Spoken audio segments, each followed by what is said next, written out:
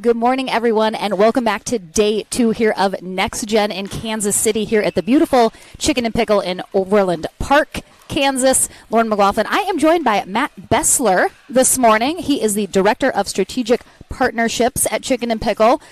Just this Chicken and Pickle or all the Chicken and Pickles? All the Chicken and Pickles. Oh, my gosh. Yeah. Okay, And I have to correct you. It's Beasler. Gosh it looks darn like it. Bessler, Why didn't you tell me that? I'm sorry. I should have told you that. But How do everyone gets that wrong? Everyone gets because it wrong. there's put another E in your name if you want people to say it right. I know. Already, right out of the gate, Matt. Yeah. We are starting off our relationship very strong. I appreciate that. But Beasler. Yes. All right, Yes. Matt Beasler. We got that. So, tell us a little bit about your role, how you came to it. First, let's start. You played professional soccer for, what did you say, 12 years? 13. 13 years. And you just finished pretty recently your soccer career. How did you transition over here into Chicken and Pickle? Yeah, so I played 13 years professionally in Major League Soccer, 12 years for Sporting Kansas City, 1 year down in Austin, Texas for Austin FC. Retired from playing soccer this past December, so I'm coming up on a year. All right. Thought I was going to take some time off, and I took a few months off, Okay. but there was an itch to get back Mm-hmm. into something, get those competitive juices flowing a little bit, Mm-hmm. and I've always had my eye on pickleball. Okay. Obviously, I know it's in the news so much, and it's blowing up, and everybody wants a piece of it, but specifically with Chicken and Pickle, I've had a relationship with them for 5 or 6 years. Okay. While I was playing in Kansas City, I would do some charity events with them, Nice. and I met some of the people involved with Chicken and Pickle, and the opportunity came calling, and I'm really happy that I did it. I've been challenged. I've learned a lot, and I'm incredibly grateful to be involved with them.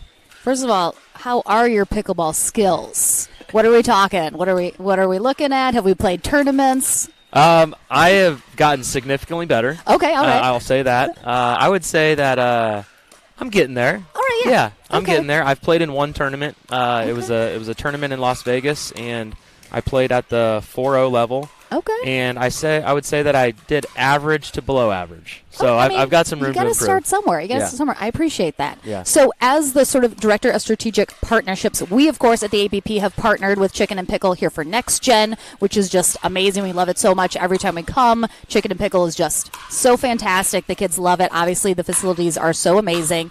So what exactly are you looking for with Chicken and Pickle in terms of who you want to partner with, what you want to partner with in terms of what promotes either the sport, the community that Chicken and Pickle has built? Sort of what are you looking for in terms of those partnerships? Yeah, that's a great question. I feel like we could talk about that all day. I think 3 of our pillars are fun, friendship, and community. Sure. They are in our mission statement. We talk about them internally all the time.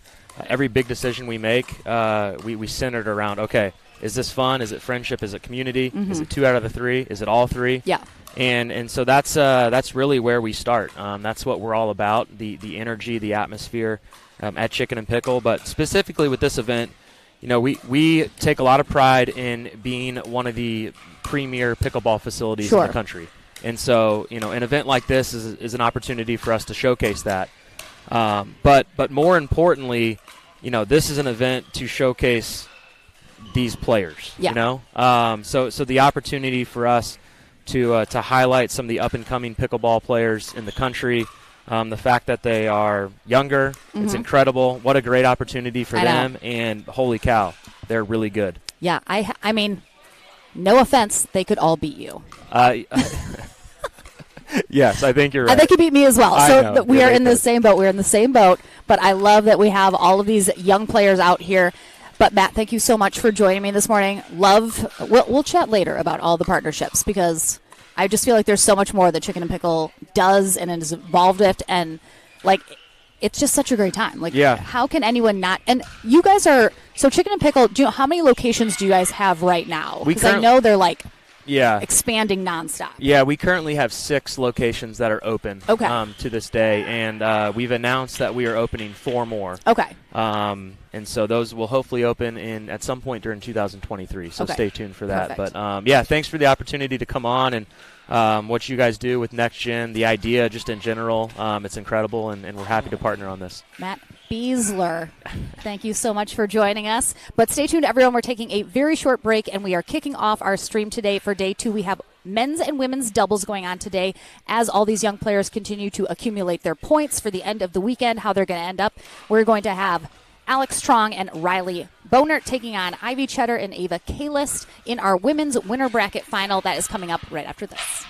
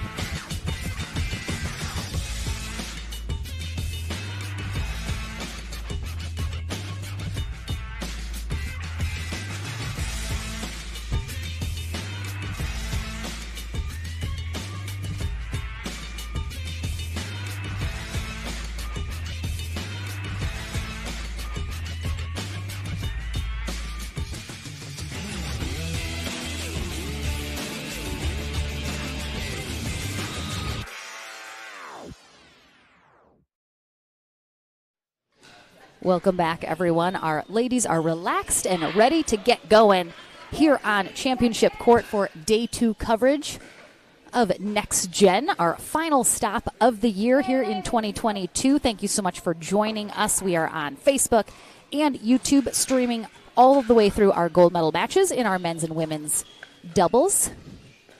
On the near end, we have Alex Strong and Riley Bonert. Bonert in the white skirt, Trong in the white shorts. And on the far end, we have Ivy Cheddar in the cheetah skirt. Love it. And her partner, Ava Kalist. We saw 3 of these ladies yesterday in mixed. Did not get a chance to see Ivy Cheddar, but we will certainly hear her today. I have no doubt one of the biggest come on yells in the game. Ooh, Tron getting a little aggressive there. So on the near end, as I mentioned, Riley Bonert on that right-hand side, 17 years old, out of Louisville, Kentucky. Her partner, Alex Strong, also 17, out of Falls Church, Virginia. On the far side, in the blue, Ava Kalist, also 17, out of Chambersburg, PA. And Ivy Cheddar rounds us out. Guess what, everyone? She's 17, out of White Bear Lake, Minnesota.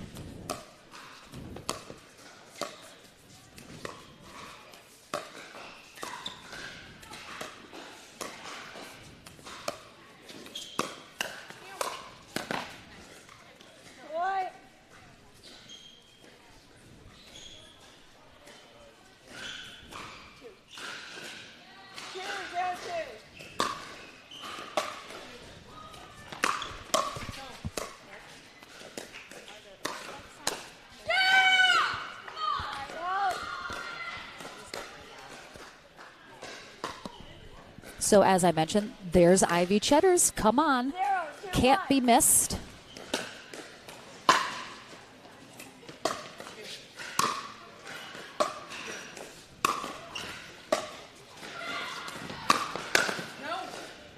Nice pull there from Trong on that two-handed backhand. Forces the error from Cheddar. Sailing that long.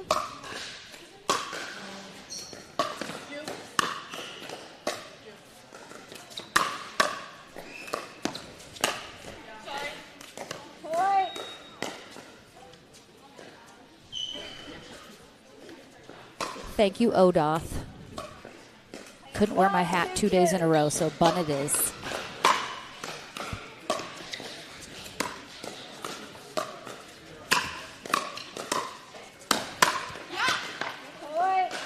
Chris Galan is our USA Pickleball Certified referee for this matchup. Nice pull there from Cheddar. Aggressive in the middle. All four of these ladies just phenomenal players here in pickleball. I know at least 3 of them certainly are dipping their toe into the pro level brackets in the bigger tournaments. I am not sure yet if Ava Kalist has played any pro events, but I know the other 3 certainly have. 3, 2, 1. Great spot right up the middle there from Bonert. Second serve. As I mentioned, here in Next Gen, we have an accumulation of points across the entire weekend, which will determine our top finishers and money winners at the end of the weekend. After yesterday in day 1, Alex Trong leads the ladies with 300 points. Riley Bonert right behind her with 240, and Ava Kalist 180 in that 3rd place. So that is 3 out of the 4 ladies on court right now leading the pack, while on the men's side we have a tie, 3-way tie for that top spot between Jaden Broderick, Elliot Shupp, and Caden Seward. And I mean, these ladies showing for sure here why they are in those top spots. 2, 4, 2.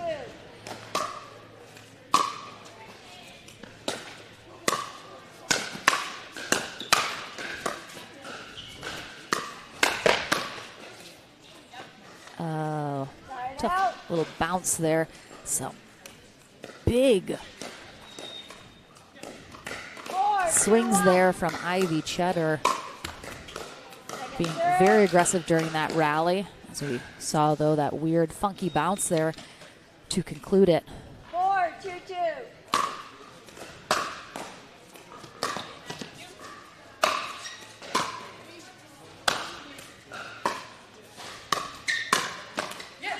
Great job by Riley Bonert, recognizing her opportunity here, as that 5, 2, 2.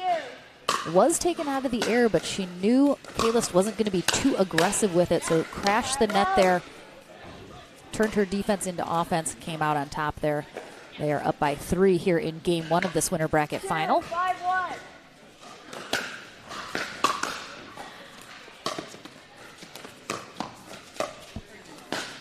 Second serve. 2, 5, 2.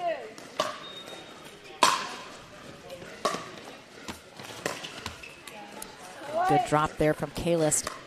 Ekes it over the net, just clipping a tiny bit of tape, throwing off Bonert just a smidge. 5,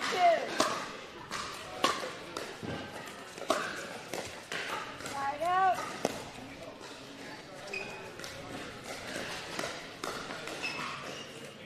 5, 3, 1.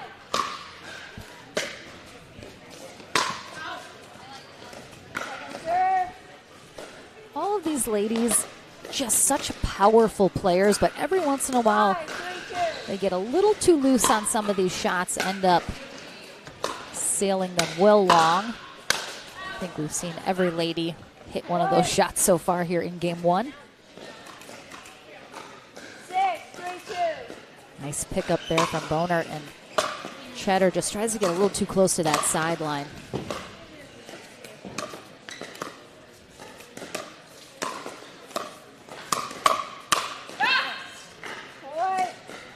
Nice job from Trong, just staying engaged there. She's always looking for that two-handed backhand. Timeout receiver, 7, 3, 2, 1. And we are going to have a timeout here on the side of Cheddar and Kalist, our number 2 seeded team here for Women's Doubles Day.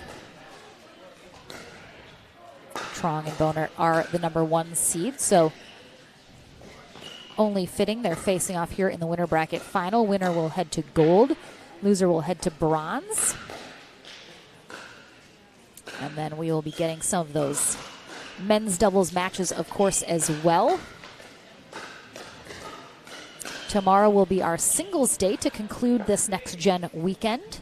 And tally all of those points to see again who those top 5 finishers on the men's and women's side will be. $15,000 on the line for these young players, and what's so fun is often these players are not making money at larger tournaments in the pro bracket, so it can be very exciting to see them sort of get a little bit of cash, little walking around money for playing pickleball, which might be their only opportunity at this point to do so. So very fun part of Next Gen. Part of the reason we have these tournaments is to get the exposure for these young players, get them experience playing on a center court atmosphere with the live stream, with a little bit of money on the line. Great effort there from K-List as Trong goes for that drop volley.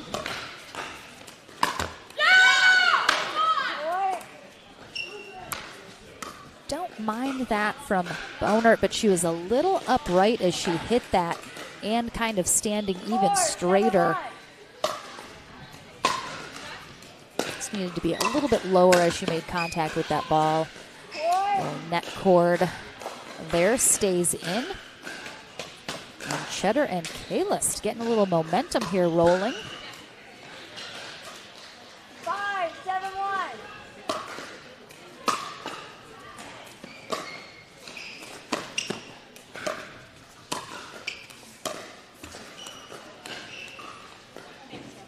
Second serve. 5-7-2.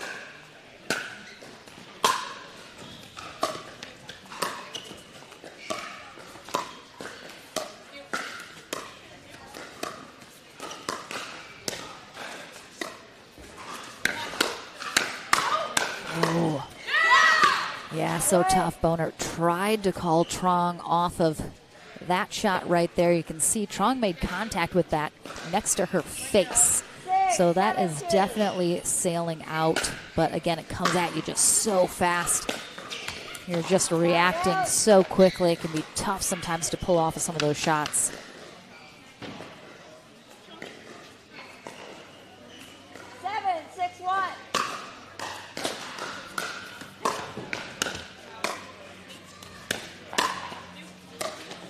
Nice resets from Boner as she's trying to close ground.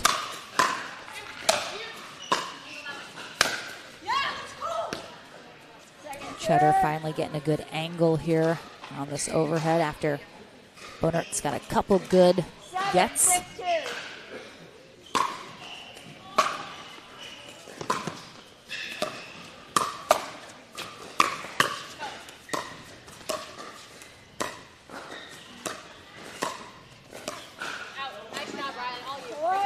Bonart's doing a really nice job in these cross-court dink battles with K-List.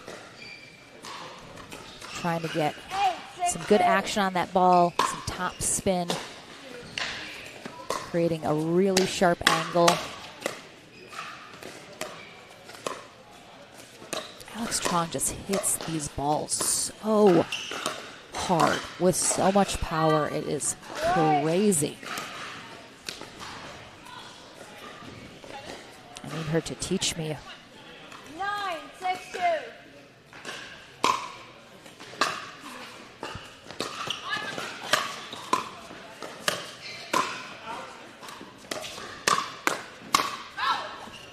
Side out.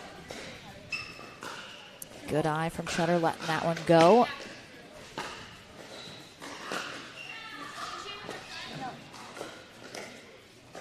You have 6. You have 6.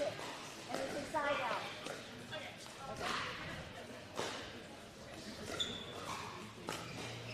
Okay. 6-9-1.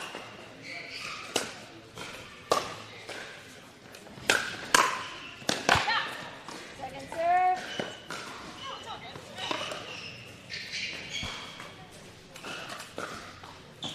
6-9-2.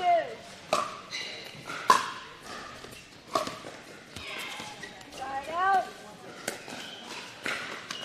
Good hold there for Trong and Bonert, maintaining that 3-point lead, not giving up any more points in that exchange. 2 points away from taking this first game. Nice spot there from Cheddar. Good attack. A lot of times a speed up or attack is coming straight up at the person directly across the net from you. A lot of times a cross-court speed up or attack can be a little tougher to handle as the opponent might not be expecting it as much. Very effective in that last rally from Cheddar as she pulled her speed up towards Bonert.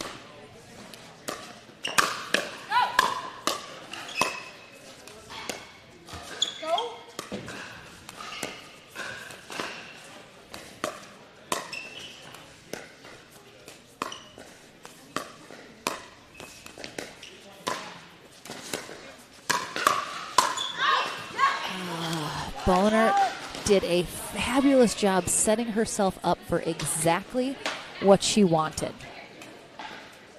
6-9-1. And then the unforced error on the final shot. Bonert tried to call Trong off again from one of Cheddar's out balls.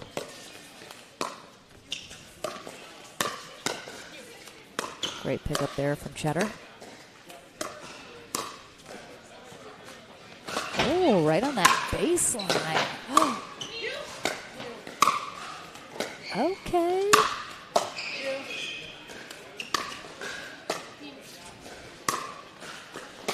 Trong doing a good job keeping Kalis pinned back there, not letting her come up. Wow. What? Oh my gosh, I mean.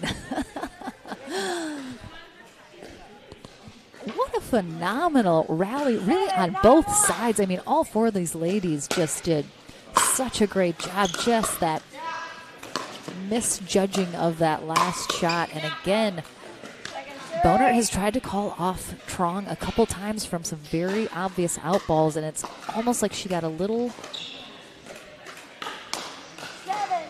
worried about whether or not that last one was going out. Ends up letting it go, and it's well in. Side out. 9-7-1. Oh, mixing it up with a big loft serve.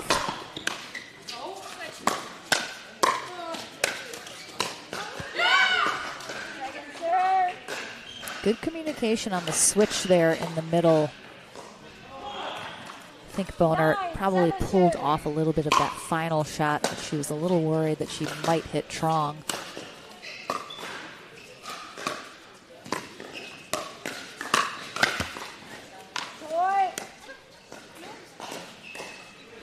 This will be a game point for Bonert and Trong, but we have a very smart timeout. Like to see it there from Cheddar and Kalis. They used one earlier in this game already, so this is their second and final timeout, but I love that they are using it here as they're going to face down their first game point of game one. I think generally both of these teams, not a lot of changing of strategy probably needs to be done. Simply, I think that 3-point difference on the scoreboard is going to come down to some errors that were made. Perhaps a few more on the side of Cheddar and Kalis here in this first game than Trong and Bonert, but certainly have been some on both ends of the court here in game one. But oftentimes we do talk about final result usually comes down to which team had less errors. Time in. 10-7-2. All right, game point. Here they are on second server, so let's see if Cheddar and Kalis can get the one hold that they need. Oh, tough. Point. Game. Bonert's last ball is hitting the garage door, but instead right off the clavicle of Ivy Cheddar. So we will take a short break as Trong and Bonert capture game one here in our winner bracket final, and we're back into the action right after this.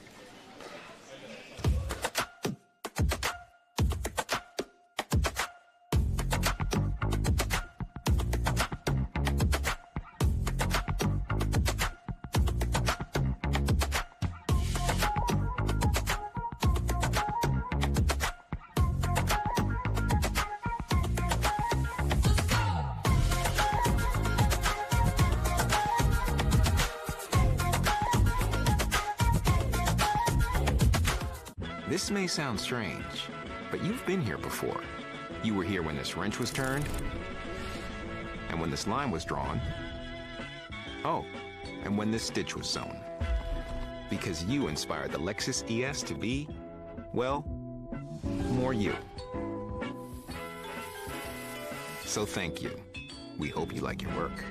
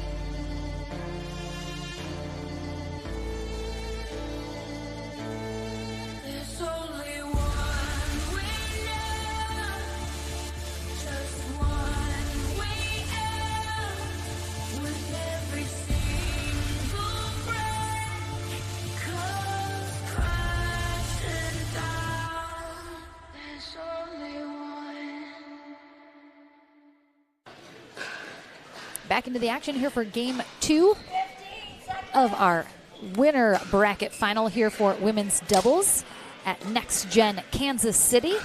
Our final Next Gen stop of the 2022 year. In 2 weeks, we are in Mesa, Arizona for our final tournament of the APP season. I'm hoping it's a little warmer than Kansas City because it is chilly.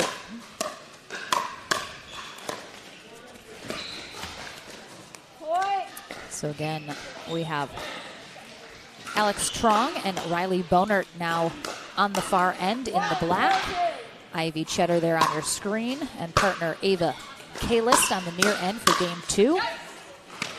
Cheddar gets tagged again there as that one sails by. All 4 of these ladies 17 years old, which I imagine means that they are all seniors in high school. But they hail from Louisville, Kentucky, Chambersburg, PA, Falls Church, Virginia, and White Bear Lake, Minnesota. So all over the country for these ladies. Good lead there from Kalist. I'd like to see Ava Kalist there in the blue hold that line a little bit more steady. I'd like to see her try and volley a few of these dinks out of the air versus backing so far up to take them off of the bounce.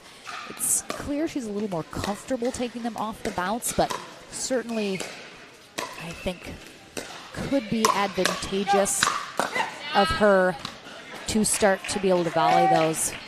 Some good attempt at defense there, but that's so tough. You can see, I mean, Kalist has all of her weight moving backwards as it tips her over a little bit after that shot. Really tough. Talk a lot about in pickleball. Even if you get backed up off the line and you have to sort of retreat on defense, back up a few steps, replant your base, hit that next shot, and then perhaps back up a few more steps if needed. But it is so tough to hit a good ball as you're moving backward, as you're falling backward, as your weight is shifting back. So definitely something to work on.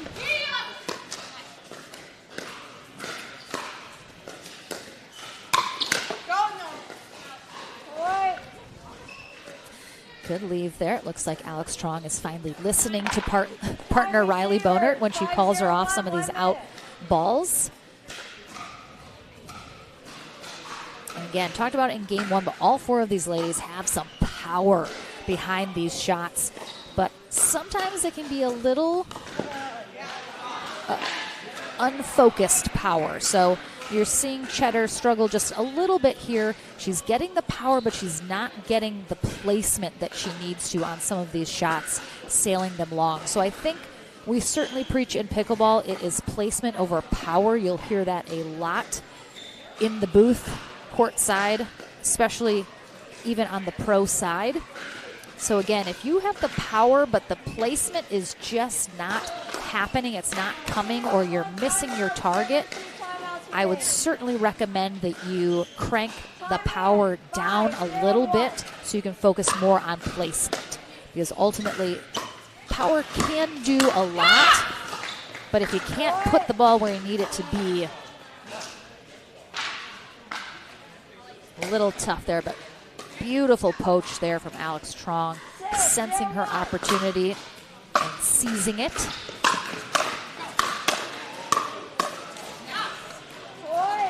Yeah, Boner and Trong just really ramping up the offense right now, being very aggressive, not getting into as many dink rallies here in this second game. Just really trying to keep the pressure on Cheddar and Kalis right now.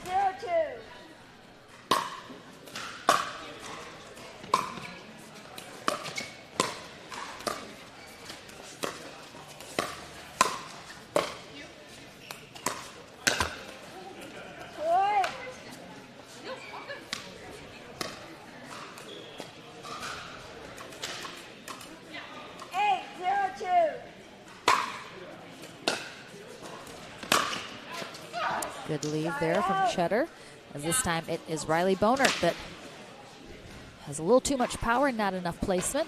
Oh, excuse me, it was Alex Trong. I don't know why I thought Riley hit that shot.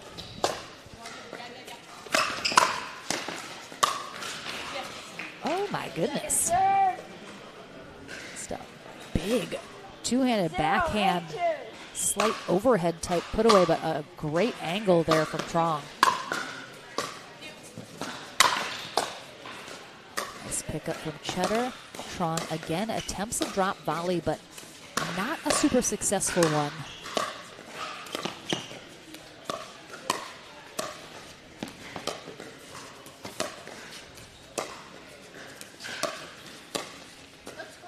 Kalis doing a great job there on that two-handed backhand dink. Really trying to put a lot of pace and a lot of angle on that. She was able to pull Trong out to that side very effectively, got the error she was looking for.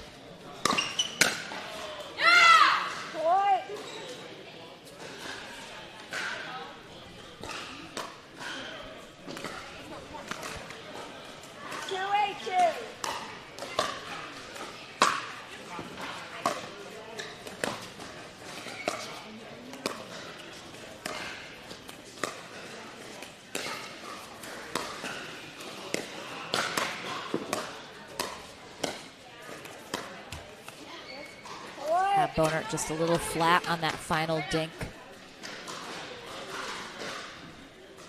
Saw her have a few errors similar to that yesterday in mixed. And while you never want to give up a free point on a return error, Trong and Bonert still have a 4-point lead, but it used to be an 8-point lead, and now is a 3-point lead. So I would certainly call a timeout if I am Trong and Bonert. You can see Alex Trong there telling Riley, it's okay. We're just going to calm down. We're going to settle down. They got the side out here, but that 8-point lead is now only 2.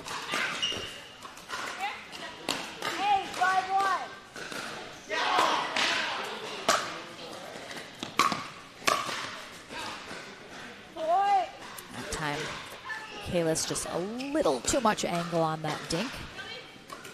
9-5-1. Oh, that's gonna go long. Second serve.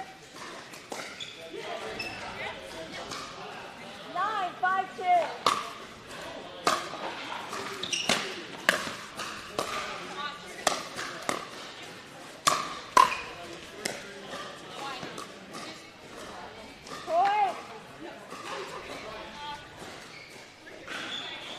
And just a little too much height and angle there on that dink from Cheddar, and this will be a match point.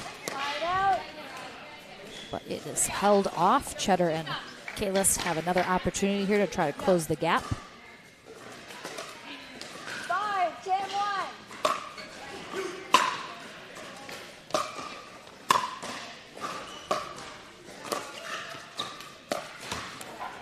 Second serve.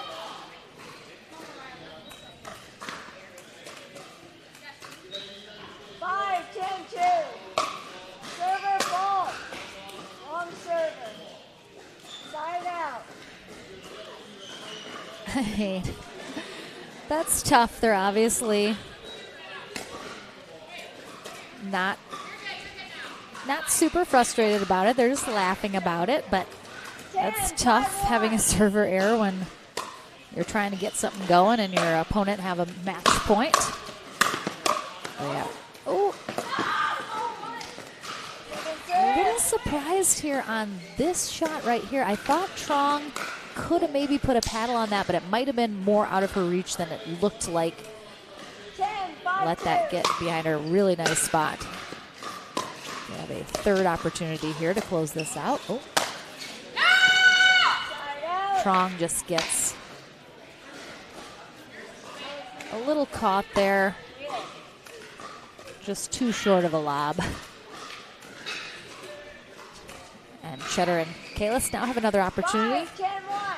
Definitely want to make sure and avoid any server errors this time. Second serve. 5-10-2.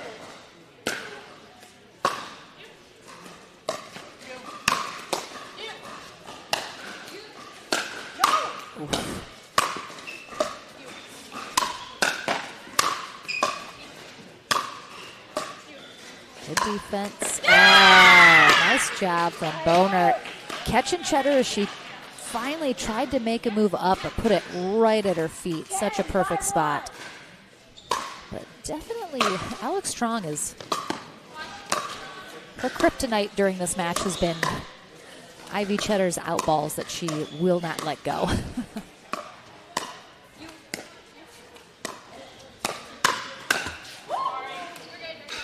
Little net cord there, flips that ball right up into Alex Strong's body. 10-5-2.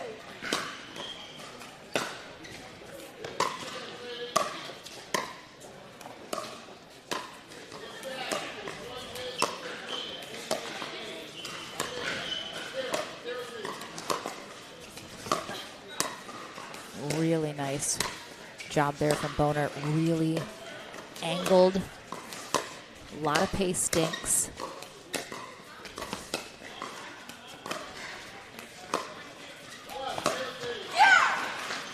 Ooh, nice job from Ava Kalis, weathering the storm as best she could there, but finally Boner gets one a little behind her. She has to put that one into the net. Can't quite get underneath it. So it is Alex Strong and Riley Boner who head to gold here after our winner bracket final, while Ivy Cheddar and Ava Kalis head to bronze. We'll chat with the ladies before they get into those medal rounds right after this, and then I believe we should have a men's doubles match on deck here at Next Gen Kansas City. Don't go anywhere. Back right after this. Our priorities, they've changed. Hey Lexus, play my music. It's not just about getting ahead or the constant grind. It's about knowing what you want Watch for traffic. and focusing on what matters. Welcome to the next level. This is the Lexus NX with intuitive tech and our most advanced safety system ever.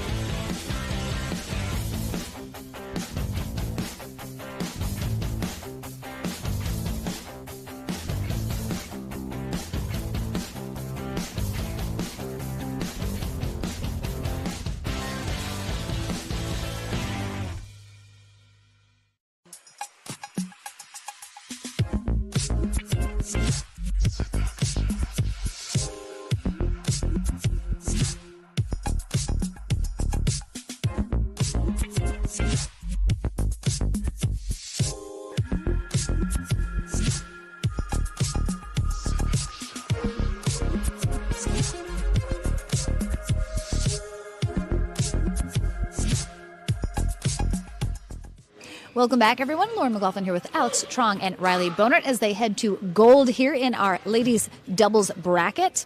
All right, ladies, we know each other. We're good friends. What did you guys talk about coming in today, which was going to be sort of your main goal, your main strategy as a team to be able to try and get that top spot today? Yeah, so me and Alex have different playing styles. She likes to drive and be aggressive, and I do like to do that, but I also like to think a lot. But I told her, I'm like, we both have great hands, so why not we just do that strategy, and it ended up working. I mean, we talked before. You have this sort of little thing that you do. We have our tattoos on our arms that say "Stay mean." Explain yourself.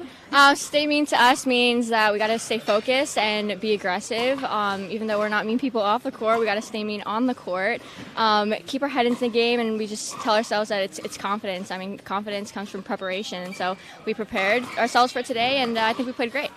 All right. Well, I mean, we talk all the time, pickleball, next gen, all that good stuff.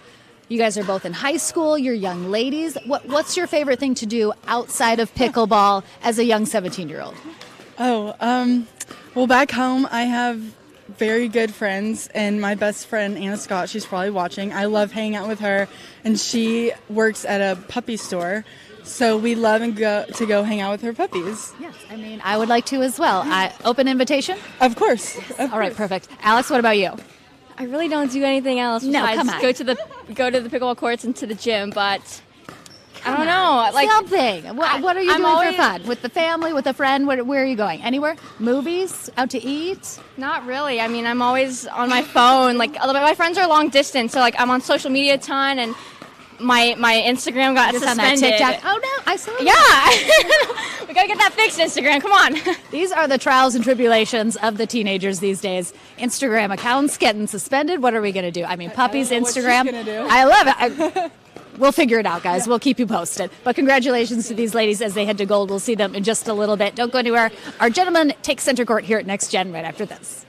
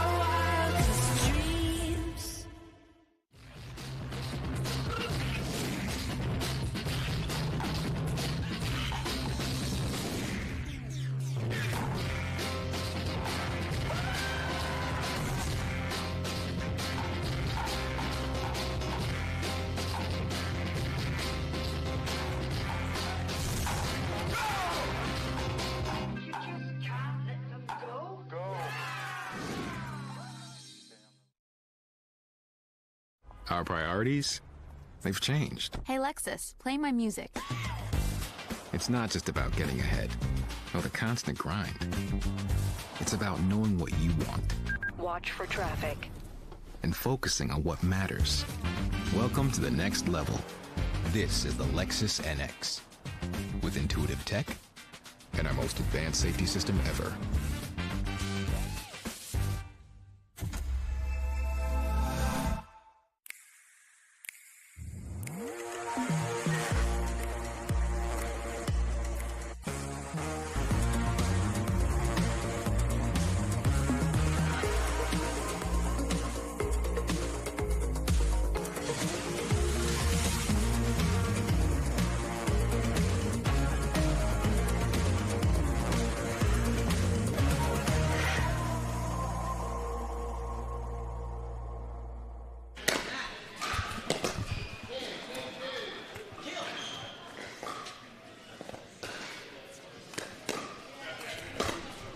All right, welcome back, everyone.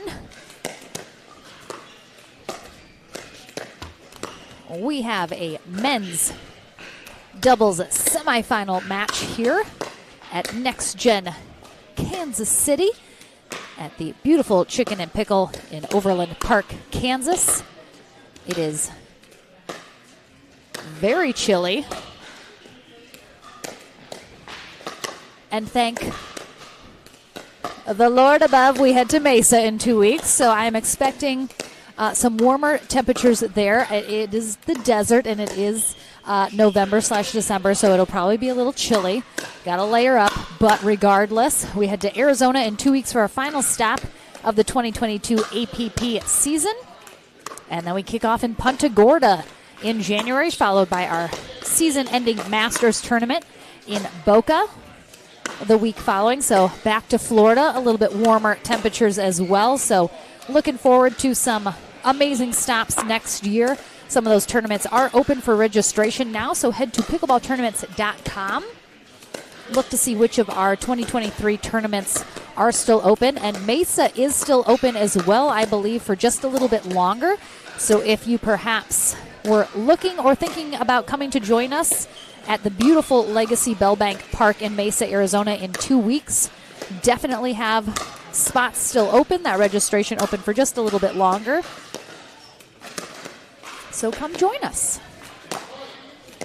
But as I mentioned, a little chilly here in Kansas City. They are setting up a ice skating rink here at this Chicken and Pickle facility, one of the larger ones that we have been to, so love that. They turned their beautiful sort of lawn game concert area of this venue into an ice skating rink. Not quite open yet, but they're getting that ready to go.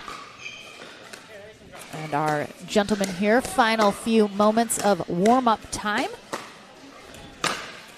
We are going to have Spencer Lanier, who is on the far end on the left right now. He is 19 years old, out of Newberg, Oregon.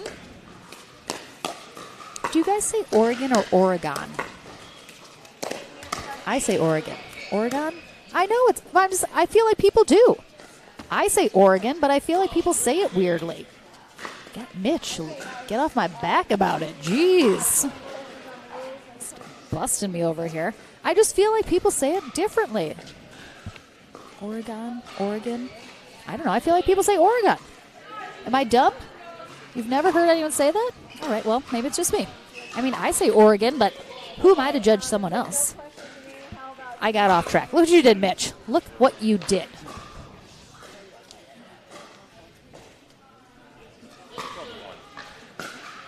So as I mentioned, Spencer Lanier is teaming up with Jaden Broderick, 16 years old, out of Greenville, South Carolina. And that is a whole lot of height going on that team. Both of those gentlemen, I believe, are 6'4". You can see Chris Galan dwarfed in their presence. But they are going to take on Anthony Gonzalez, 16, out of South Ogden, Utah. Goes by Toner. And his partner, Garrett Whitehead, 17, out of Draper, Utah. So 2 Utah boys. Game 1, time in, 0-0-2. Garrett Whitehead in the blue on the near end, Gonzalez in the black. As I mentioned, Broderick in the white and Lanier in the black on the far end. 0-0-1. Winner of this match will head to the winner bracket final. Point. Be very interesting to see how Whitehead and Gonzalez can sort of counter the length and reach and height that they have across the net from them. It can be very difficult to do when you have two players that can easily reach into that kitchen to take 1-0-2. balls out of the air. Line out. Have to make sure and keep your drops low, your dinks low and unattackable.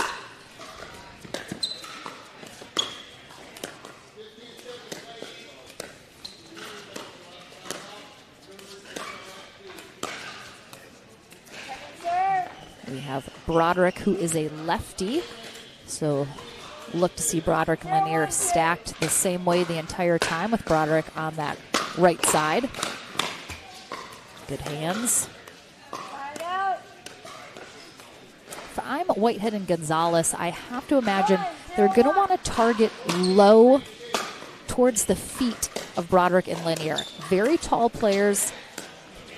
It's just slightly more difficult for them to reach all the way down, get low.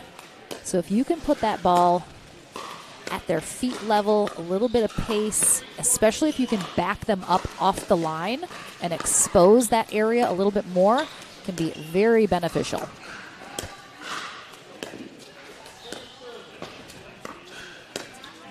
Looks like both teams are...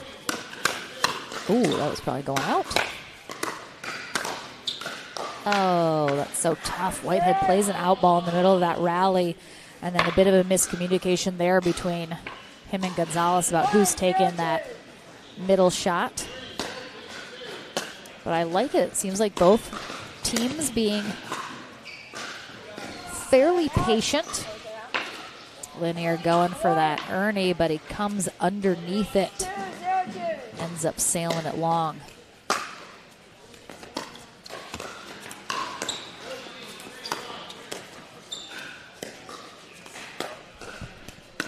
Line out. Just wide on that sideline from Gonzalez. 0-2-1.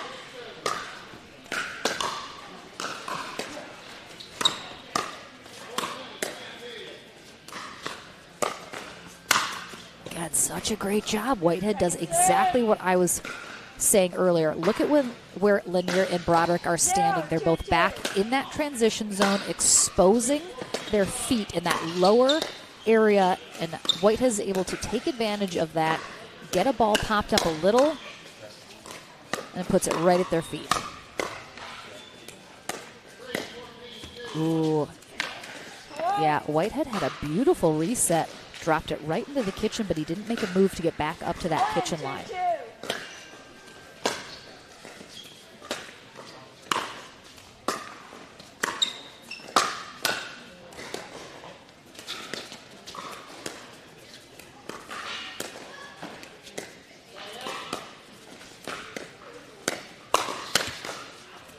Line out. 2-1-1.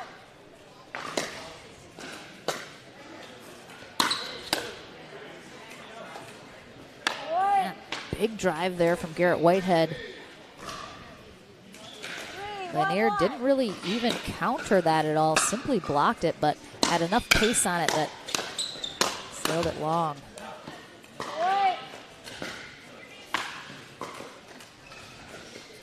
Definitely sensing a little bit of frustration on Lanier's part. Just made a handful of errors here these last few rallies. 5-1-1.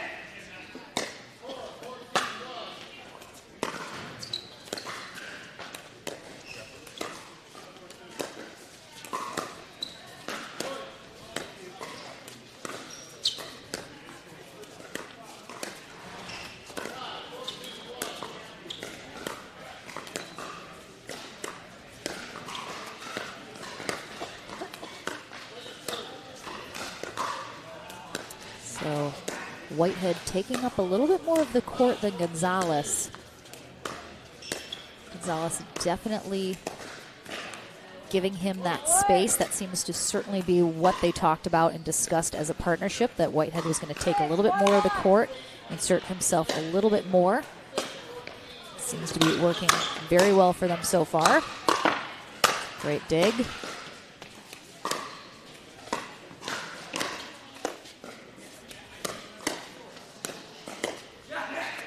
Wow, a couple really nice resets from Gonzalez and Whitehead.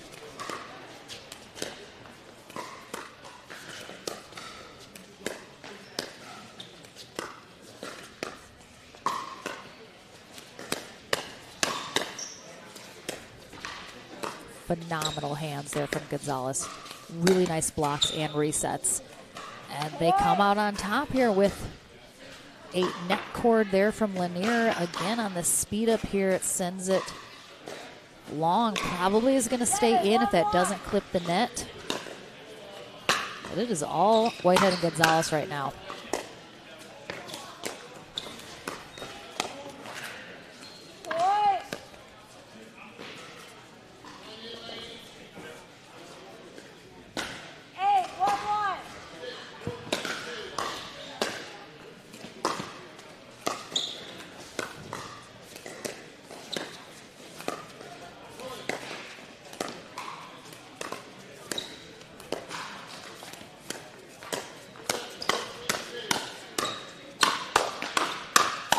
Oh, geez, super out on that last shot, but Garrett Whitehead just super engaged here.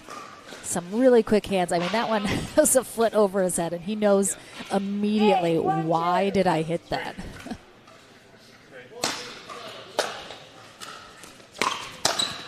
Could hear Spencer Lanier giving some directions to Jaden Broderick about where Garrett Whitehead's serve was going based on the spin. Oh, perfect volley there from Spencer Lanier. Right at the feet of Whitehead as he's crashing the net here.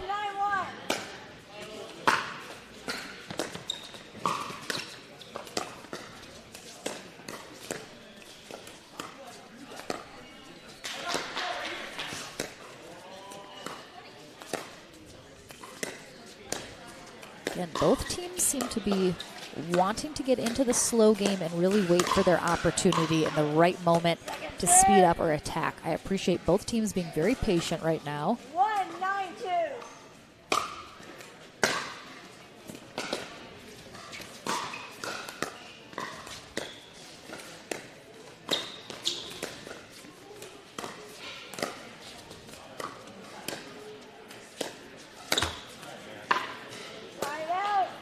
Couple errors on Broderick and Lanier's side, looking for this speed up. And again, they have the length, but I think they just need to get slightly lower, and they need to come up and over that ball a little bit more, hitting it very flatly.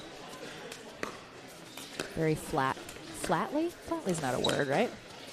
I make up words constantly doing this. I just... what are you going to do? 9-1-2.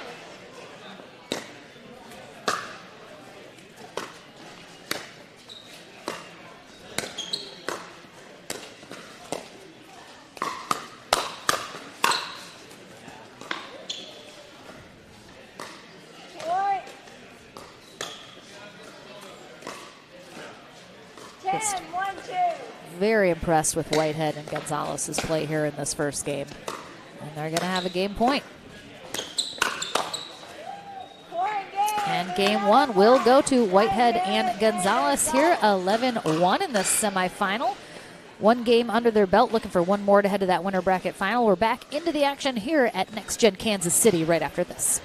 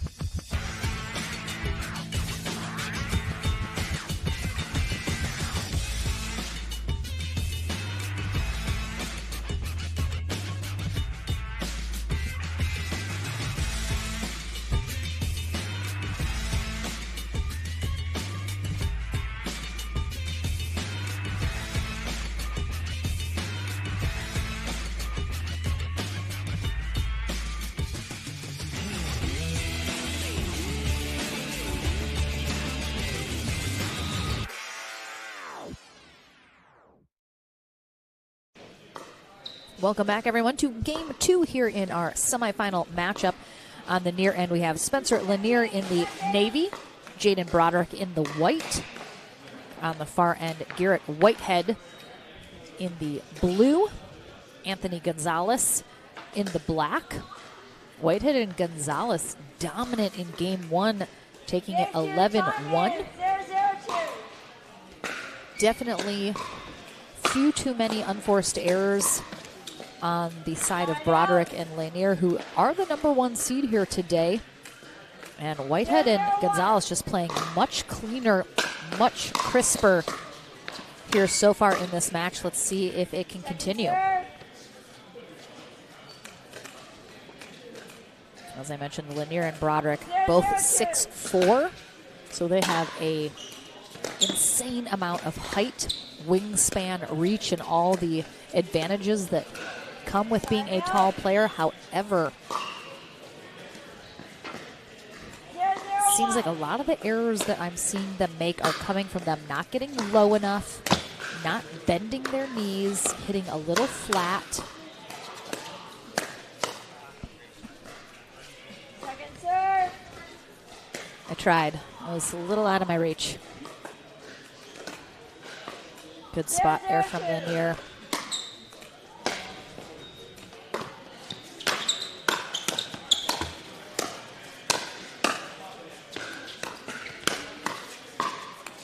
Oh, great block there from Whitehead.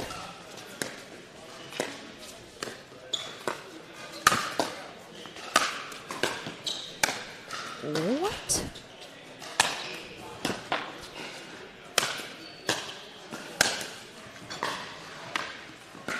Unbelievable. That was about 8 more shots than I thought they were going to have to hit here, but just Gonzalez, just on that last one, he was there, but I think the pace of the ball was a little different than what he was anticipating.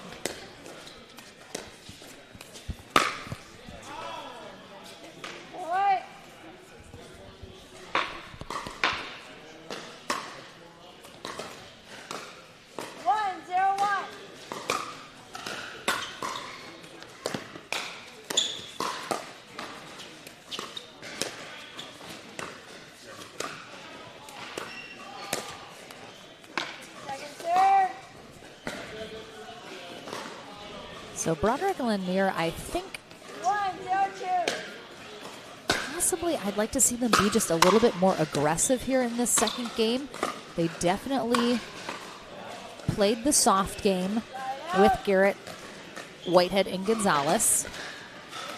But again, you've got all that length and reach. I want to start seeing them rocking those Ernies, attacking a little bit more, looking for some pop-ups.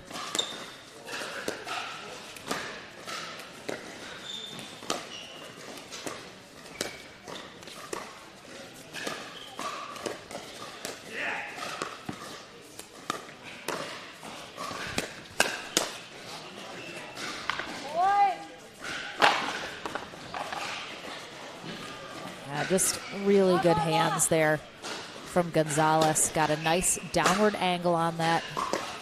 Forced. Yeah, both Broderick and Lanier, they're just struggling. The ball is getting on them very quickly. They're letting it get in on their feet. They're going to need to start trying to volley some of these shots that they are currently letting drop.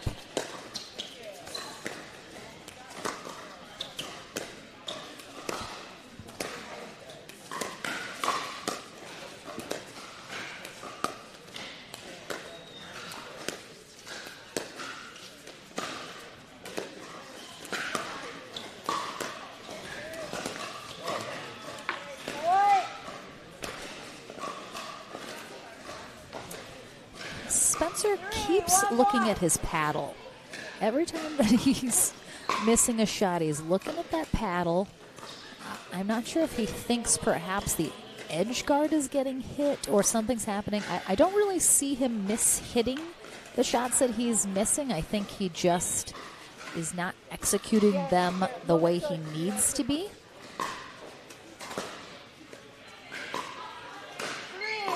A bit of a ref timeout there as Whitehead took care of that shoe.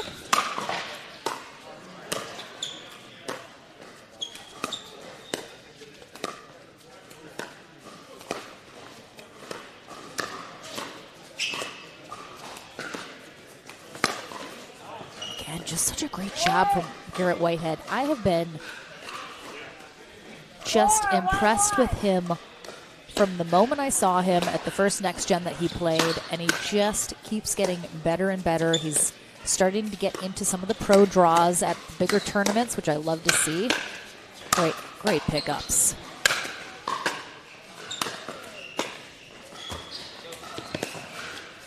Good effort. Oh, that was too much. Garrett's there. I mean, great get here from Lanier, but then watch Whitehead here. Attempts a bit of that pretzel trick shot, and not only does he not go straight up, he tries to go extremely cross court with that when he was not even remotely in position. So he knows that was not the best shot to have tried.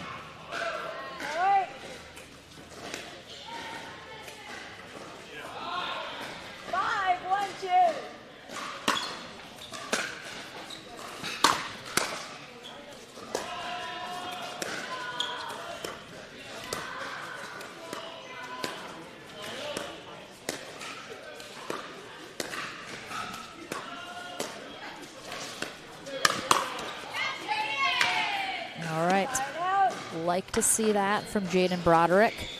Again, using those long legs for that Ernie there, keeping the pressure on.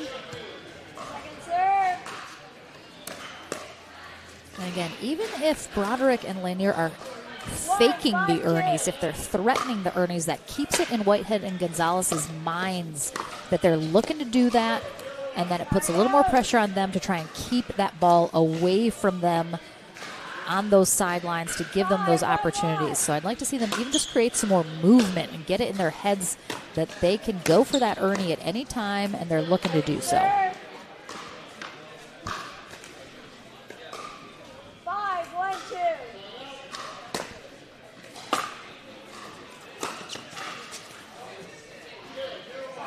A little wide on that sideline here from 1-5-1.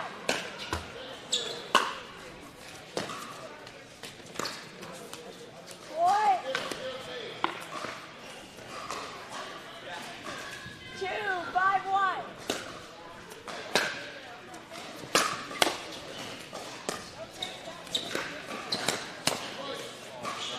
I mean, I like that decision from Lanier. Again, he takes that ball out of the air, cuts down on the opportunity, but just such quick hands on the side of Gonzalez and Whitehead. They're just anticipating everything so well. Just very few unforced errors on their side this match.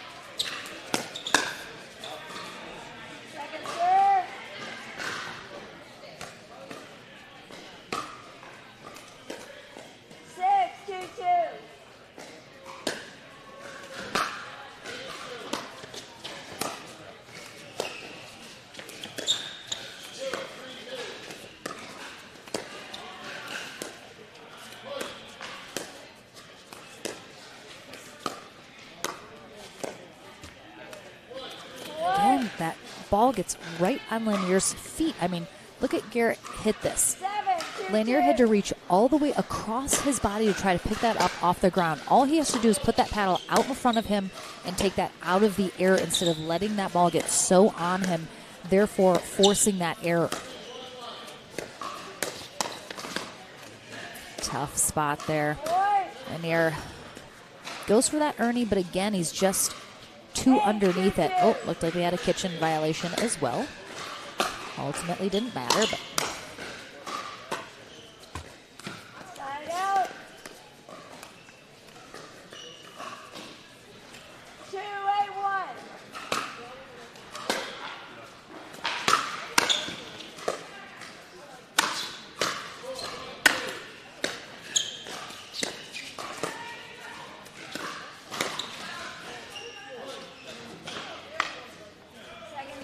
Whitehead calling this shot just long. Does look like it just missed that baseline.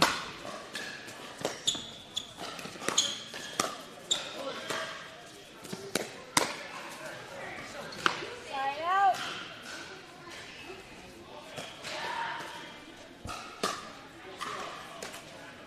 8-2-1.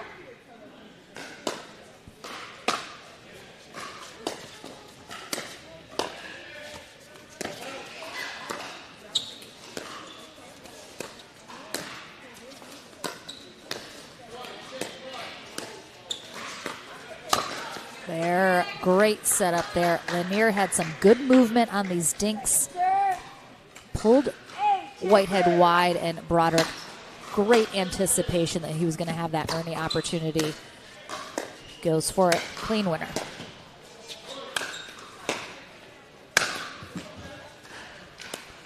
Side out. So Gonzalez gets essentially pushed into the fence there, but Lanier has a very interesting overhead style, and he doesn't put a ton of power on it. He's certainly hitting it very hard, don't get me wrong, but he puts it straight down.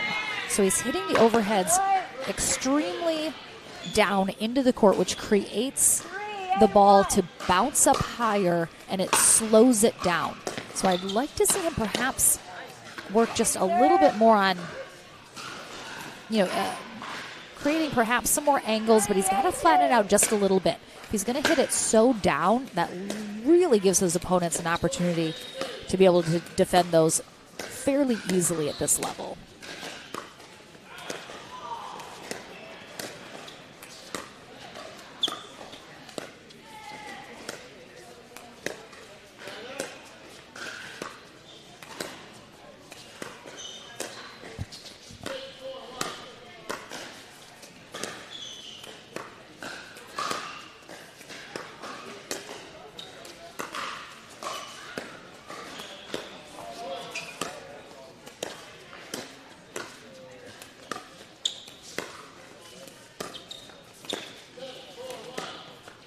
Really great dink rally. Every player kind of waiting for the right moment to see if they can attack or outlast, perhaps. Great job from Broderick there. All four players very patient, as I mentioned, just looking for that opportunity. And you could see Whitehead got a little pulled wide on that. And that's exactly the opportunity Broderick was waiting for. A moment that you could see Whitehead got a little pulled off his feet, a little off balance.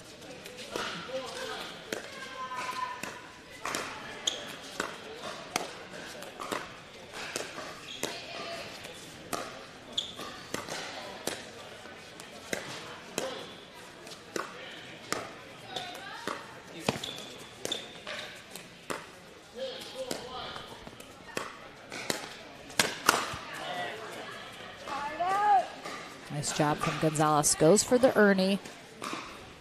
Doesn't have it, but gets right back.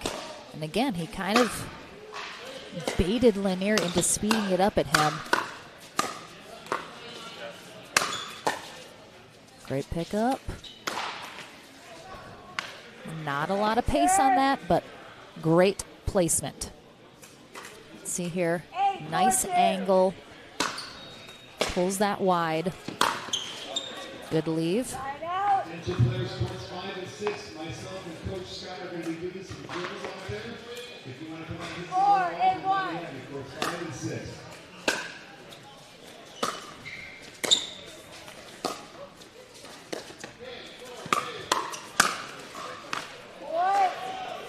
All right, looks like Broderick getting a little more confident here about his attacks.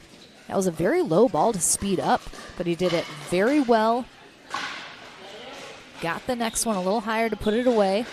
Definitely seems like getting a little more comfortable, a little more confident with those speed ups, trying to be a little bit more aggressive. And we have a timeout here from Whitehead and Gonzalez, who feel Broderick and Lanier creeping up, getting a little too close for comfort.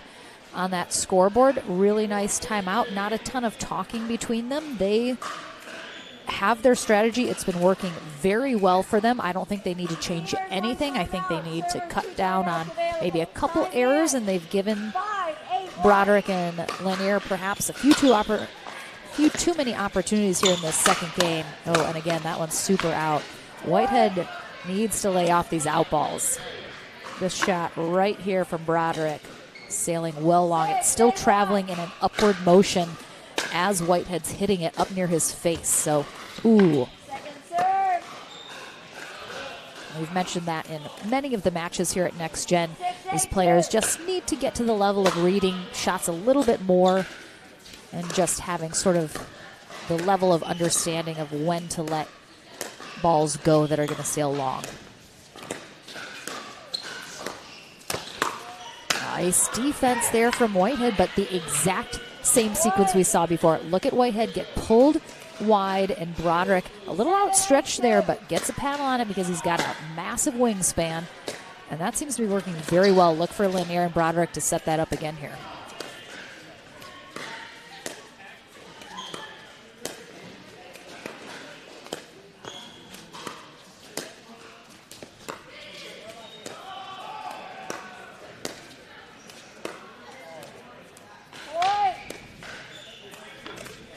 Actually sure the thought process behind Whitehead continually going to that sideline with Lanier. I think a little bit more movement, perhaps even going into the middle.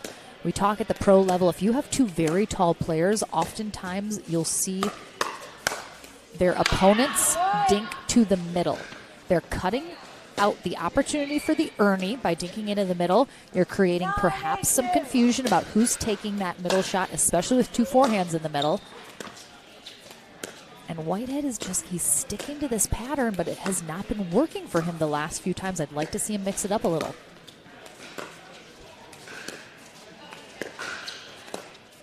That was a really nice dink there from Gonzalez. It got on Lanier. Again, he needs to take this out of the air. You can see him. He thought about it, I think, changed his mind, had to take that little step back, created the error.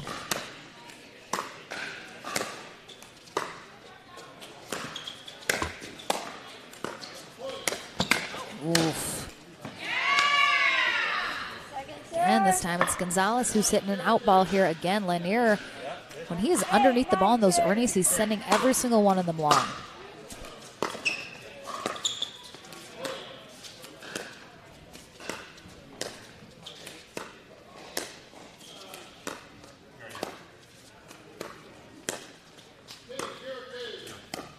You can see actually Broderick and Lanier are dinking to the middle.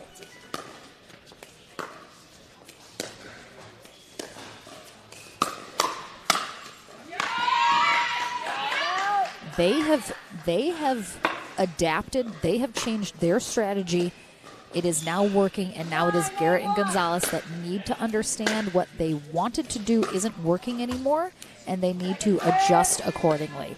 Have to be able to make those in-game adjustments when something isn't working. 9-8-2.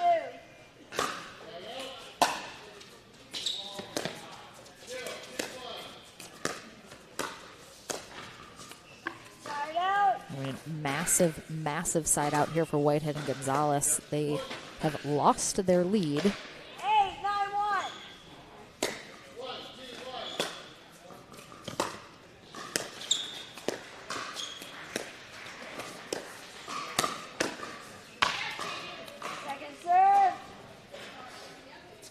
Game one was just so clean from Whitehead and Gonzalez, and now definitely those cracks are getting a little bit bigger, and Broderick and Lanier are taking advantage.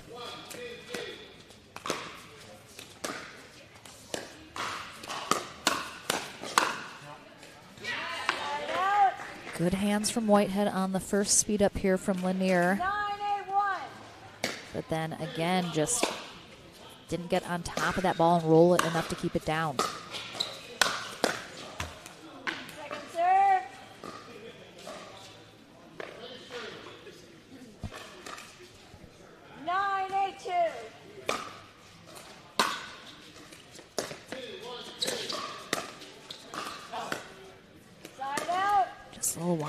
silent, and another big hold for Whitehead and Gonzalez. Broderick and Lanier have not been able to get off 9 the last 2 serves, which is huge because Whitehead and Gonzalez trying to not let this go to a third game. Oh.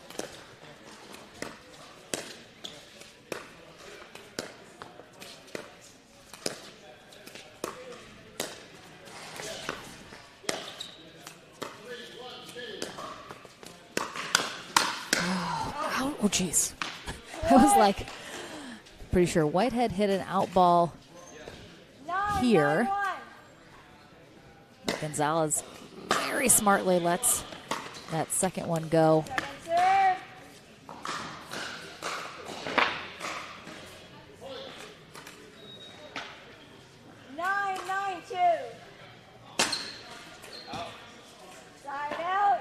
That's tough. I mean, Garrett Whitehead has such an effective big serve. He's going to miss it every once in a while. Critical point of this match to be doing it.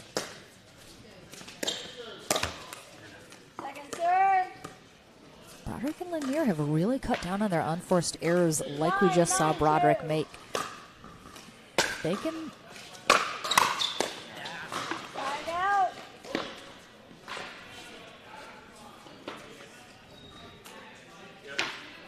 We talk so much about momentum, how quickly it shifts in pickleball. Second serve.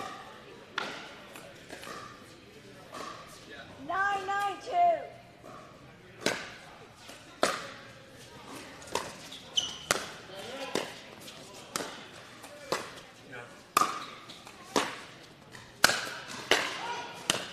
Great get from Gonzalez.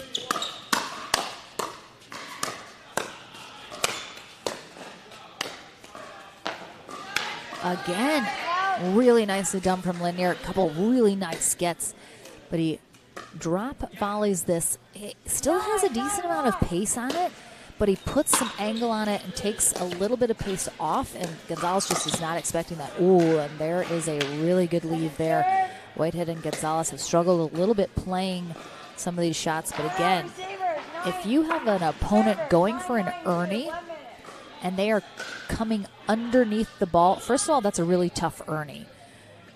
Don't generally recommend going for an Ernie when you have the ball dropping very low into the kitchen. Will trying to get a high five there. Oh, they're holding hands. Will Schaefer. What a character. What a character that kid is.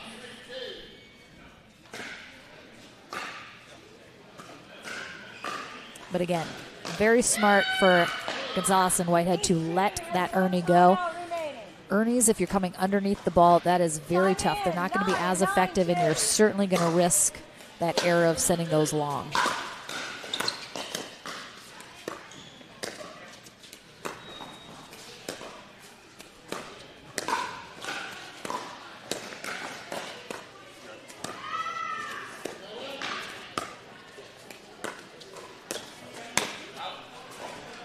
That's just a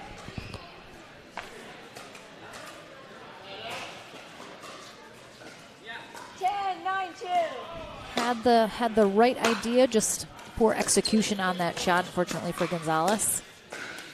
And Broderick and Lanier have themselves a game point to force this to a game 3.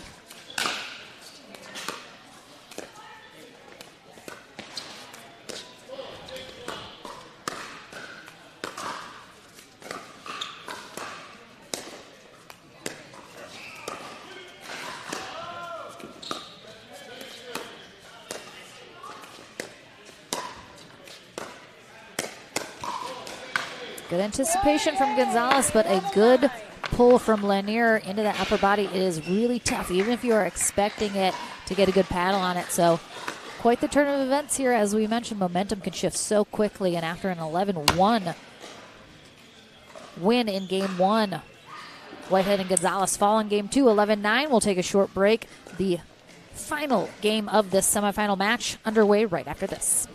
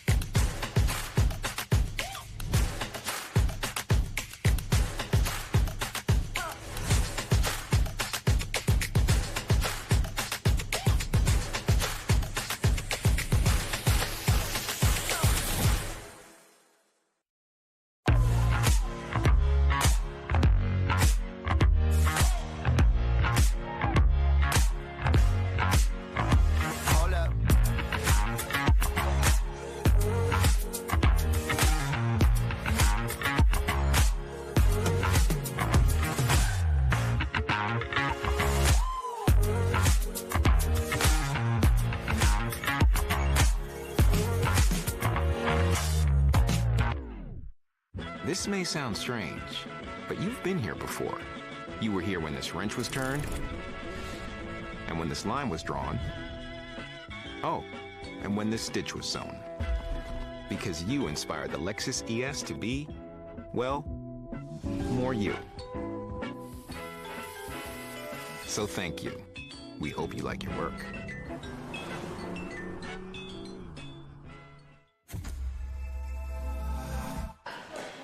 Welcome back, everyone, to the third and final game here in our semifinal matchup in our men's doubles day here at Next Gen Kansas City. On the far end to start us off here in Game 3, Jaden Broderick with the serve, and partner Spencer Lanier take on Garrett Whitehead on the near end on the left side, and Anthony Gonzalez. Gonzalez and Whitehead in complete control in Game 1. Very clean win, 11-1, but Broderick Lanier battled back in Game 2, made the adjustments they needed to get back into this. Whitehead and Gonzalez had their moments to not let this third game happen, but Broderick and Lanier ultimately able to get the job done. We'll switch ends at 6 here in this third game, and one of these gentlemen head to the winner bracket final, and one will drop down into the back draw.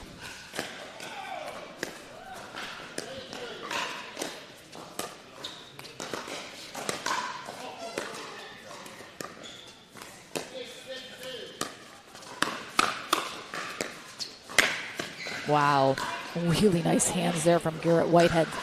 Really saving him right there, keeping him in this rally.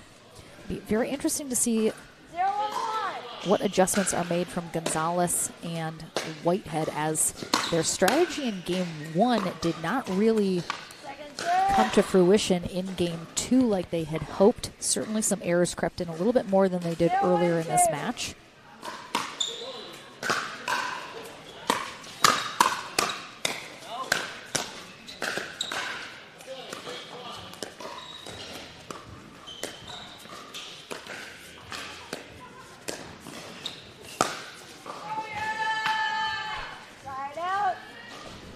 Fantastic ATP here from Broderick, one-handed right between Whitehead's legs. We saw earlier in that rally, though, that Gonzalez played a very out ball. I think truly if Gonzalez and Whitehead can let go the out balls that are very obviously going to be out, they'll be in a much better position here in this third game.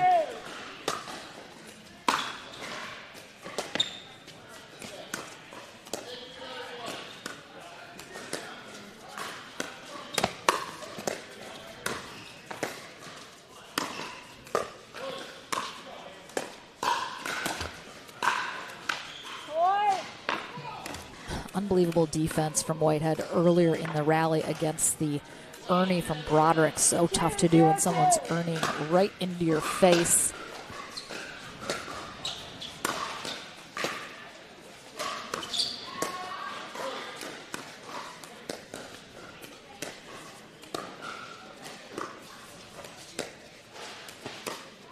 Again, I would really like to see Gonzalez and Whitehead start to dink into the middle versus continually trying to go at the sharp angles. That is what is allowing Lanier and Broderick to have Ernie possibilities, and not to mention ATP opportunities. So again, generally if you have two very tall players that like to Ernie, going into the middle is an extremely effective strategy. If, of course, you can keep your dinks unattackable. Ooh. Whitehead going for the speed up, but doesn't get any roll on that.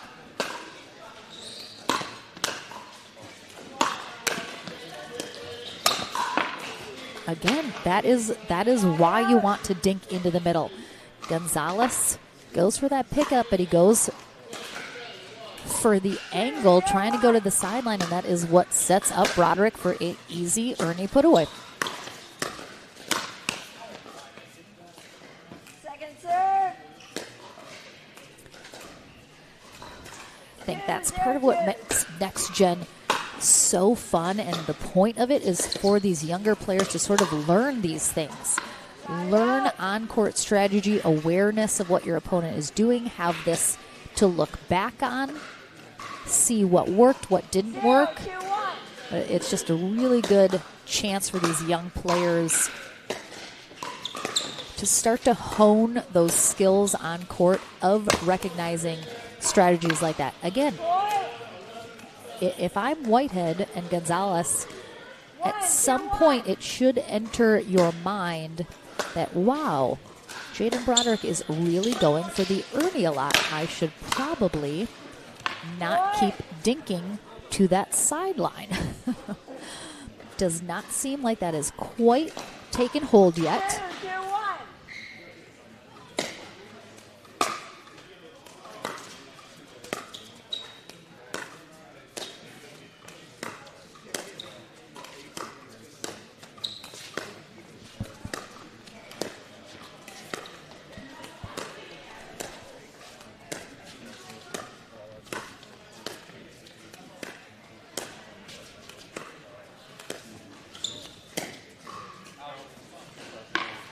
Just long on that. Like the idea, though, from Gonzalez, had that middle. I like the thought. Definitely would have had that winner had he taken just a little pace off of it.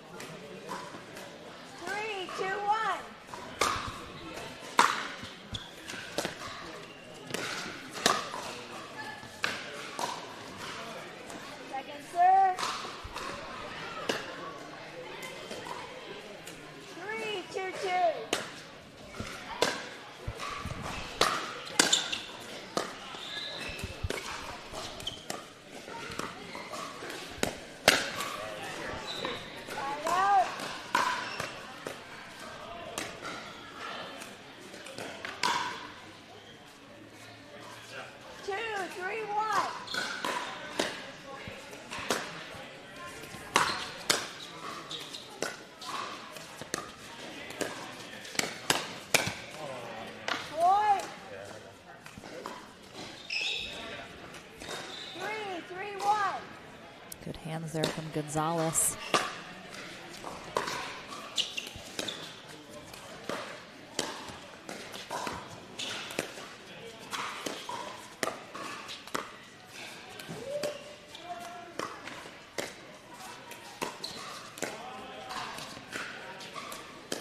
I suppose I have to imagine that Whitehead is trying to open up the middle by continually going sideline to sideline with those dinks. Most of the time the players are trying to open up the middle and looking for an opportunity to thread that needle in between the players if they have the opportunity, but he's really not getting that opportunity. I think Gonzalez much more effectively is dinking into the middle.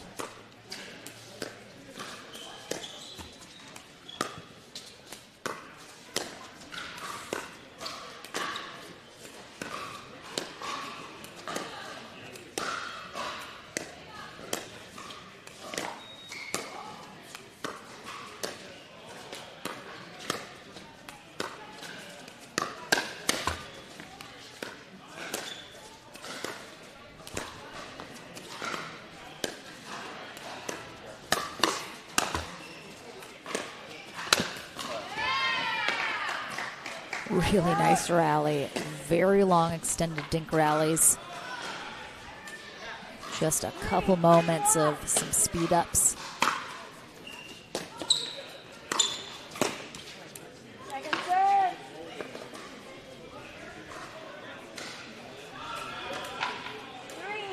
3-3-2.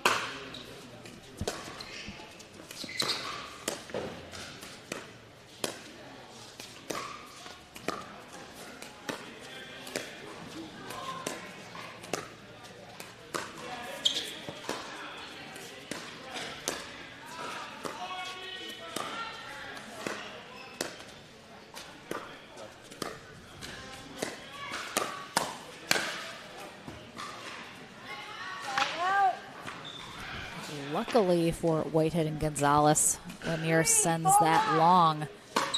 They were certainly in trouble if not. Boy.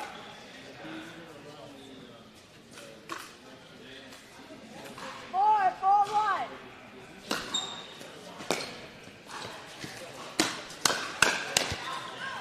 Wow, nice hands from Gonzalez. I mean, Gonzalez is up at the net as Whitehead is driving this third. Can be a bit of a risky move for Gonzalez, but quick hands in the air from Lanier puts him out on top. And it is Whitehead and Gonzalez that quickly overtake Broderick and Lanier to get to that 6th point, triggering the end change here in this third game. They will head to the far end to conclude, while Broderick and Lanier will head to the near end. Again, winner of this match heads to the winner bracket final. Let's see if we have gotten a little update.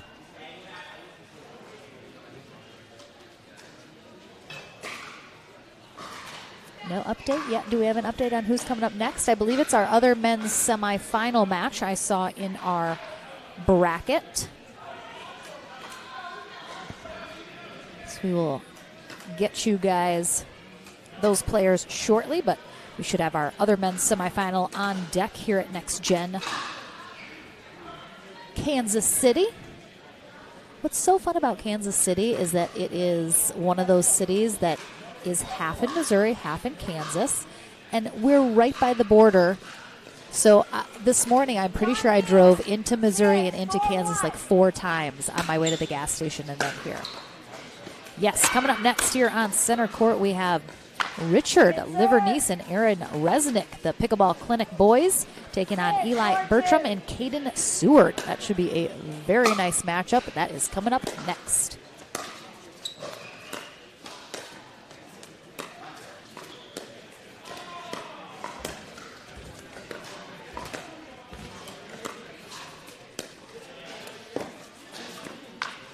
Line out.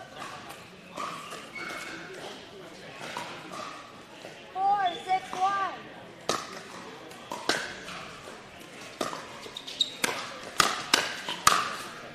Ooh, Jaden Broderick just bringing the heat. Again, Gonzalez just doesn't keep that ball low enough. 5-6-1.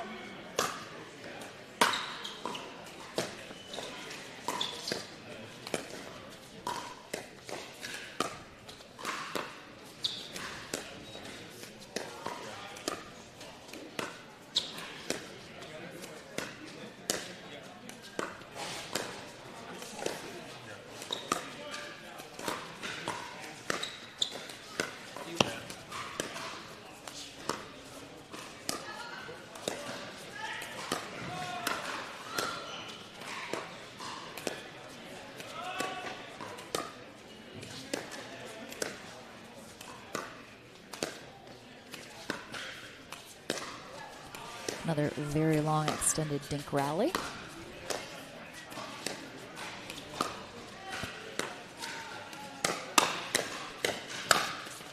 I mean, some good hands from Gonzalez on the speed up here from Broderick. But again, the speed up is really Lanier there. That shot, bit of a miss hit. Wasn't quite ready for it, but got it over, and it created Gonzalez having to sort of lunge for that very low ball over the net, creating the pop-up. And we're going to have a timeout here from Whitehead and Gonzalez, as we're now all tied up at 6. And again, they're just trying to slow down any momentum that Broderick and Lanier are trying to get right now. Servers 1 timeout. Servers 2 timeouts remaining. Time in. 6-6-1.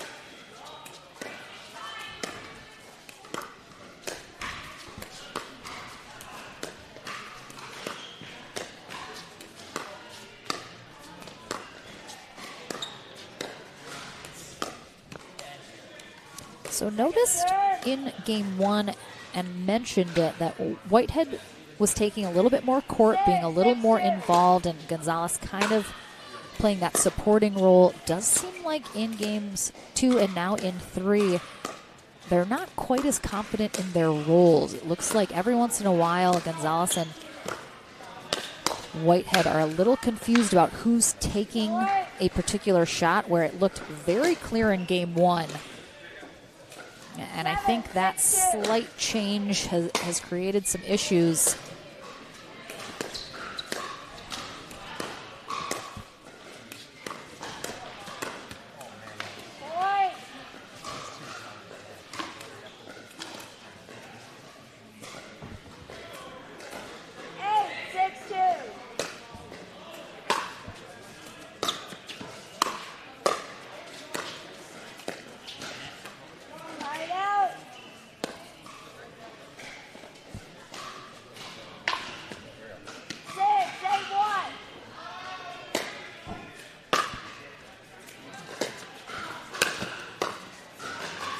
Nice defense on the Ernie there from Whitehead.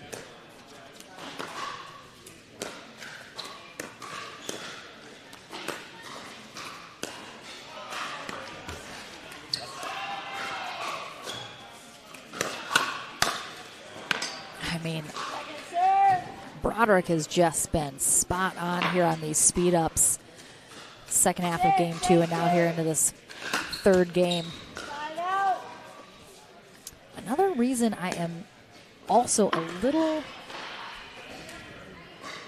insistent on wishing Garrett Whitehead was not cross-court dinking so exclusively, because when you have such a tall player like Broderick, when you are cross-court dinking, if you do not keep it extremely low, you are opening up the opportunity for Broderick to be able to reach in and poach some of those shots in the middle.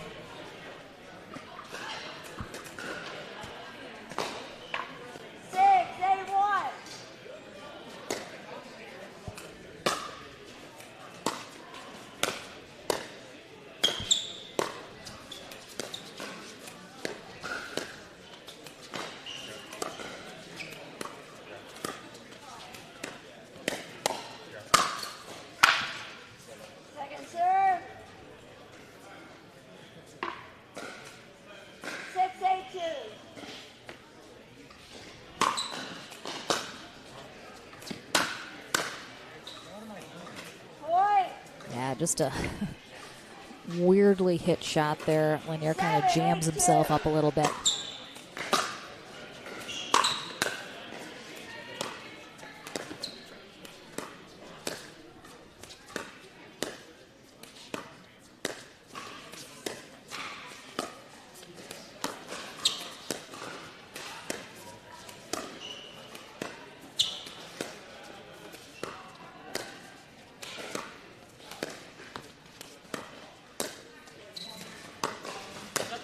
That right there, because Whitehead went cross court with that, he left it up much too high. Much too high. If he had simply dinked that straight up to Broderick, took a little something off of it, I think, you know, he stays in that, but he is so committed to that cross court dink or going to that sideline in front of Lanier. I feel a little bit like he's got blinders on and that he's not seeing not seeing the opportunity here. We got Chris with the foot fault. Oh yeah, that left foot. 8-7-2.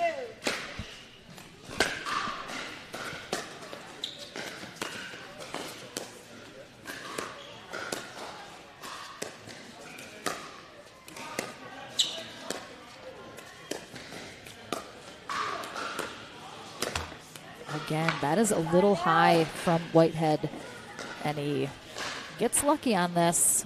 And Lanier's got the error, but Gonzalez doing a much better job moving his dinks around, keeping them a little more varied than Whitehead is doing right now. Oh, tough spot. A little miscommunication in the middle about who was taking that. So Lanier Oh, I think it's his weight was shifting forward. He was falling forward a little bit, so wasn't able to get a good paddle on that.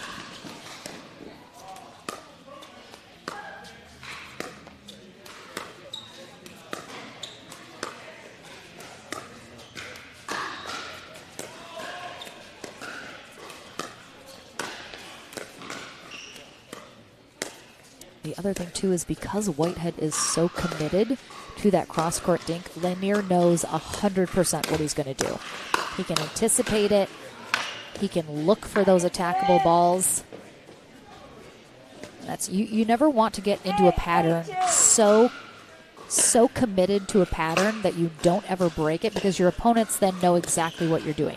You have to mix it up a little. There can be something you want to go to that you're looking to go to, but unless you mix it up a little bit, your opponent is not going to be guessing.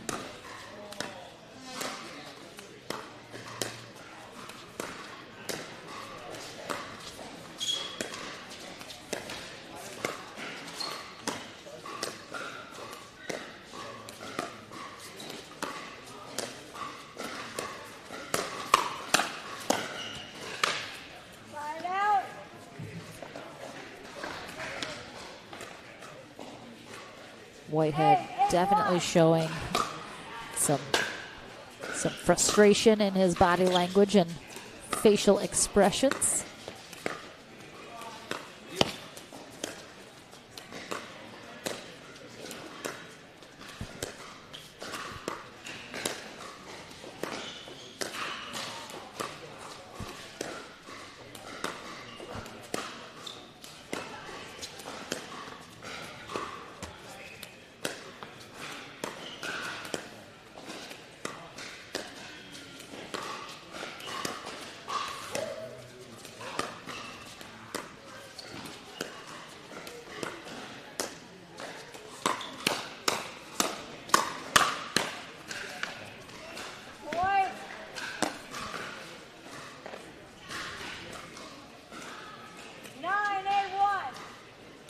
We are getting down to the wire here in this third game.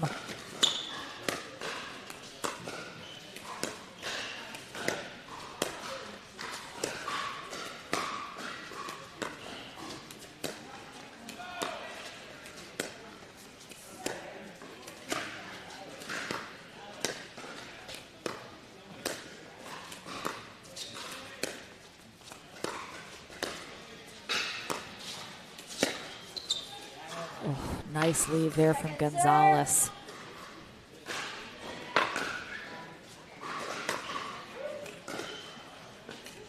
Looks like Lanier was possibly trying to get a piece of him with that speed up.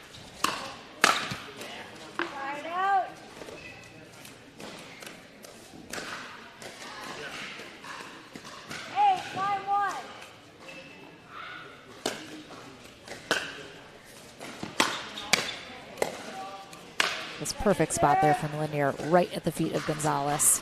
Just such a tough pickup.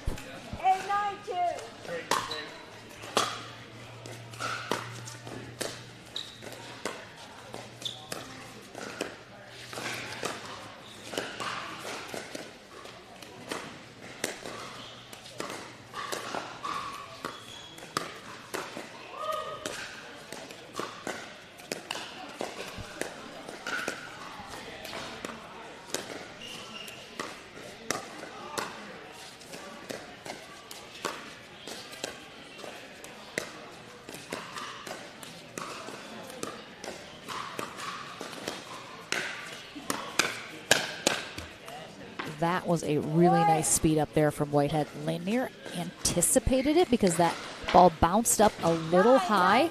So good anticipation of that speed up from Whitehead.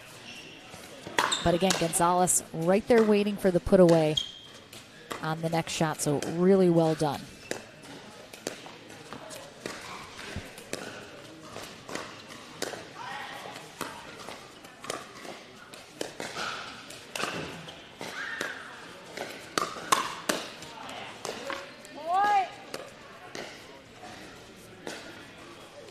And this will be a match point for Whitehead and Gonzalez, but we will have a timeout first from Lanier and Broderick, another extremely close third game.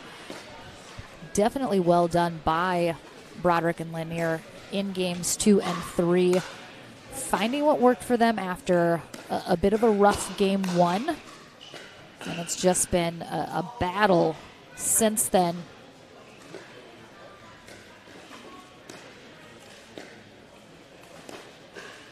Again, that second semifinal matchup in our men's doubles is on deck next.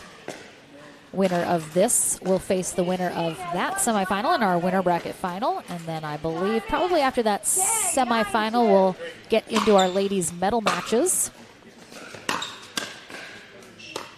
But a match point here for Whitehead and Gonzalez.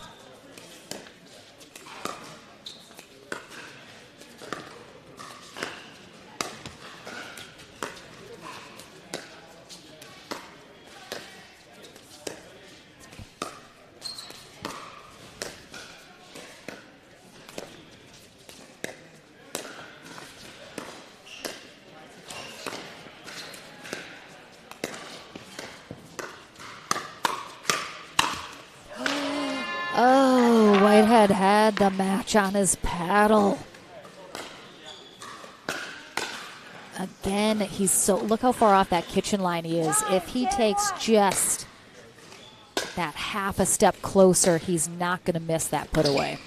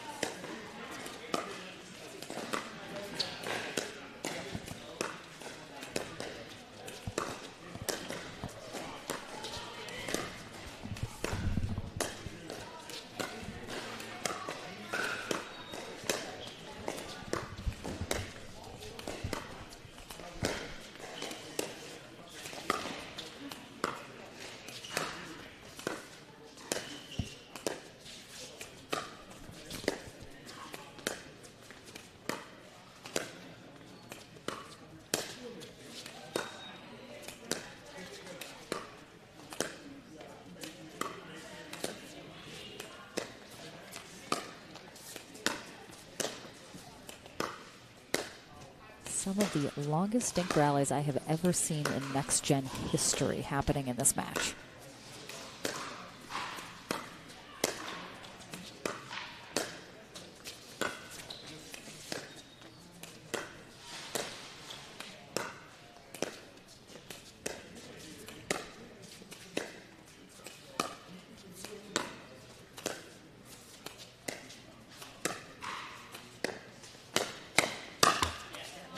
Wow, it's just so even on both ends of the court. Either of these teams has an opportunity to come out on top. It is Gonzalez and Whitehead, though, in that one. Great job by Gonzalez getting on top of that ball, putting it low.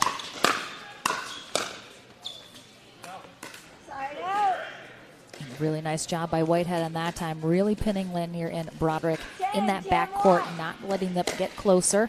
We are tied at 10s, so that match point is gone. They'll need to get 2 here if they want it.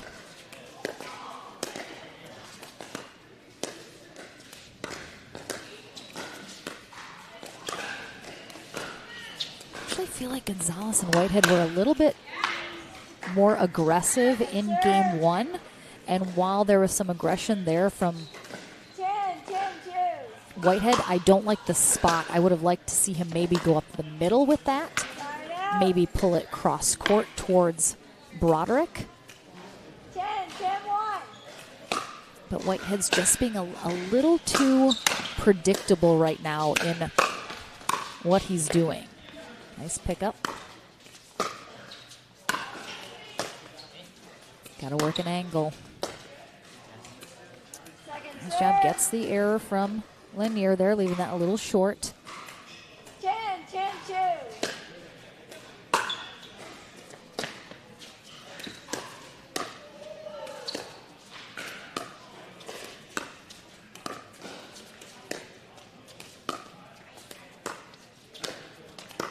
That was very attackable from Lanier. I've mentioned before, he's a little hesitant sometimes to be aggressive. It seems like that previous ball was very attackable from Whitehead. He left it up much too high, but Lanier did not attack, and he ends up with the error on the following ball. That's just a tough spot. He's got to learn to be more aggressive at the right opportunities. Don't be afraid to attack when the ball is attackable.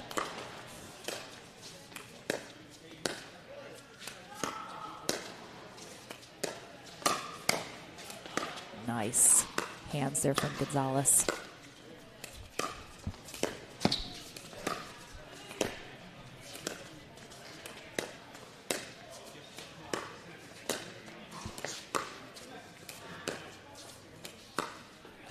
I think Whitehead has some attackable balls that he has not attacked over there.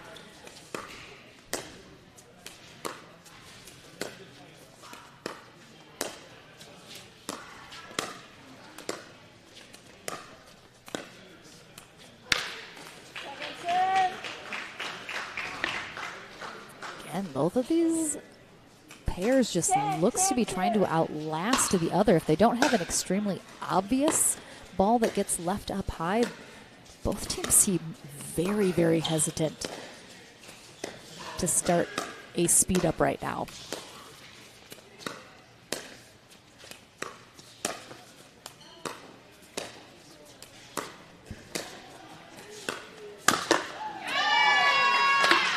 Really, really nicely done from Broderick. We've seen that a handful of times, that exact setup. The second he sees Whitehead a little off balance or get pulled a little wide, he immediately starts going for that Ernie, because even if Whitehead doesn't go straight up, he knows Lanier is going to cover him if he goes back cross court. But because Whitehead, as I mentioned, is becoming a little bit predictable in what he's going to do, when he gets pulled a little wide, he goes straight up, and Broderick is right there waiting for the put away. And I think Whitehead's setting himself up a little bit here, in that Lanier knows what he's going to do every single time, so he's just going to counter that by continuing to try and pull him wide, setting up Broderick for the Ernie. It's been very effective so far.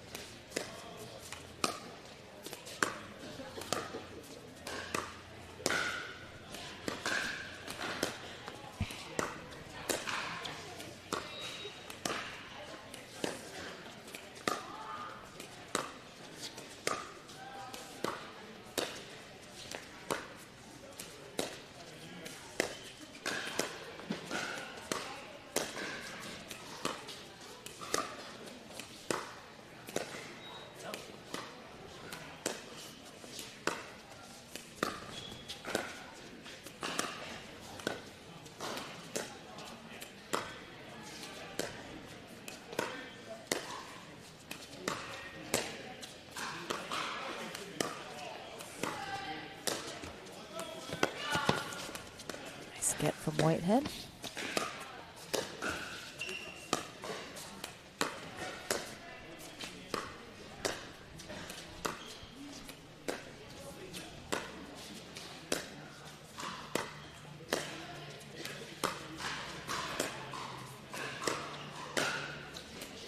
There it is. I mean, come on. I mean, I don't know what either of these teams expected other than this outcome. It has been exactly what has been happening pretty much every single rally. The last handful has been exactly the same. And Lanier and Broderick they're just in control. These are extremely long rallies, but all they have to do is just wait for that opportunity, and Whitehead keeps giving it to them. I feel bad. I'm not trying to harp on Whitehead. Garrett Whitehead is an outrageously good player. So talented. He just is not quite recognizing something for some reason. He's not changing his pattern. He's staying in that pattern and allowing Broderick and Lanier to take advantage. You have to mix it up. You just have to. Wow, I thought that was going to be how they were going to win the match, was another Ernie from Broderick. But this is a match point.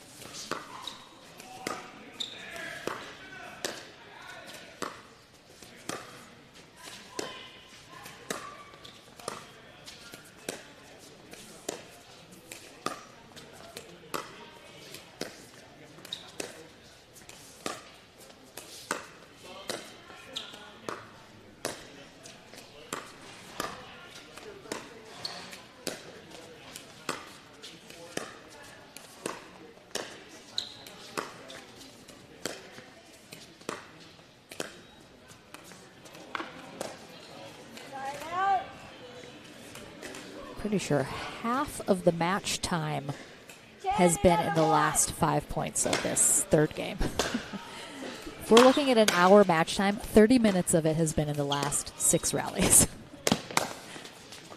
Oh, good attempt there from Gonzalez on the Ernie from Lanier, but just doesn't get a great paddle on that.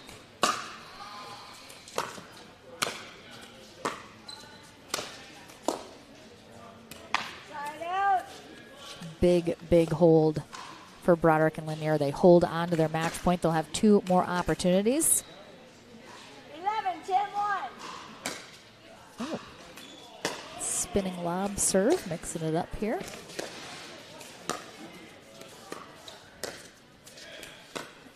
Oh, wow. I thought it was about 50-50 chance that Broderick was going to end this match on an Ernie put away, but it is a much shorter dink rally. And Whitehead and Gonzalez just cannot make the adjustments they needed to here after Lanier and Broderick made their own. So they head to the winner bracket final. Whitehead and Gonzalez not done yet. They head to our back draw, and I believe I heard from Dee Davison, who is running our tournament desk remotely, that we might be getting a women's medal match instead of that second semifinal, just due to this match going so long. We will keep you posted, though. We head on court with our gentlemen, and I am going to look extremely tiny next to those two, and then we're back into the action here at Next Gen right after this.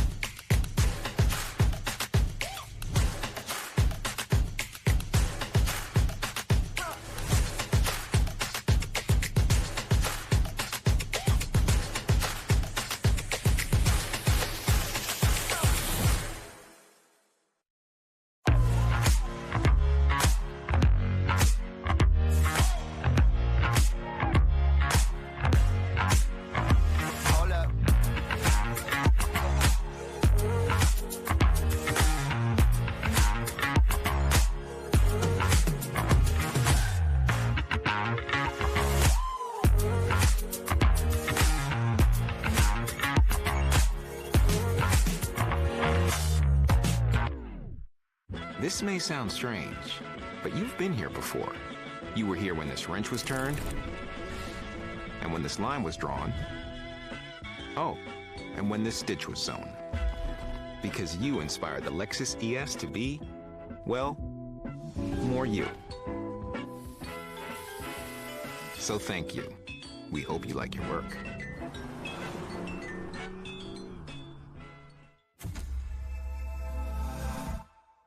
Welcome back, everyone. Lauren McLaughlin here with Spencer Lanier and Jaden Broderick as they are heading to the winter bracket final on our men's side here at Next Gen Kansas City.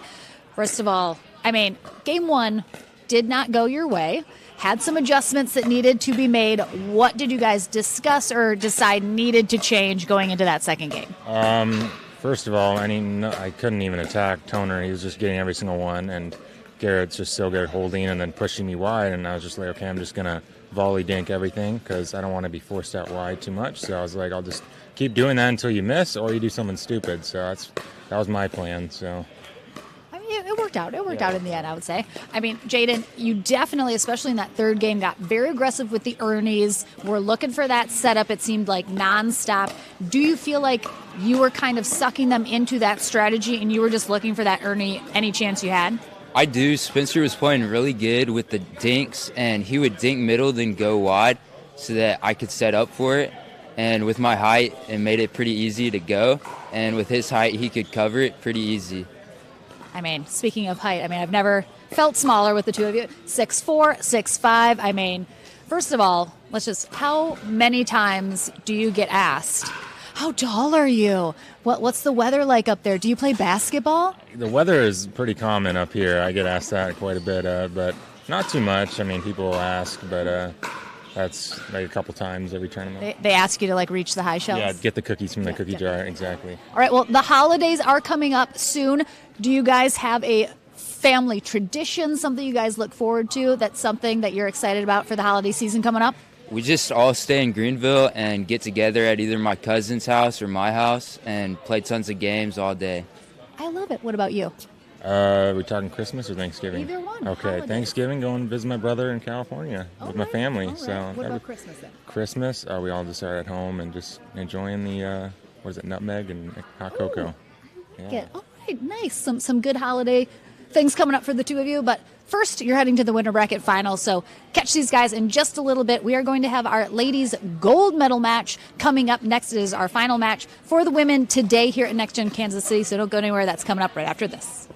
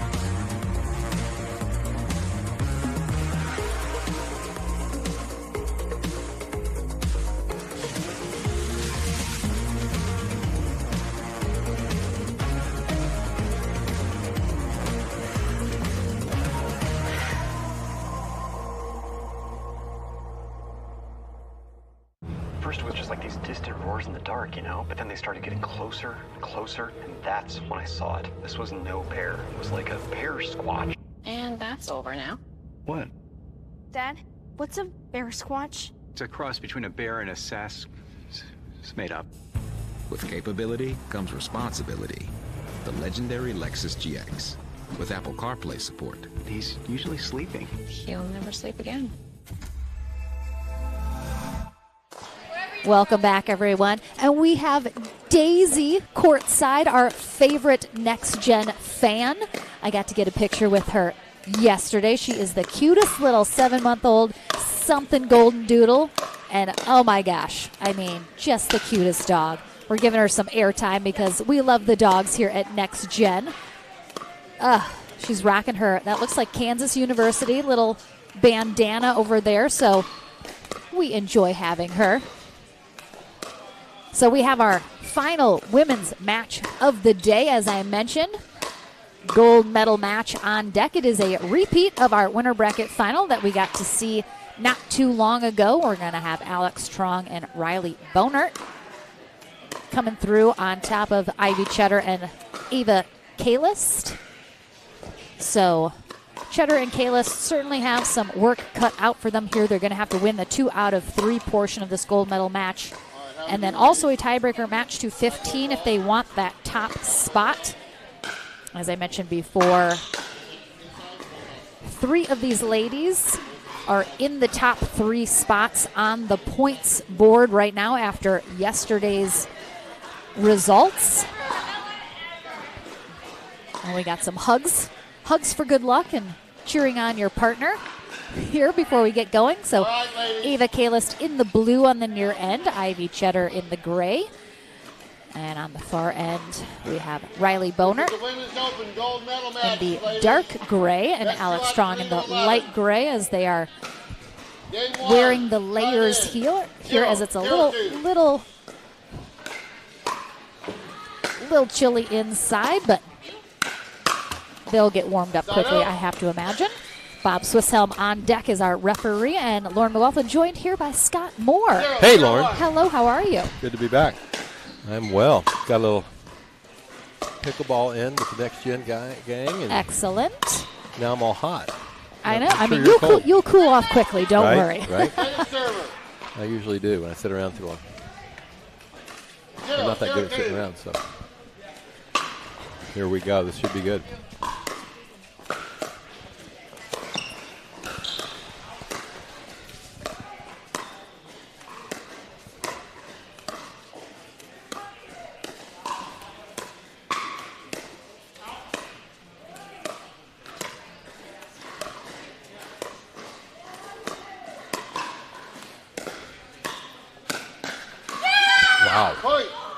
I mean, Cheddar getting rocking and rolling here early in this first game. I don't know if you got to see any of the winter bracket final. This is a repeat. A little bit of it, and that was quite a match, wasn't it? It was, yes. You've so had some good ones over here, some barn burners. Absolutely. I mean, these young players, they are not messing around out here. They've got game, they got guts. I mean, they got it all. I love it. A little bit. Just experience is all they need, right? Exactly. Just to hone it a little bit. Yep. That's how they get it. Best way that I know. 1-1.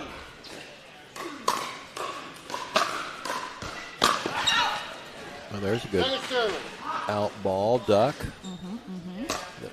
One of the things I was noticing is they tend to hit a lot of out balls, but good communication there and awareness.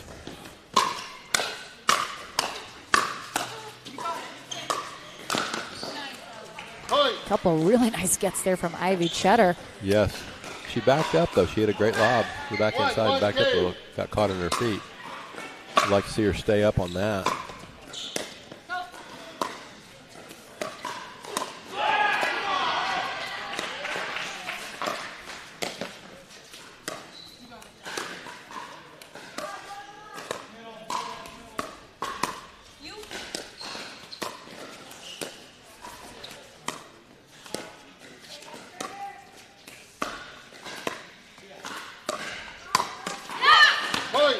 Really nice speed up. Yeah, very nice. Are these regular partners, Lauren, or are they No, I think probably both pairs are new playing together. I know Riley and Alex know each other fairly well. Okay. I don't believe they have played together before. I'm just sensing a little better communication.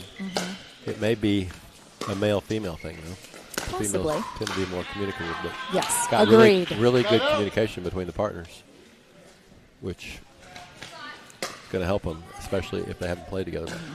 I think you're very right, Scott. I think sort of on the ladies' side, just women tend to be a little more vocal, a little more communicative with their partners. Yep. I think, whatever partners those may be. Yeah, exactly. Whether it's mixed, life or pickleball, right? Exactly. I mean, 1, 2, 2. Communication is key in all aspects of life. That's right. And I'm just saying, one gender appears to be a little better than the other. I will agree with you wholeheartedly, Scott. Okay. 2, 2, 2.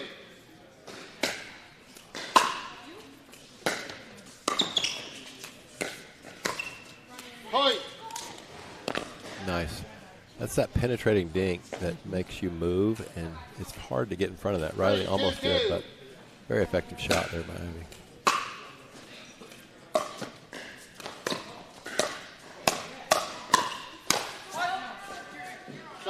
Saw it in the winter bracket final, but I think all four of these ladies have so much power, and they want to rip those two-handed backhands. I think every once in a while, 2, 3, 1. they can't quite channel it, right? Yes, exactly. That's it's what like that they looked have like right so there. much power, and then it gets out of control a little bit. Right, because she had it right in her sweet spot in that point you're talking about, and just overcooked it. Right, all she's got to do is 80%, but it's hard to channel it down sometimes.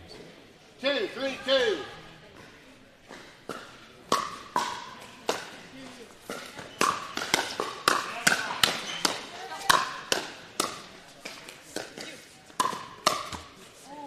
I mean, just the insane hands. Yeah. And the power from these ladies on these volleys. You can't teach that, Lauren. I mean, no. You can train and get a little better, but some of it's just a gift. 3, 2, These 1. ladies are quick as lightning. Oh, my gosh.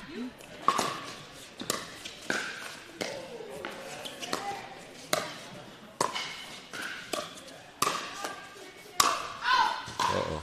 Same case in point right there. 80%. Good enough. She's got it. She went 100 and missed it. So, little experience factors we're seeing. They'll learn that. I think generally at these next-gen tournaments, watching the younger players, they have, because they're so young, they just have a lot more energy. They have a lot more just sort of, they want to be swinging freely and full power, and they haven't quite learned how to harness it appropriately. I think you're right.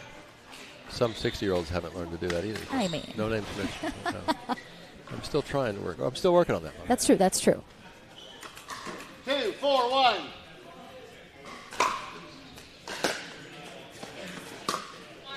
Great return.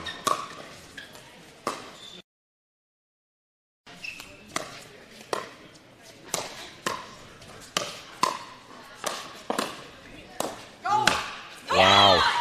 What a counter. They earned that point the old-fashioned way, just digging balls out of their toenails. So they got the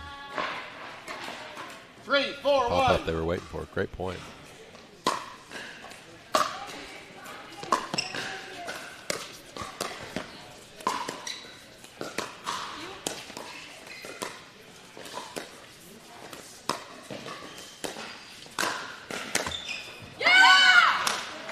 Had a few of those. You can't teach those either. Sometimes you just gotta say thanks for the good fortune, the good bounces.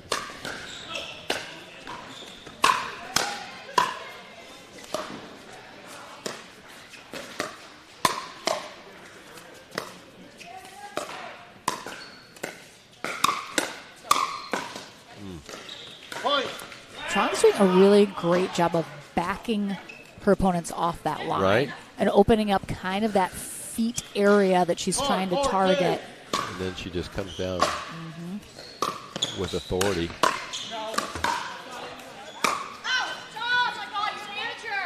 Side out.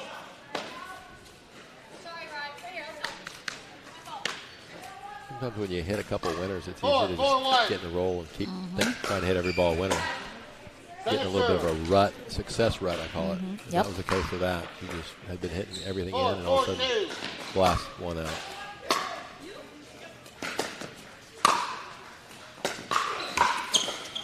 A little flat on that drop shot. I'd like to see a little more arc on it, a little softer, get her in. 4-4-1.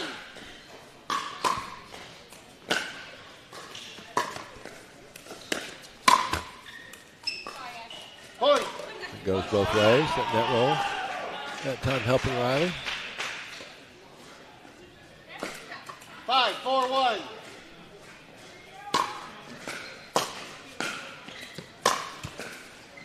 Second server.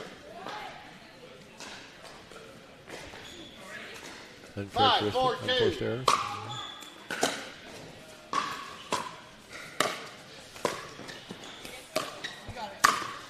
Oh, great stretch by Riley. She was out of position. So flexible. And kept it soft enough that it wasn't attackable. Setting up Alex for the winner. That's great. Great point. 6-4-2. By the girls in black and white.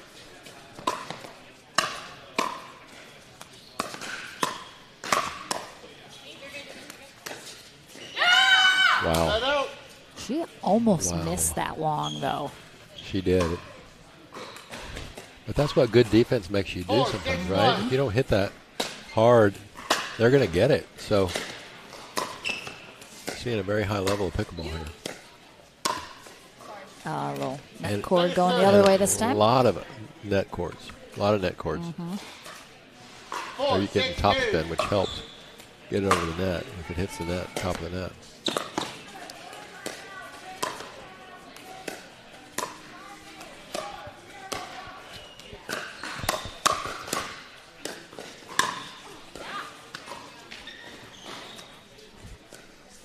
Side out.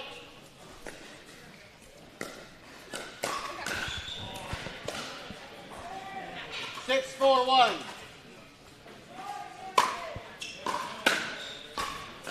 Six, 4-1. Wow, great D. Just like unleashing on these shots. Oh.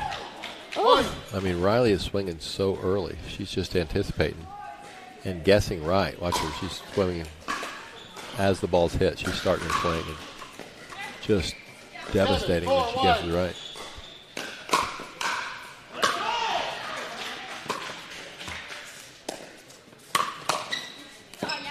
Wow, smart, right? Not only did she able to reset it, but back where Alex wasn't, because she caught her poaching.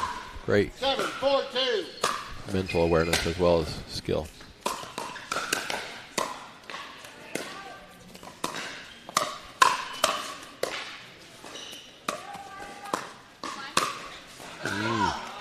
Side out. Perfect spot, huh?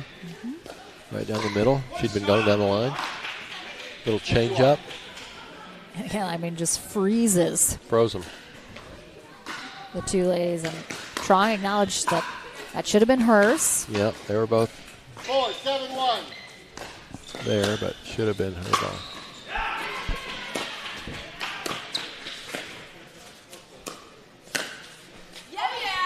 Did it again. I still think that's Alex's ball as well. She's cross court. Yeah, I think Riley has stayed down the line on that, so she's getting it a little high. Yeah. And just wasn't quite able to close that window before it beat her. I don't know if you agree, Scott. I think even if there's like a bit of a collision in the middle, 2 is better than none. Absolutely. Going for those middle shots. Absolutely. Sometimes you collide and still can get it in, right? But if neither goes for it, you never get it. Definitely going to lose if neither of you go for it. Not happening. 6-7-1. 6-7-1. Oh. She got a little away from the kitchen line. Did you see that? Maybe a foot. That's the difference between hitting the tape and rolling over the tape. Yep. You got to stay up there when you're attacking, especially. Yeah, I think this whole next gen tournament, it's so nice for the players that have been able to be on the live stream to have something that they can look back Right, on and exactly. see, wow, I am a lot farther off the line than I think I am. Absolutely, because you're not aware of it a lot of Yeah. times when you're playing, right? It's something you got to see maybe from the Right. outside perspective to just kind of realize, I've done that when I watch myself. I'm Absolutely. What am I doing out there? Who, me? That couldn't be me. Yeah, no, what? Right? So it's like a little free video analysis. We actually give them a little commentary on top of it. So how about it, huh? In my case, they get what they pay for, though. It is free. So I mean, you're the deal you're is the pro phenomenal. on this. You're the pro. 9-6-1, 1 minute. So we have a timeout here from Cheddar and Kalis as they're trailing a little bit more now. And Scott, one of the things that's so fun about you being the senior pro mentor now, do you know what I learned from your talk yesterday? How to use the Slam Master Pro. I mean, no, I did not know how to use that. It is so hard. I cannot believe it. I didn't see you coming up trying. I tried after. I was just, but I'm giving do you you know credit. who has the? Some might think easy. Mm-hmm. Who's has the record for the most triple crowns in pickleball? You think, Anna Lee probably, Ben Johns probably. Nope. No. Thank you. It's you. Right. It is Scott Moore. Triple Got the crown secret. record. And I you got did 7. say you think you'll probably be beaten. I probably will, but here's right the difference, now, right? man. I did my 7 triple crowns in 17 tournaments. And Anna Lee, all over the age of 50. all over the age of 50, and I predict Anna Lee will be the first to beat it, but it'll take her 40 or 50 tournaments. Now, the competition is a lot Agreed. more, but nonetheless, there just weren't that many pro tournaments in the day. So, but neither was there as much competition. So, I mean, still, I'm not that's- bragging, but I'm proud of it. I would. It's a little bit of a legacy. So, I love it. thank you. 10-6-1. Everyone learned something perhaps new today. Right? So if someone asks who has the record of triple crowns in pickleball right now, it is Mr. Scott Moore. Now you know. Game 11-6 goes to All right, so Alex Strong and Riley Bonert are able to hang on here in game 1. Take it, so they just need one more game to secure themselves that gold medal. Let's see if Ivy Cheddar and Ava Kalis have a little answer for them in game 2. We're back into the action right after this.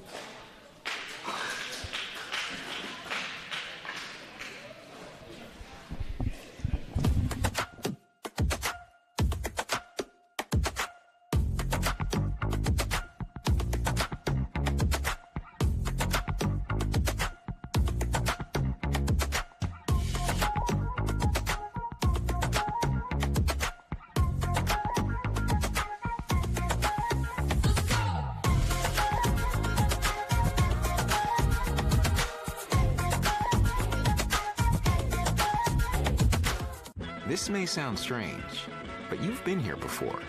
You were here when this wrench was turned, and when this line was drawn. Oh, and when this stitch was sewn. Because you inspired the Lexus ES to be, well, more you. So thank you. We hope you like your work.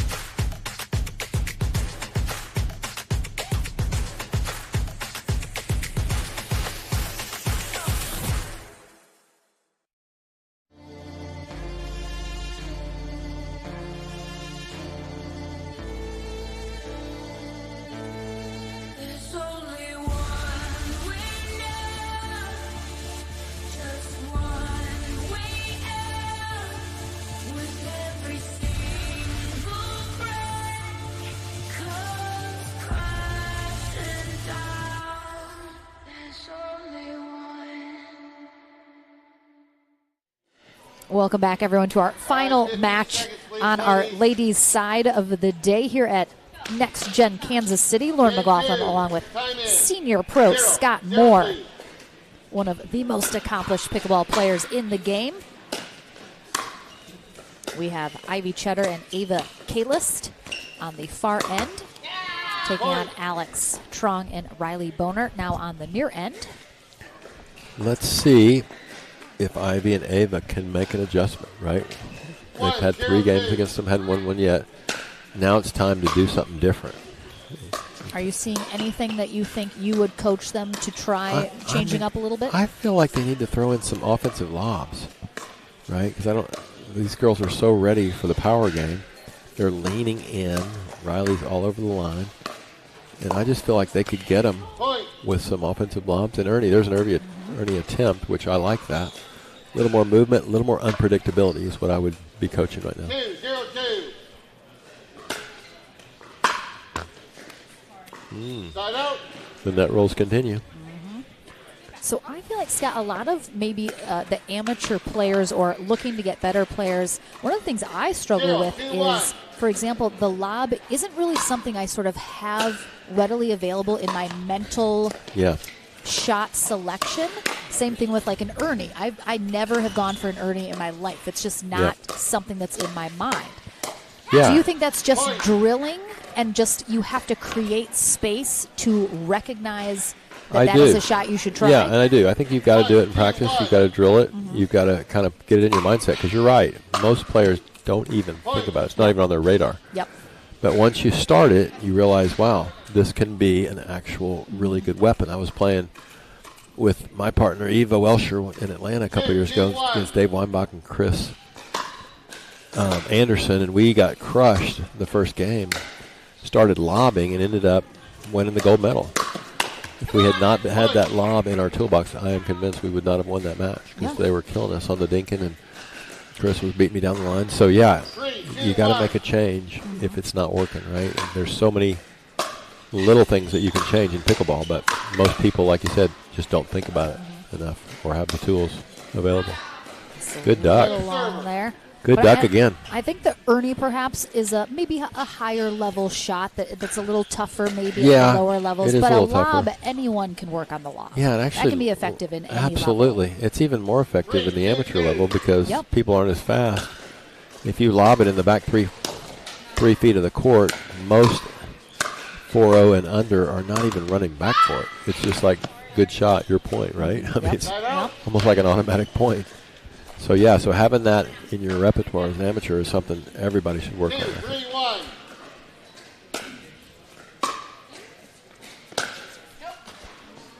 A little wide there as Chitter tries to take that down the sideline.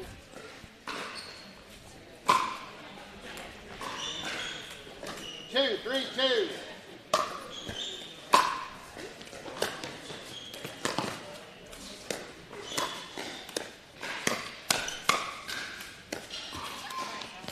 Side out.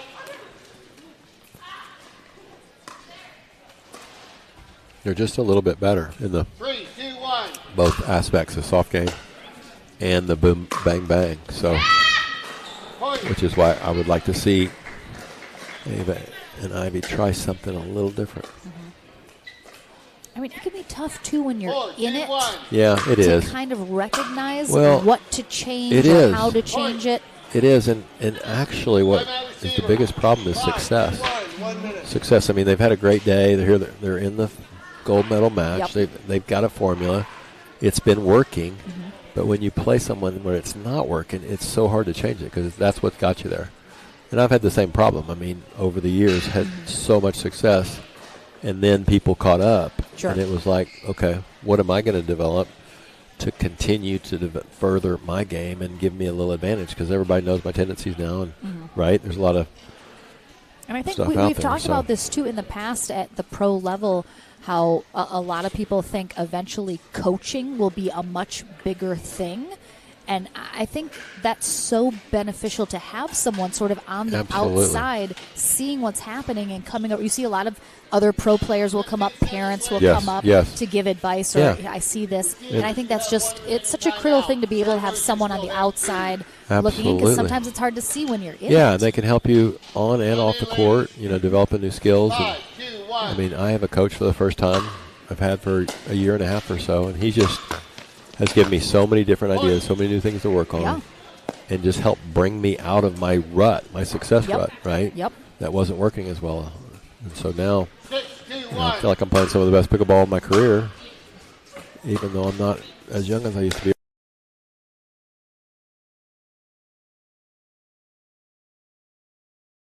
Right? The age is insignificant. Exactly. It's such a strategic finesse game. It's the only racket sport, paddle sport I know that you can actually get better with age. Every other one is pretty much speed and power, agreed. right? It's kind of a tough spot here for Cheddar. Yeah, they had him again on that. Missed an easy overhead. Yeah, a couple errors just creeping in here. So they're going to.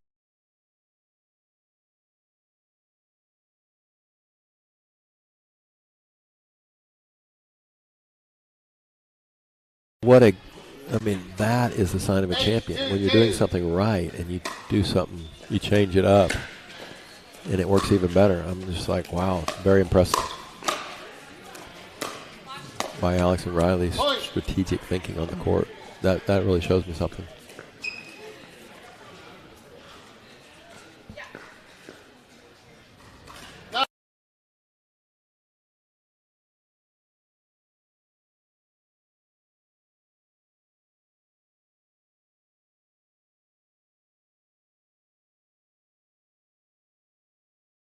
Really good at that reset, that two-handed, soft hands. She missed that last one, but it's gotten so many back in play that are really tough balls.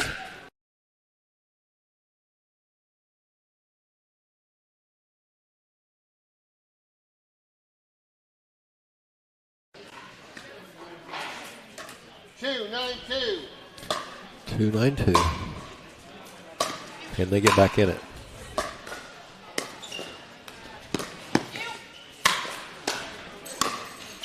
Great cover from Cheddar in Great the cover. backcourt there. Just left that last one a little short. She tried to lob, right, but it was more of a duress lob, not defensive, not the.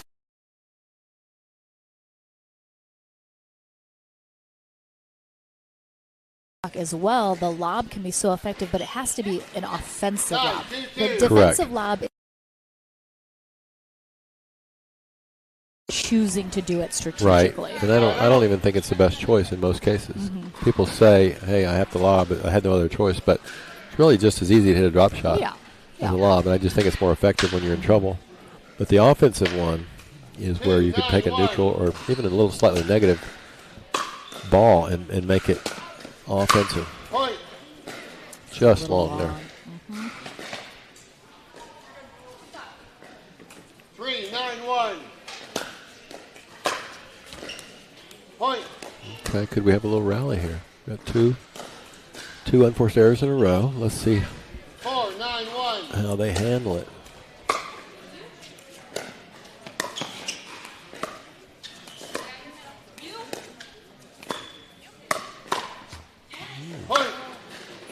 Boner she's getting pushed off the line a little bit Yeah, here. a little She's bit. letting that ball get on her. Yep, might be time for a timeout. It's lost 3 in a row.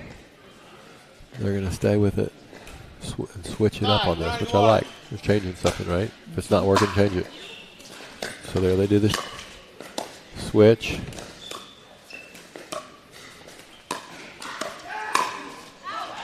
Point. All right, I think Riley needs a timeout. Let's see what's going to happen. Maybe just a pep talk. We'll see. I still never agree with a team giving up, 3 points and not calling a timeout. I think it was 4, but who's counting? I know. I mean, it should be maximum 3. There's 5 as far as my count goes. So let's see what they do. They're still frustratingly playing through it, which is dangerous. Yeah, don't recommend. I don't either. You can't take them with you, as you said before. Do not recommend letting it go because it's never over until it's over. Right. They had a very comfortable lead. That comfortable lead is gone. It's gone.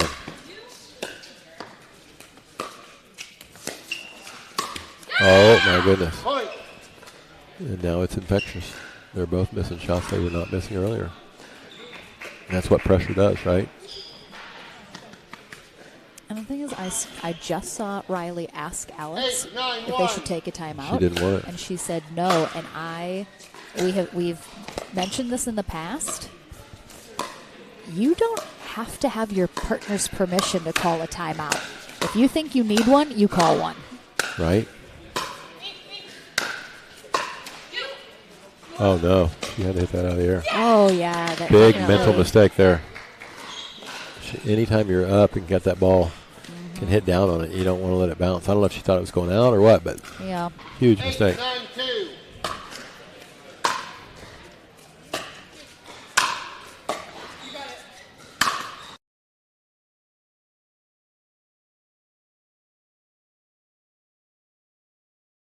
and she's keeping it so low as well, and then that bit Really of a miss nice hit there. point. Unfortunate. Boy, they had their chances to get a lead there, but all right. I mean, back within one, though. The intrigue is building. Right? Strong and Bonard they're not in a good spot right now. They have not been as successful. Oh, no. Why? She did it again. I'm not sure if she's... I don't know if she can't hit a backhand overhand or just is afraid of it. 10-8-1, 1 minute. It's just terrible strategy there. Unfortunate. I'm wondering if it's like a lighting issue. Yeah, She can't it see could it be. as well. It could be. Or maybe even communication. I mean, Yeah. Ivy could maybe come over and take that as a forehand. I don't know. Very interesting. I think Alex and Riley may have picked up on that too. Notice Yep. they're going there again. Yep. Same exact thing happened both times. She lets it bounce deep in the court and hits it in the net with her backhand. So Alex Strong and Riley Bonard will have a gold medal match point here coming out of this timeout. We'll see if they can close it out. Can they close the deal? Sometimes that last point is the hardest. It can be the stat. hardest. It can be. If it's any harder than getting the 10th point for them, this could be very interesting. Definitely not over yet. Let's see if Cheddar and Kalis can get a big hold here. Time in, ladies. 10-8-1. They are on first server as well, so. It's over. It's over. All right, so this second game, much closer. Some good adjustments Great from pickleball. Cheddar and Kalis. They are our silver medalist here for ladies doubles, but Riley Bonard and Alex Strong will take that top spot in this rematch. Coming out on top again, they will secure themselves the gold medal and the points that go with it as they head into tomorrow. They will both still top the leaderboard. So we'll take a short break. Back with our ladies on court after this, and then we'll get into our men's last few matches of the day right after this. Our priorities, they've changed. Hey, Lexus, play my music. It's not just about getting ahead or the constant grind. It's about knowing what you want Watch for traffic. and focusing on what matters. Welcome to the next level. This is the Lexus NX with intuitive tech and our most advanced safety system ever.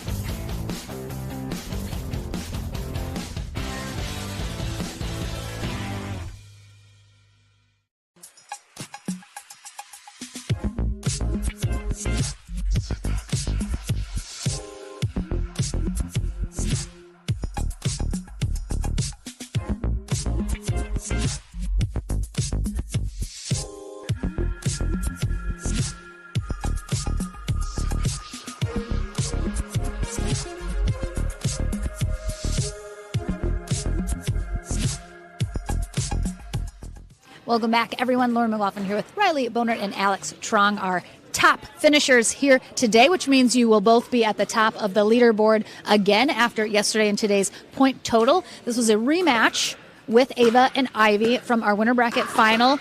Same result, though, but what did you guys discuss coming into this rematch that you wanted to make sure and continue to do that worked well in the first, or perhaps mix it up a little?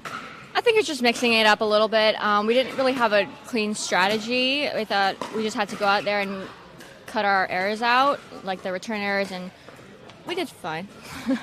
we did fine. It was all right. It looked like, especially in that second game, you guys had a very comfortable lead that they started to chop away. You guys did not call a timeout, just tried to gut it out, which I do not recommend. I said so on the stream. But what were you guys kind of discussing just to each other in between as those points kind of kept getting rattled off that kept you, what were you trying to do to change and get back in that? Yeah, so, I mean, I asked to take a timeout, but it didn't seem very necessary at the time. It's only like they got 7 points in a row, but there's no need. But we were just discussing, we were like, they're not beating us, we're beating ourselves. And so we just had to cut down on our errors, and I think Alex did a great job at that. And then I tried to follow along with her, and it ended up working. All right, so ladies, the year is almost over. We're winding down sort of tournament play. Good job, Eli. Sorry. What is sort of for next year in your pickleball journey, your pickleball goals? What are you looking to do next year in terms of just your career in pickleball? I think my time right now as a senior in high school isn't that valuable, so I think I'm going to take the next year and get some more tournaments. School, who needs it? I mean, I know I'm a good student. I'm afraid of deadlines, and I'll get things done, so yeah, I think I can afford to travel to more tournaments, and it'll be a good year. I mean, you're in a similar situation, still in high school. Yeah. The parents are still kind of letting you go to some stuff. I know you're wanting to play a little bit more. Yeah. Do you have any specific goals for next year that you're looking to try and check off that list? Yeah, so, I mean, I'm a little different than Alex. I go to school in person. I don't take it very seriously, but I go because I'm forced to go. But I just got accepted into Tampa, so I'm excited about going there next year, hopefully. But I also really want to focus on pickleball, so just doing as many APP tournaments, next-gen tournaments as I can. All right, well, we love it, ladies. You're always a pleasure to have here, especially at Next Gen, and love seeing you on the APP Tour as well. Congratulations on the gold medal today. And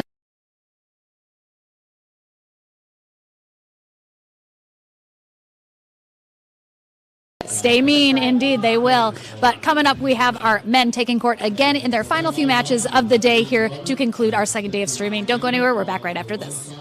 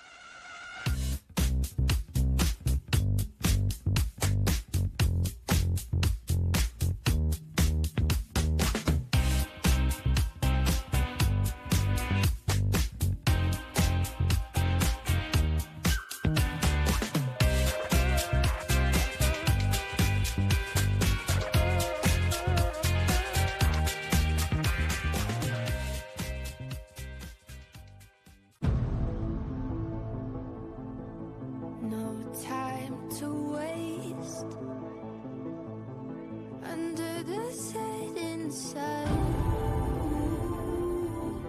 into our wildest dream. Follow me into our wildest dreams, our wildest dreams.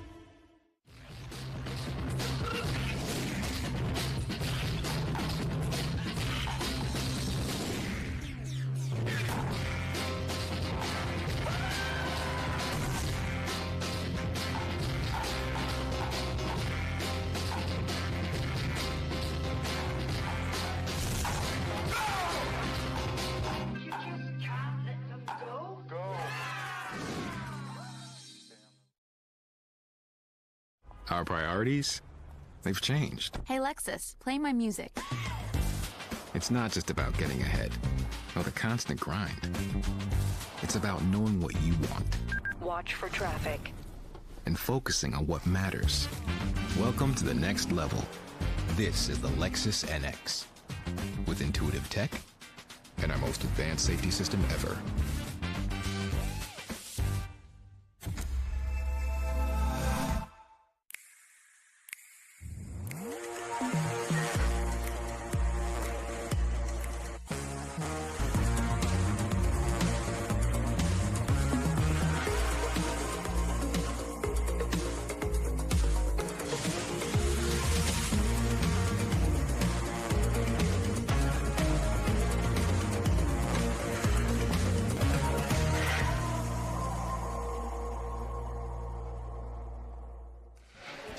Welcome back, everyone, to the action. We have our men's winner bracket final on deck here.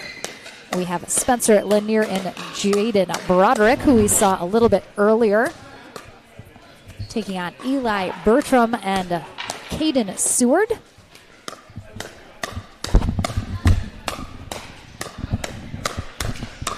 And as I mentioned, we have the standings list of points on our social media pages after yesterday.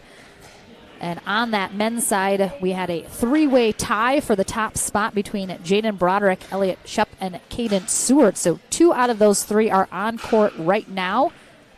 Spencer Lanier is a three-way tie for second place with Jake Ferhinish and Garrett Whitehead. So Spencer, of course, on court here as well. So definitely these guys still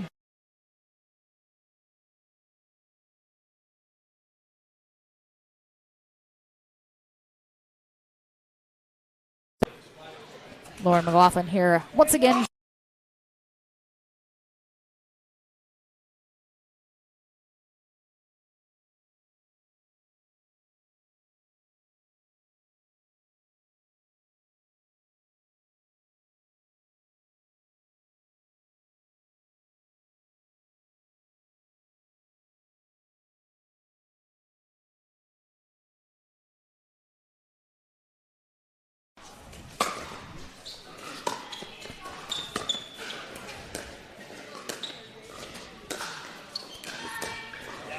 It's an intriguing matchup, Lauren. You got the really tall guys against the really quick guys, so should be interesting. Eli's got a nice spin serve. Oh, he was there. So watching Broderick and Lanier earlier, they definitely were rocking a lot of Ernies, and I have found that generally when you're playing 2 very tall players, a good strategy can be to dink into the middle of the court, because then it sort of cuts down their Ernie opportunities and kind of forces them to kind of decide who's taking those. Yep. I like felt that like as well. the team playing them didn't really do that before, so it'll be interesting to see if Caden and Eli kind of use that strategy figure or that not out. here. It will be interesting. Nice down the line passing shot.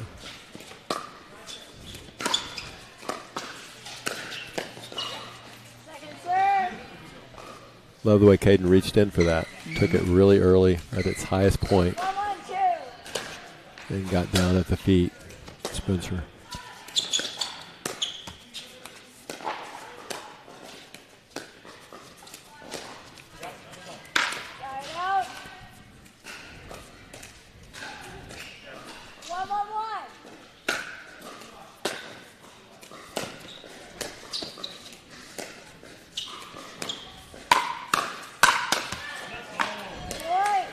Nice pull of the trigger by Eli.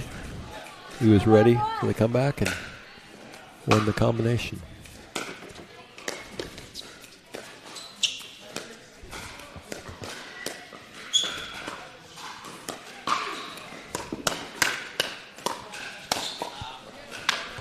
That time Spencer's ready. Or whatever came his way. Kept that paddle out front. Boom. Till he got the winner, and then he could explode it down at the feet of Eli.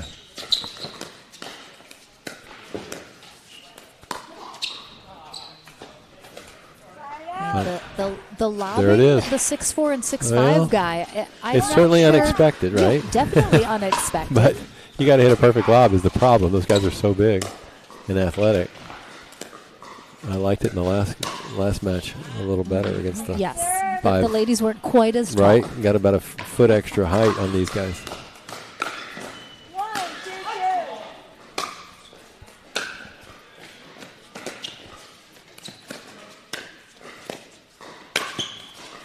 Nice earn.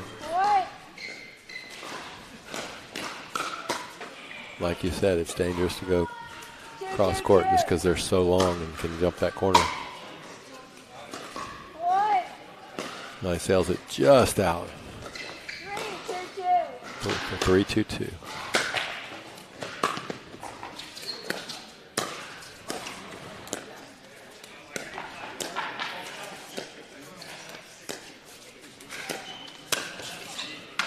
Little strong on that one by Caden. Got it up.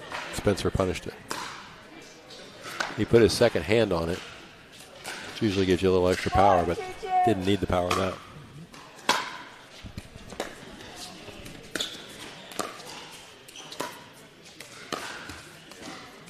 It's a little flat. A little too flat. 2-4-1. Comes a spin serve.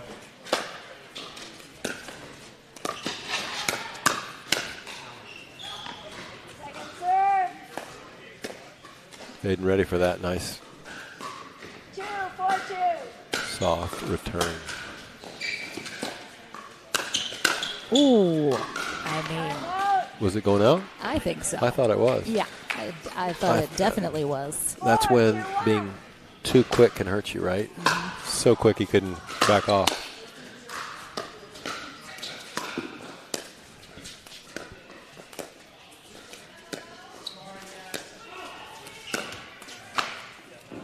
I see a little more patience on that one. He's got that two-handed roll, which is good, but that was awfully low. 5-2-1.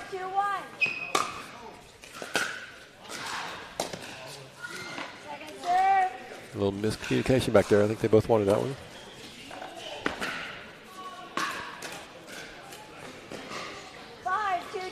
It's 5-2-2.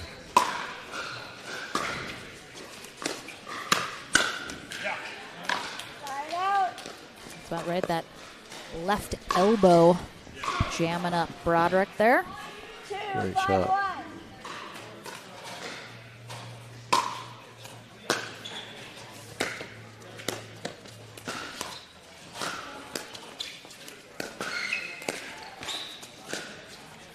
A lot of pressure on Spencer, and he just kept calm, cool, and collected on that. Very nicely done.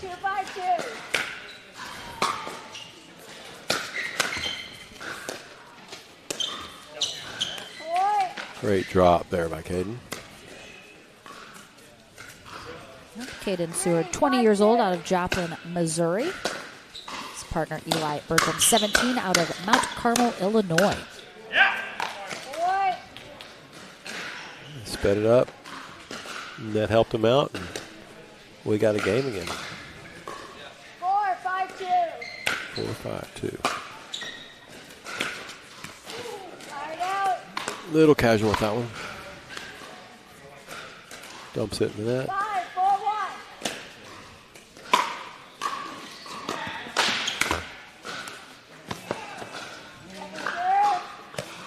Gets the home court roll. 5-4-2.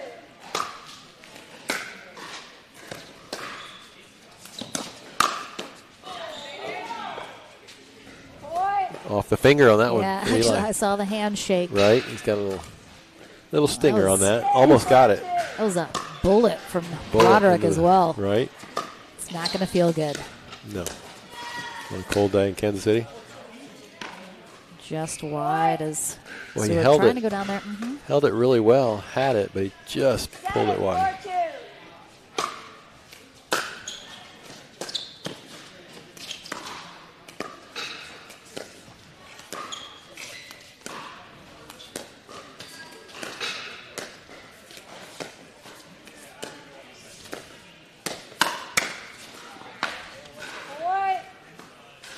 Caden's being really active over here. Trying to speed it up, trying to make something happen, but 8-4-2. Caden and Spencer have been ready for everything so far. Line out. 4-8-1.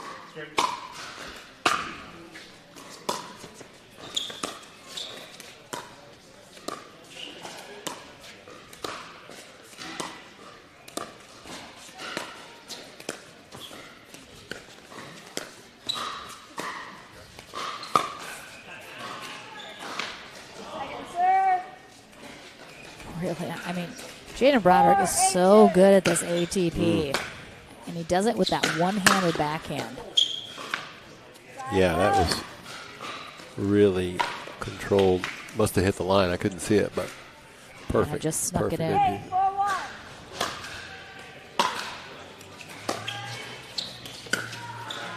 Whew. Serve. Well, that was just perfection right there. Yeah, he held that so long, so it's almost impossible to read it. And then he didn't overhit it. That was the key. It's easy to overhit those.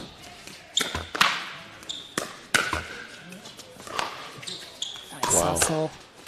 Wow. Wow, what a finish. They got the net roll and they just kept the pressure on. Good job of not losing their focus on that one.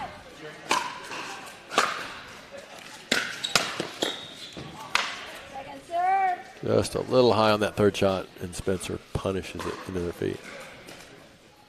4-8-2.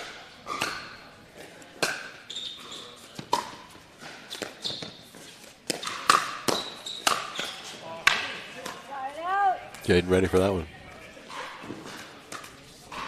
8-4-1.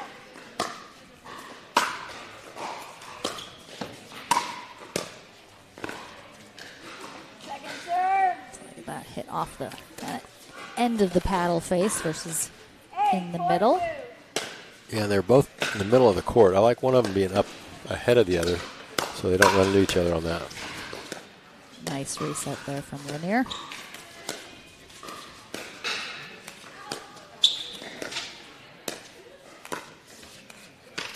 Boy. Winner of this match heads to gold. Loser will head to bronze as we get into those medal matches right after the conclusion of this. Line out. All right, they got a side out without giving up more than 1 point. Let's see if they can get back in it right here. Great serve. Second And that's really a smart way to hit a great serve, is just to hit it high back in the middle of the court. Buy yourself time. Really smart shot there by Spencer.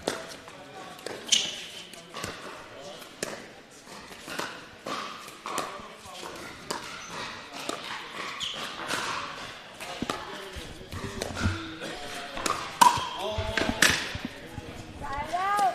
Eli was ready for that and just hit it down, 9-4-1. unfortunately, into the net. Then you get a little lower, he has that.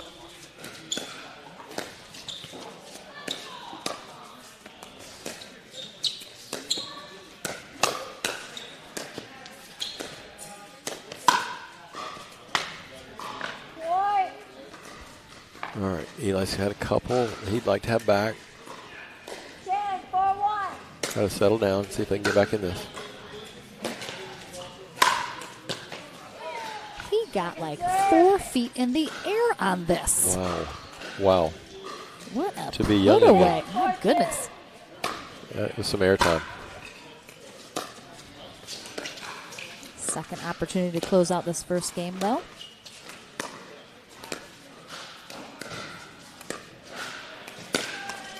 Oof. Yep, that's the one. Great hold, and then flicks it right down the middle. I think Jaden was leaning down the line. He's definitely looking to speed up when he can. Yeah, he definitely is. Another beautiful ATP there from Broderick. He's money on those. He just sliced that. Such a tough shot with a very limited amount of space. Not much margin for error, but hitting him perfect. Okay. Spencer says, come on, speed that up. And as you notice, with the girls too, anytime these guys are speeding up, attacking unattackable balls, usually the person who's countering it is winning the point. They're just too quick. It's tough, but definitely think Bertram and Seward have sort of a game plan going into game 2. Some things to adjust. We'll see if they are able to do that. Game 2 underway right after this.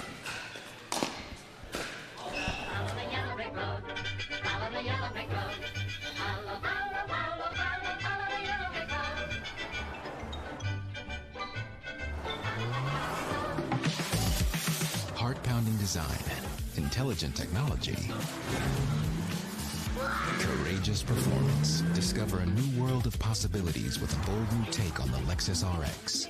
Never lose your edge.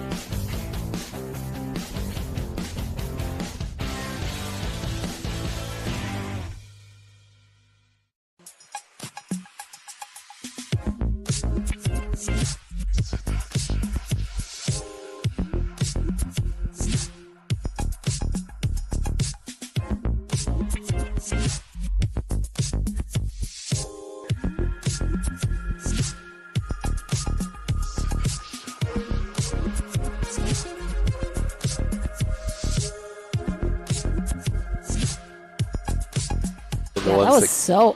Welcome back, everyone. Just discussing that. What's it called?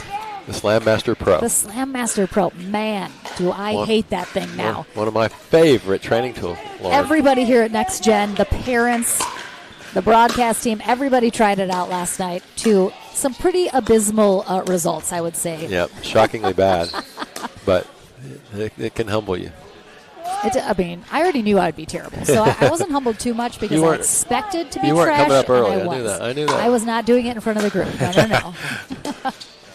Only so much I could put myself through, Scott. Right, I hear you. All right, so game 2 underway here in our winner bracket final. In our men's doubles side, we have Jaden Broderick in the white, Spencer Linier in the blue on the near end. They take on Caden Seward in the turquoise on the far end, and his partner Eli Bertram in the gray. Looking to push this to 3. Such good resets there by Jaden. And then they get the attackable ball. I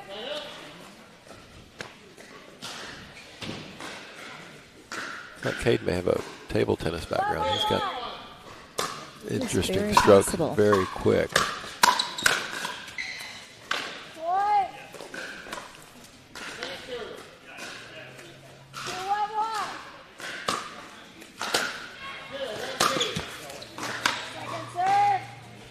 Unusual miss. The drive by Jade. A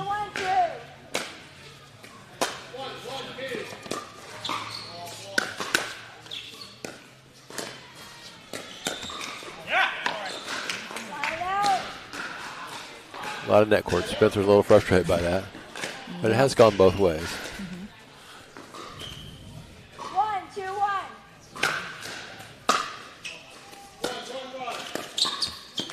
Great drop.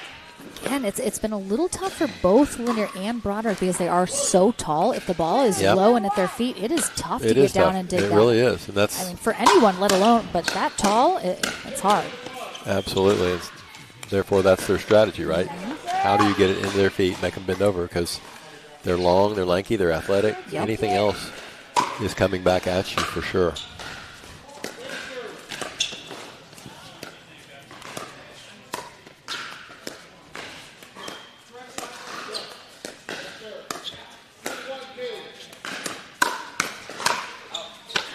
I believe. Yep, Eli's on it, just hitting it a little strong. 2, 2, 1.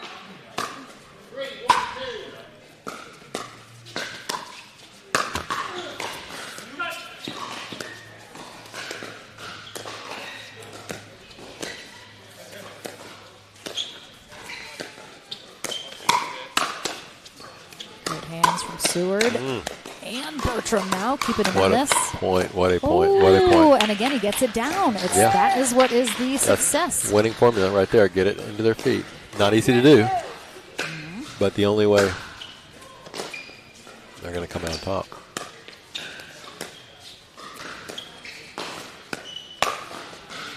Oh, just long.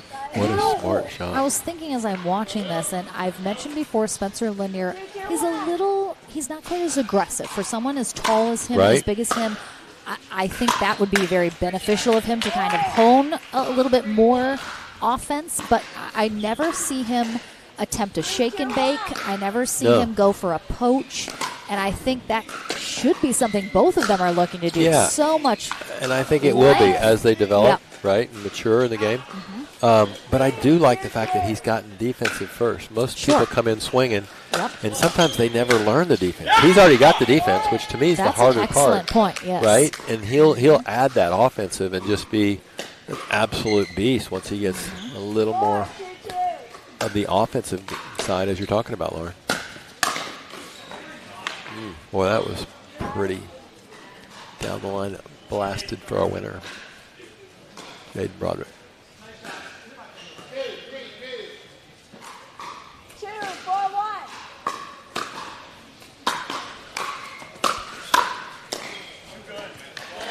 Great spot by Eli.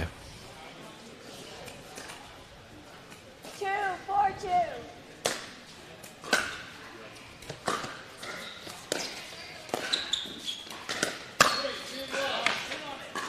Yeah, just good anticipation again from Broderick. I Yeah. think they're recognizing that Seward is looking to speed it I up. think so. I think they've talked they're, about that. they're reading it a little bit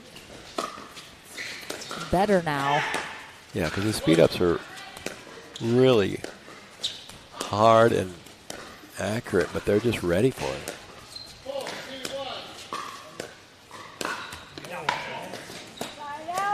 Nice adjustment by Caden to slow it down, not pull the trigger too early, knowing that they were ready for the hard ball.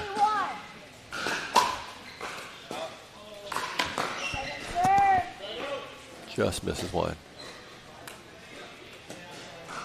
4, 3, 2.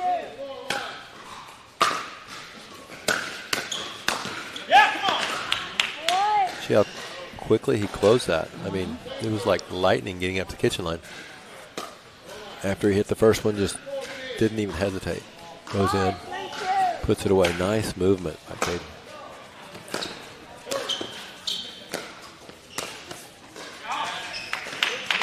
Good eye from Bertram. Yeah, it wasn't out by more than 3 inches, and he let that go. Really good eye.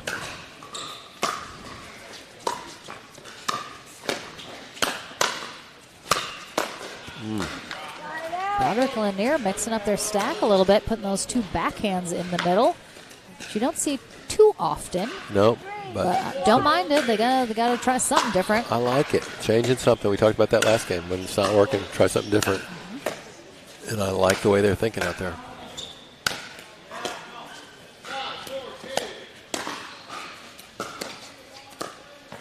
Great job from Lanier recognizing when to come up. I mean, he was they were just back there fully behind the baseline on defense. Very patient.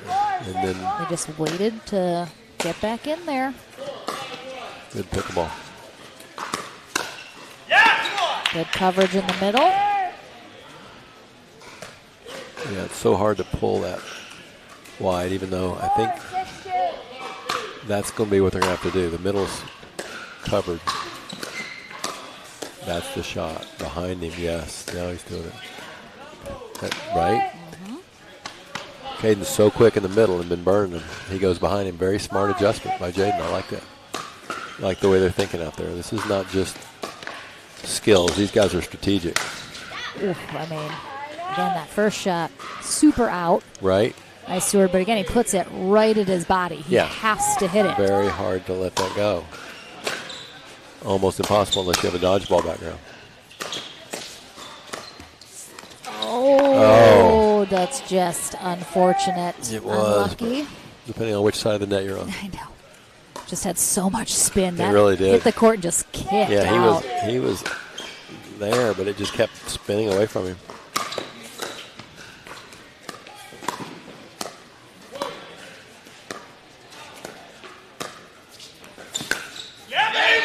Oh, that's pretty. That's pretty. Waited as long as he possibly could before he got into the fence. And then just brings it right back into the corner. That's as good as it gets.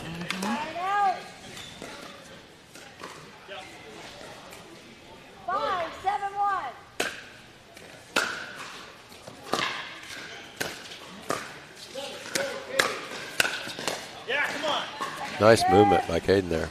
Back and forth. Blasting balls. They reset a couple but couldn't get the third. Yeah, he's definitely getting very aggressive over there.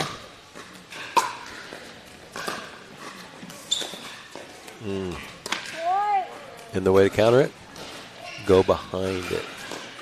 Which is exactly what they did. Smart play.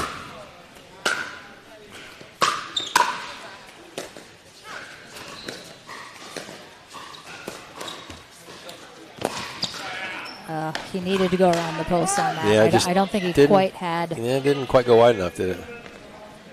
He wanted it, but nothing he could do, yeah. A little complaining from Spencer. He's gotten a few more against him of those rollovers.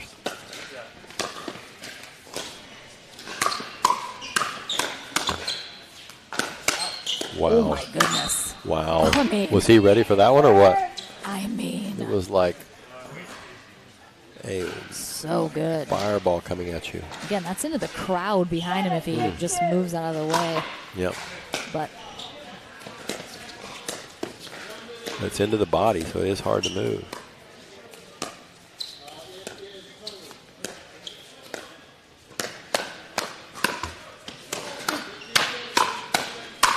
Wow. Eli on his toes, leaning into those. Gets the one he wants and finishes it. Right down the middle, as he should.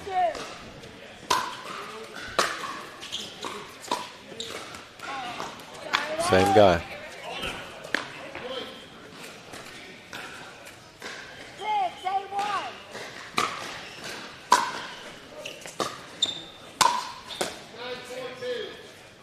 Did not hit the fan. Ooh.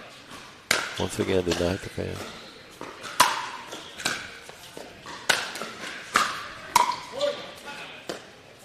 They're back in it. Wow. The anticipation, and again, like what we talked about, Seward's been looking to speed up, so Broderick expected it. He was and countered it. So ready.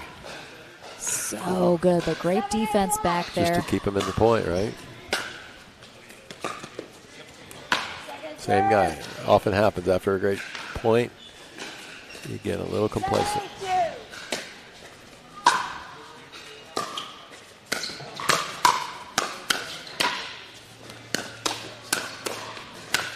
Wow. What? Wow. Oh, my goodness. I sounded like Little John in the middle of that. What? What is going on here? Okay. Holy mackerel. These guys are quick. Oh, my gosh. What? Right? Oh, what a move. Great anticipation So from Bertram. good. So good. Caden just hit that so wide that Jaden couldn't do anything with it other than go down the line. Great recognition. Then we got a game. All right, timeout. First, though, on the side of Broderick and Lanier. They are only trailing by 1. Very close second game here. Certainly kind of jockeying back and forth at this stage. Could go either way, just how we like them. Absolutely. Making it interesting for us. Got to stay tuned to find out who's going to win this. Yeah, Bertram and Seward trying. They have to win the second game to force a third, otherwise they head to bronze. Again, the way this weekend's been going, a lot of our winner bracket finals, we are getting the repeat in the gold medal match. So, yep, but certainly no guarantee. No they guarantee, would rather have their free pass, that's for sure. There's some good teams, awfully good teams over there playing to get into the bronze medal match. Unfortunate there, but 9-7-2.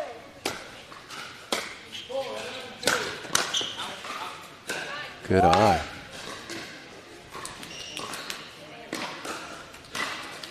10-7-2. 10-7-2, game point. Love it. Love the poach. Wow, the backhand poach. Eli just came alive at the end of that game. And A little shake and bake. I love it. So game 3 indeed underway here in just a moment. Back into it right after this.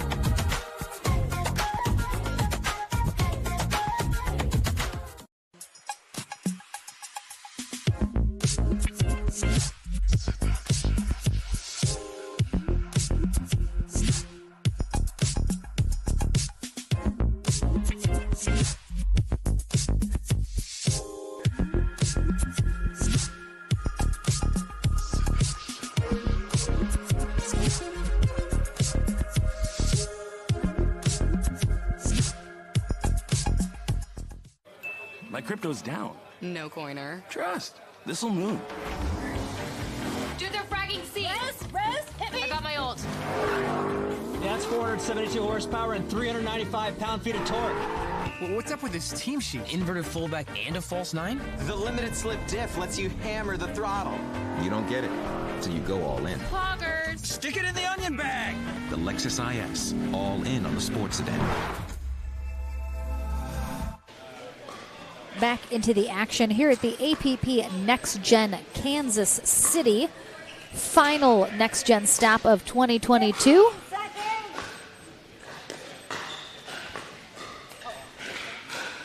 What's beeping? Is it me? It's not me. Who's beeping? Who knows? Who knows? All right, game 3 underway here in our winner bracket final in our men's doubles bracket here on our second day of coverage.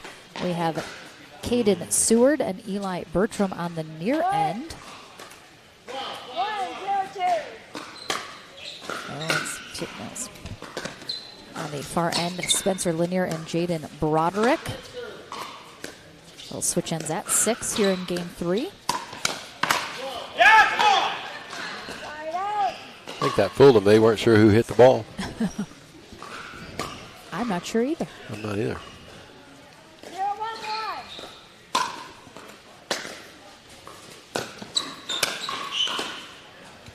Second serve. Got those a little high. 0-1-2.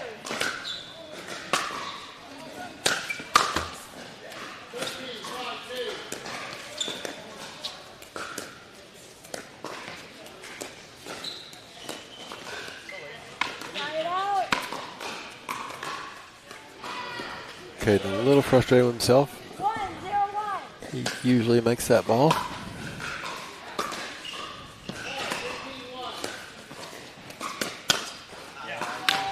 And again, Spencer ready for the speed up. They want to speed it up, but the big guys are ready again.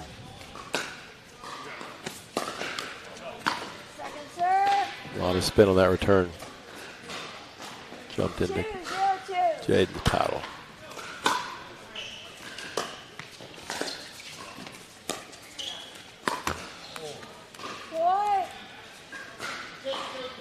I've gotten a little impatient over here.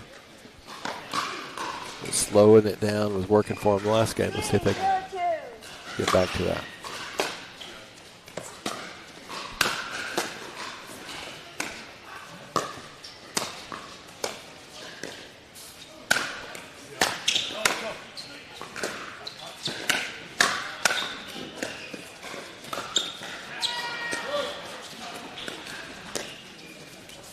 What a point.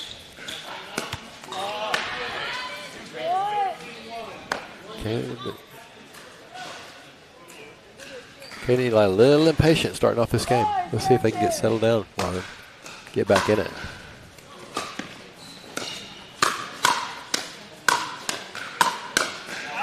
Ooh, goodness. Yep, that's good. Let go. Again, you mentioned, Broderick and Lanier reading a little bit, especially that Seward is wanting to speed it up, and they're countering very well. A lot of players have things that they like to go to. It's maybe their favorite shot. It's what they're looking for. But they can't rely just on that because then it's too predictable. It is, and that's what's happening here. You have to mix it up a little. Exactly. And then he's trying to get too much and hitting them in the net. So they're in a little bit of a hole right here.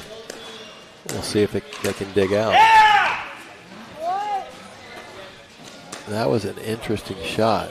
He wasn't down the middle hard as he thought. It got just jammed into his body softer, and sometimes that changeup can make all the difference.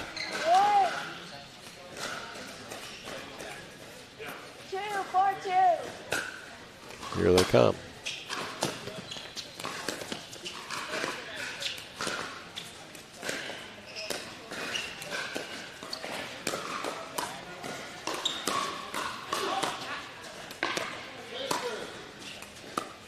Let's go.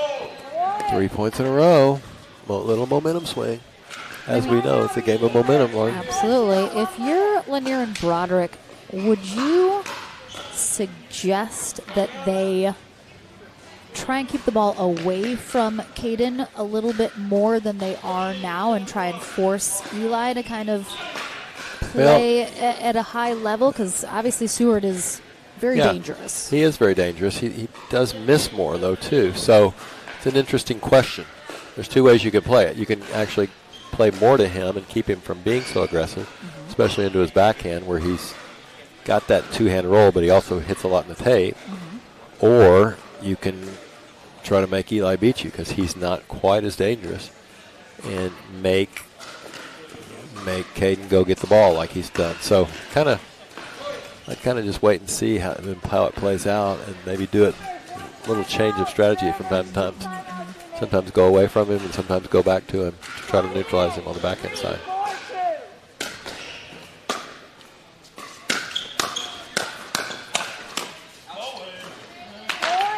Good eye there.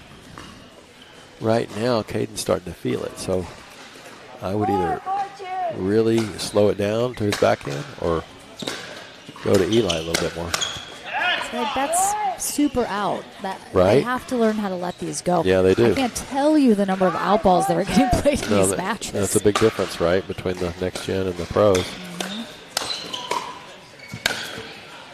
Great angle. Put away. And a lot of times on the pro level, you mentioned, sometimes the ball's coming right at your body. You're getting forced to hit it. Sometimes at the pro level, you'll see a pro, they start to move before the ball is even hit because they know that that's what their opponent's looking to do. And if they just get out of the way, it's going to sail low. Yeah. So they're just moving out of the way. Yeah, and that's what these guys haven't quite learned that yet. Yep. They're, one step ahead at the pro level.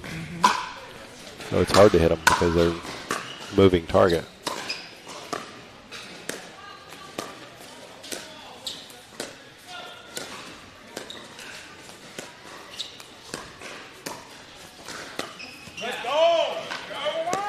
Broderick's had a couple errors into the net Yep. on that backhand side when he goes to go straight up. I'd like to see him maybe stay at the cross court a little bit more. He's struggling a little trying to change it up. Oof, again. Yeah.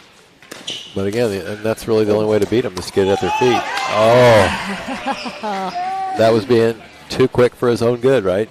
He tried the scorpion pancake, but it was going to go out. And Eli hit it. Nice little Makes up spin for it. serve. Makes up for it with the free point. Right? And they get to 6 First after being down a little bit here in this Nice third game. comeback, So wasn't it? Nice very little good comeback. adjustment and getting right back into it. So Yeah. Caden Seward, Eli Bertram head to the far end to conclude this winter bracket final, while Jaden Broderick and Spencer Lanier will finish on the near end. We'll see if perhaps that makes any difference at all, or if sort of more of the same that we're seeing here in this match. Definitely either teams to take.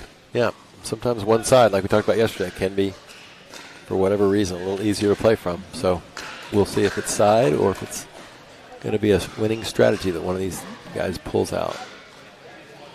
But right now, Caden and Eli have all the momentum.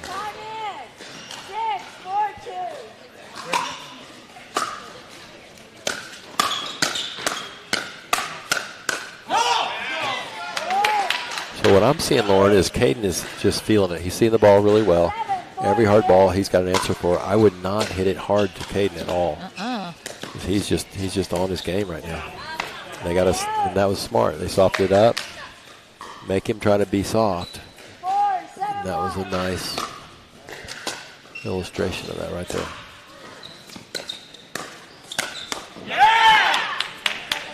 Caden Seward is also mean mugging. He is like nobody's business right now. He Like really the is. stare downs and Little- the like little intimidation. The stank Trying for- face he's giving everybody. Right? It's like, all right. Getting after these big boys. Oof. And he's getting the rolls. He's just, I mean, whatever it is, he's got the mojo right now. So you got to go away from it.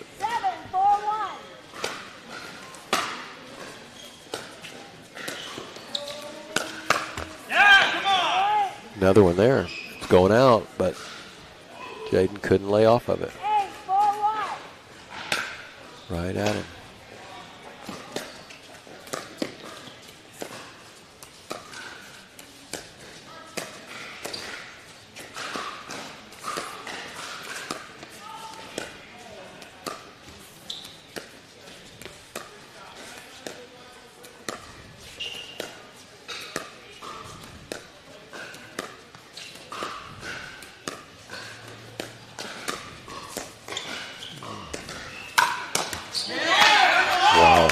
I liked what Broderick was doing. That was a good strategy. Yeah. He was really trying to go middle and then wide, and Lanier just left that last one up too high. He did. Ooh. All right. Nice ball there. 9-4-2. We need a side out. Desperately. Probably another one going out. Very much so. Right? Hard to let him go, though. We talked about it. That's it. Aggressive service winner gives them the winner's bracket final. Wow. All right, so What a it turnaround. is Seward and Bertram heading to our gold medal match. I believe we are still waiting on a final backdraw match to determine who Lanier and Broderick are going to face in the bronze, but we'll have that soon. Don't go anywhere. We head on court and then into our medal rounds to conclude our day right after this.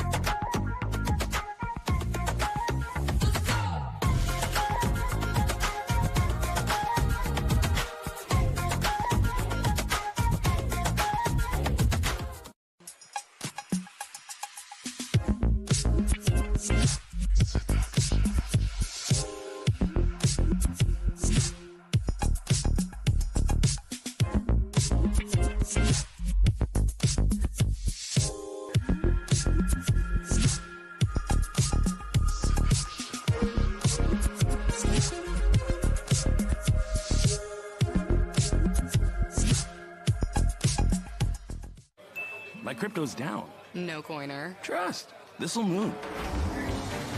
Dude, they're fragging C. Rose, hit me. I got my ult. That's 472 horsepower and 395 pound-feet of torque. Well, what's up with this team sheet? Inverted fullback and a false nine? The limited slip diff lets you hammer the throttle. You don't get it till you go all in. Poggers. Stick it in the onion bag! The Lexus IS, all in on the sports sedan.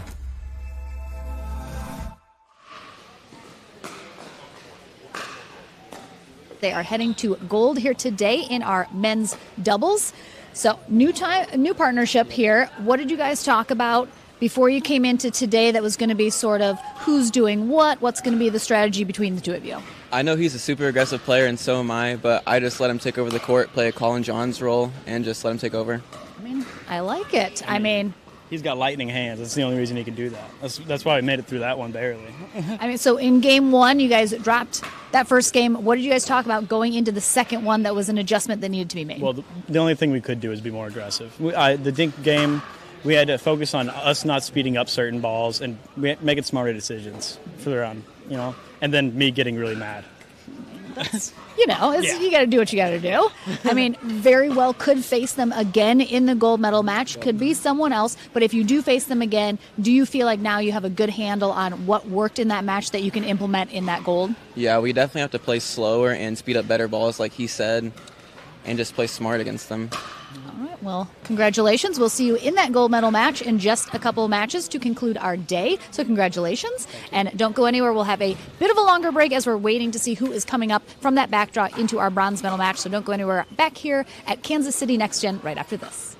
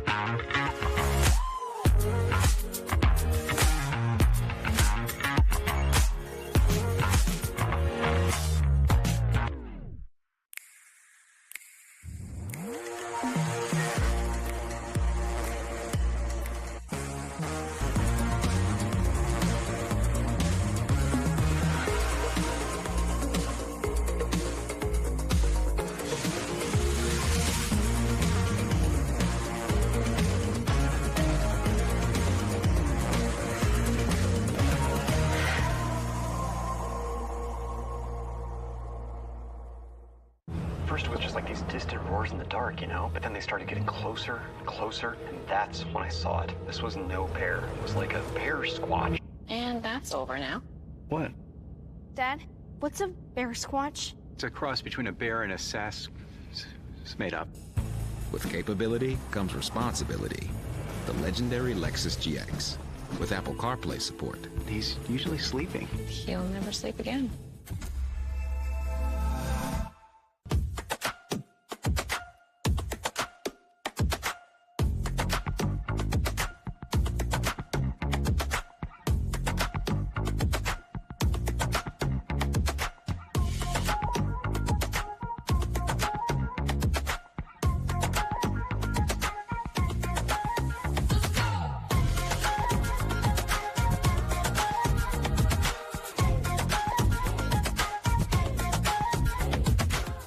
This may sound strange, but you've been here before. You were here when this wrench was turned, and when this line was drawn. Oh, and when this stitch was sewn. Because you inspired the Lexus ES to be, well, more you. So thank you. We hope you like your work.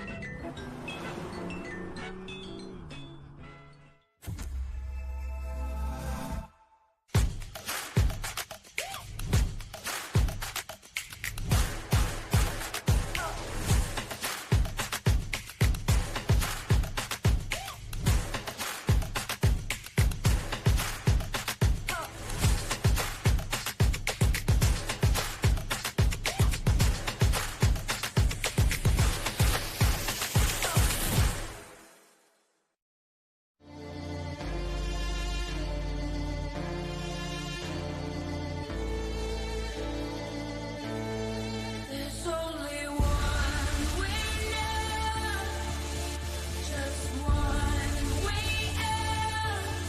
With every single breath comes crashing down. There's only one. Our priorities?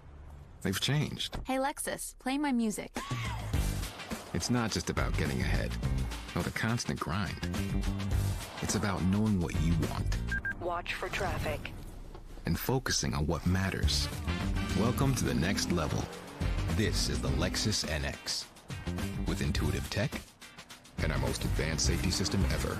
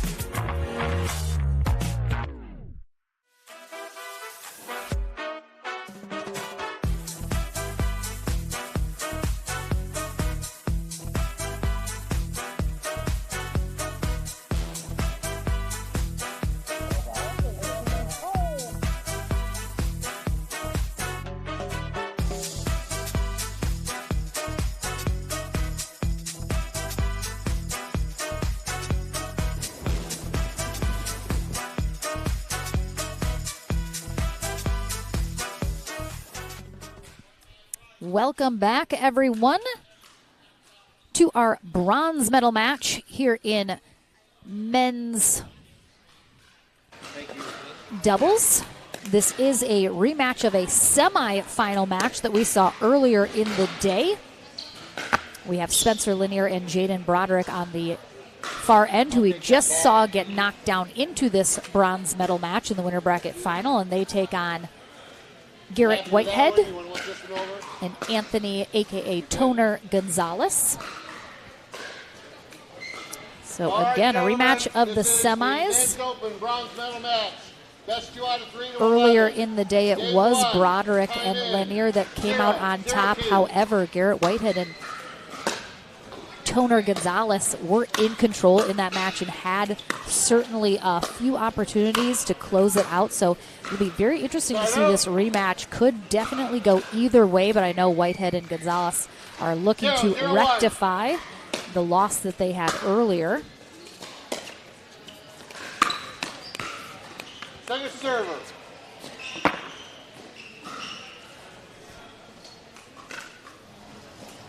Zero, 0-2. Point. 1-0-2.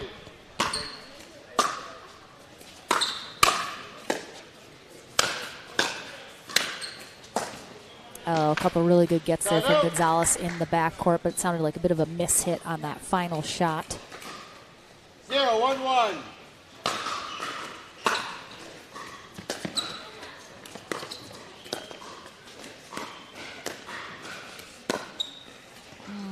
Heat check there from Garrett Whitehead. I mean, he knows he has no chance of that staying in, so he's trying to get a piece of Jaden Broderick on that shot. Did not get it.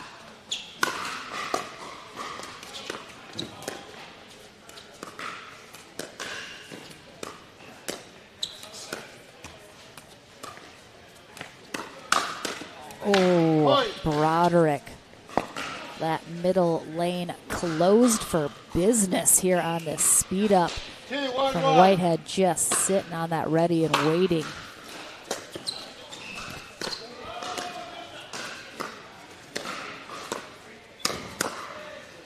Point.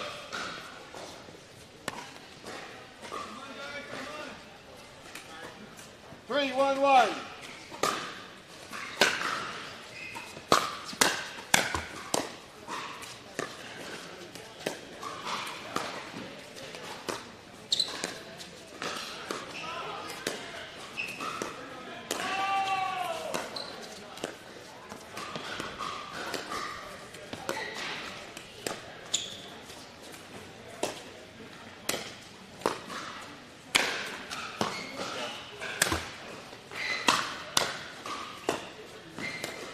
Oh, great get. Oh, great get again. Oh, wow. Really good rally on both ends. I mean, Huge pickup there from Whitehead, but just not a whole lot he can do after that, being pulled so far wide.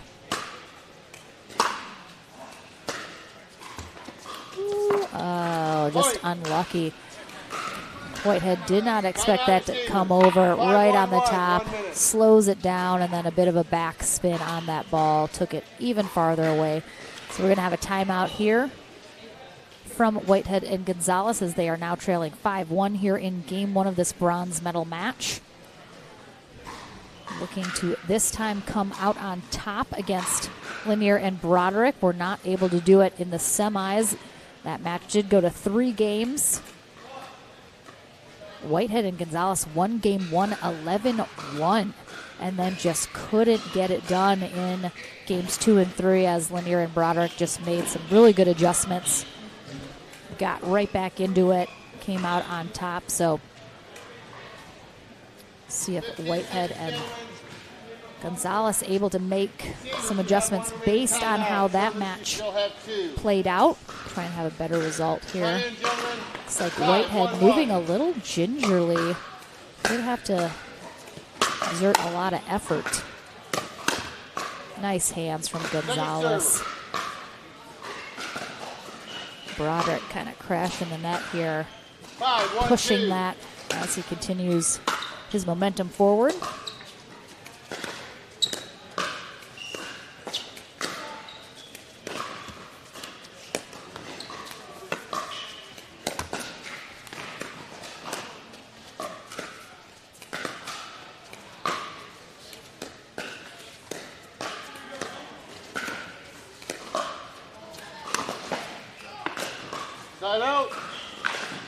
I mean, good job by Whitehead and Gonzalez, just side to side. And then pulling that body shot there.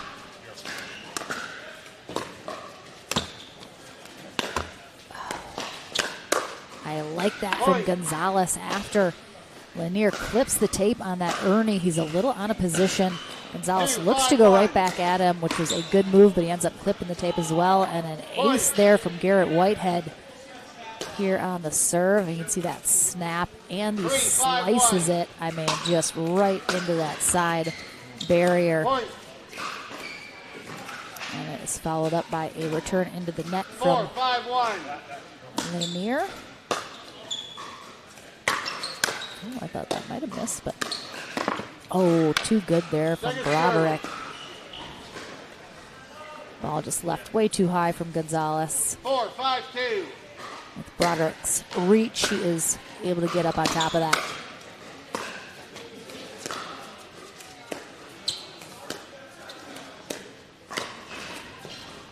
Start out. Again, I harped to the high heavens in the semifinal match that I wanted to see Gonzalez and Whitehead dink to the middle instead of continually going back and forth cross court to those sidelines.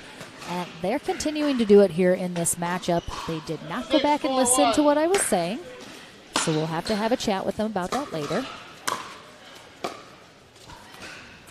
Second server. 6-4-2.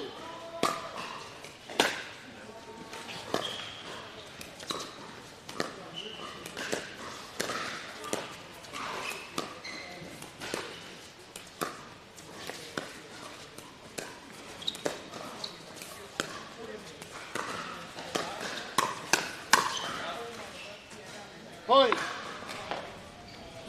The opportunities have been there. There's just some execution issues happening right now. Just a little too flat on some of these shots.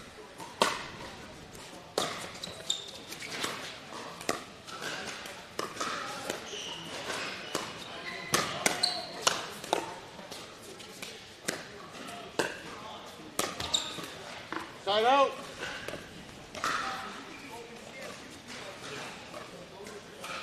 Four, 7-1.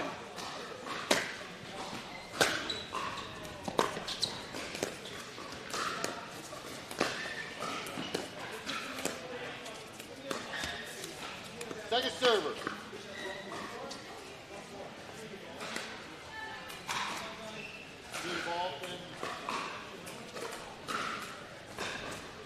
24-17.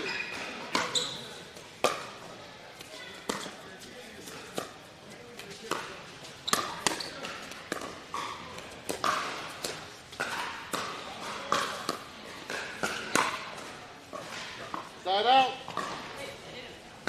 Did hit you? Sorry. Point. 5-17. Catching a piece of Broderick again there. Point. Wow. And really, really nice return. But a 6-17. equally impressive third shot drop from Whitehead, who follows it up with a serve into the net.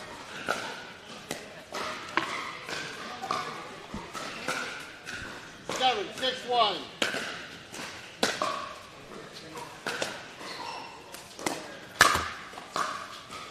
Point. Net cords aplenty this weekend. 8-6-1.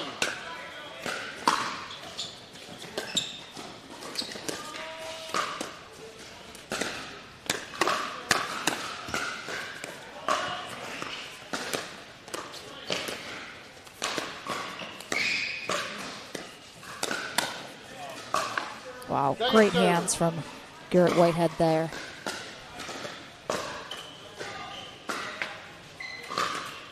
And we get that forehand up in a good position.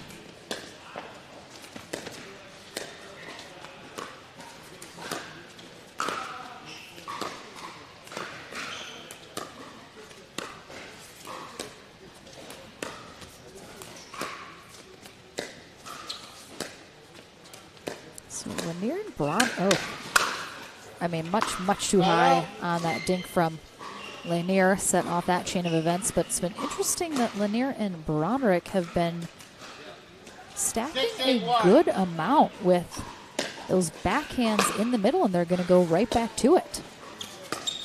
It's an interesting change up here. Second server. Great spot from Broderick, forcing Whitehead to volley that shot because you know he's not going to be able to let it bounce and get a paddle on it. Forces that error. 6-8-2.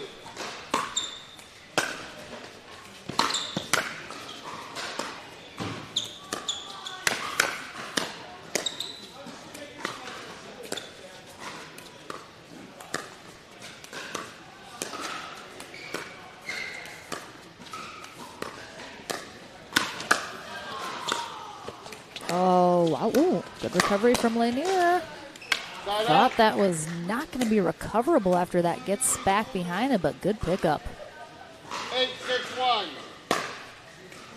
Gonzalez just a little too jumpy over there on that speed up. Needed to just stay planted, counter that shot. 8-6-2.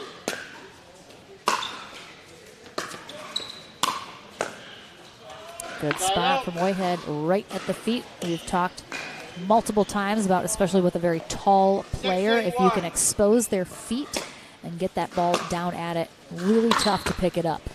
Second server.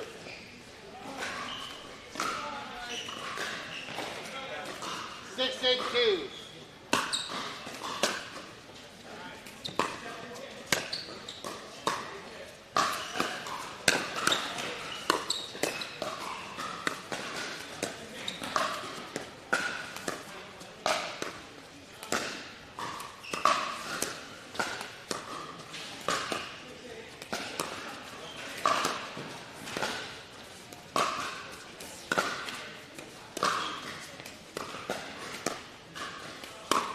Oh my goodness.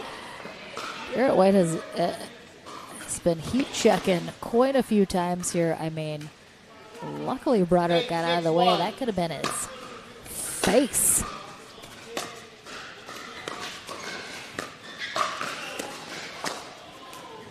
Oh my.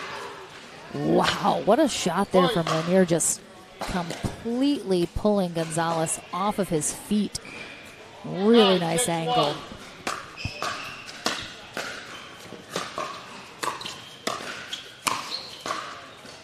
Beautiful spot there from Whitehead. Split in the middle as both Lanier and Broderick Middle of that transition zone, that is just, you don't want to hang out there for very long, that is for sure.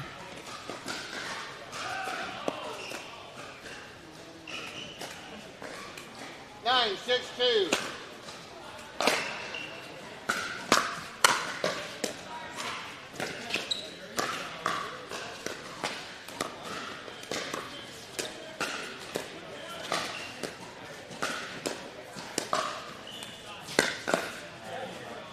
Side out. Looked possibly a little wide on this dink from Lanier, but I mean, nice ATP. Nice lunge there from Gonzalez, getting himself all the way out there, creating that angle. 6-9-1.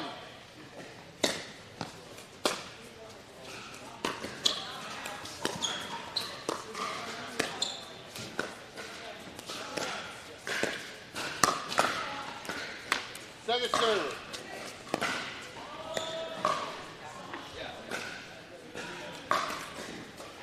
Six, 9-2.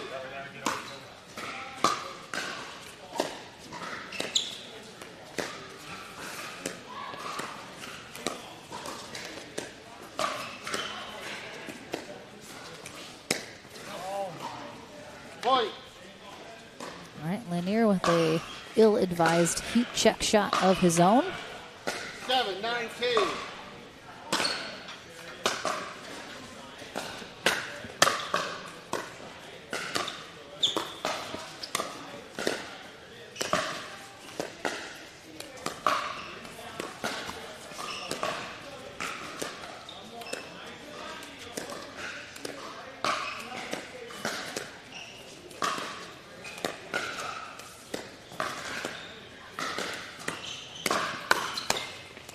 Good coverage.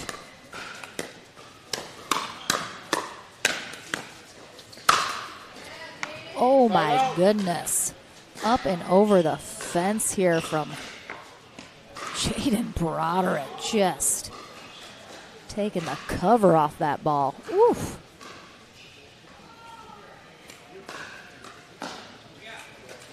Nine, 7-1.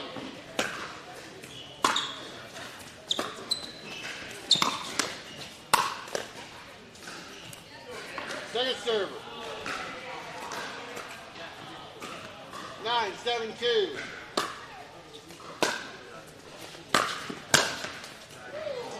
Side out. Unbelievable job being aggressive. I mean, getting up there 7-9-1. and just big volley.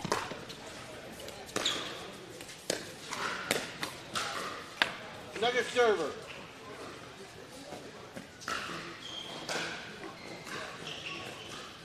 Seven, 9-2.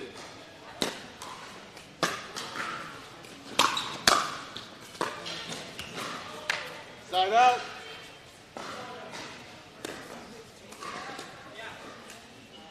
Nine, 7-1.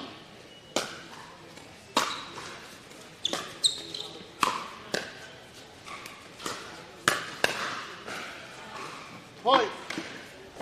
Good pull there from Broderick into the upper body of Gonzalez, forcing that error, and we're going to have a timeout here from Whitehead and Gonzalez as they're facing down their first game point here in game one of this bronze medal match. And next door, we have the man himself, Ken Herman, doing some on-court training and coaching with Ivy Cheddar as well as Ava Kalist. Love that. Part of Next Gen that is so cool is Ken, in addition to the senior pro mentor, just spend so much time coaching, mentoring our young players as they are developing their skills, developing their strategy. Just a ton of time is poured into these young players, and I know they feel it and enjoy these tournaments immensely. Second server. 10-7-2.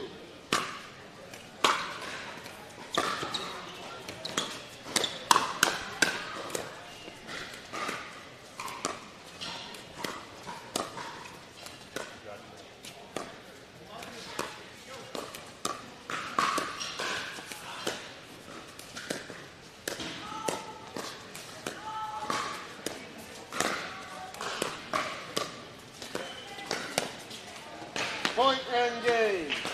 Again, Whitehead and Gonzalez struggling a little bit here in this first game, just leaving some dinks up too high. And when you have two extremely tall players, that just can spell trouble. So game one, not too big of a deficit for Whitehead and Gonzalez, but they're going to have to make some adjustments in two. Let's see if they can get it done right after this.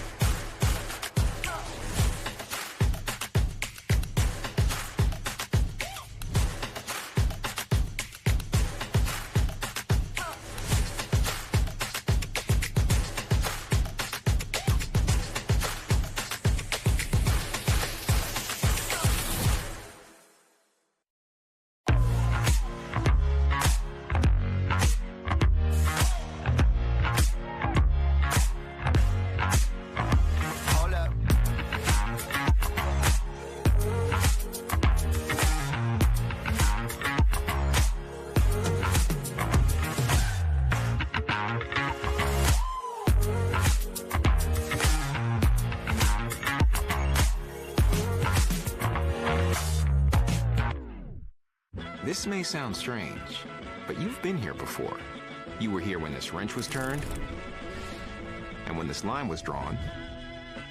Oh, and when this stitch was sewn. Because you inspired the Lexus ES to be, well, more you. So thank you. We hope you like your work.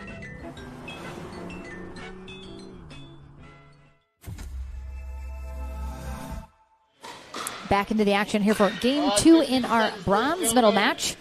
Only one final match remains today, which will be our men's gold. Immediately following the conclusion of this matchup, on the far end, we have Garrett Whitehead in the blue, Toner Gonzalez in the black, and on the near end, they face Spencer Lanier in the blue and Jaden Broderick in the white, who already have one game in the bag here. This is a rematch of the semifinals earlier.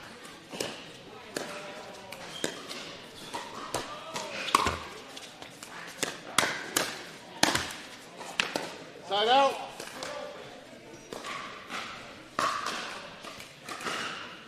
Zero, 1.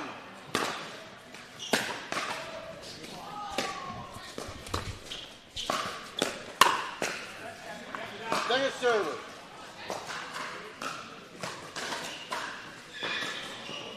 Zero, 2.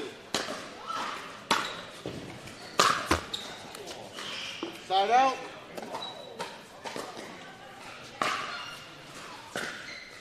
Zero, 1.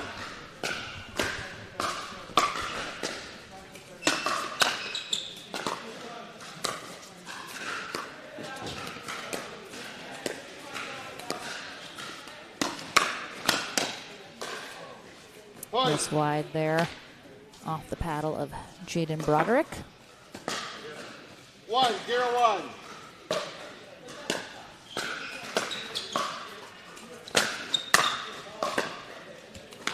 Second server.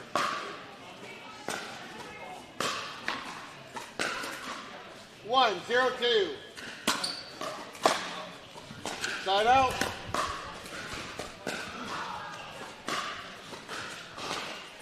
Zero, 1-1.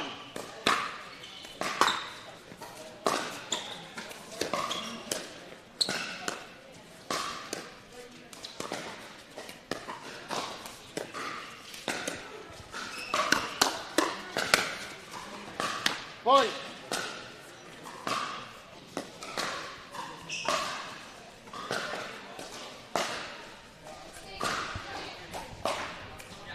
One.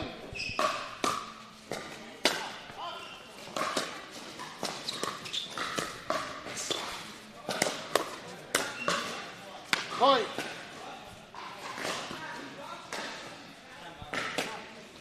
Timeout. Timeout receivers. 2-1-1. 1 minute. Interesting timeout here by Whitehead and Gonzalez. They're only down 2-1 here in this second game. Interesting timeout. I wonder if they're just feeling the momentum kind of pulling away from them. They want to stop it as quickly as possible or attempt to. All right, 15 seconds, please, gentlemen. Receivers. Always interested when a timeout comes this quickly in a game because now they only have one left for the entirety of this second game.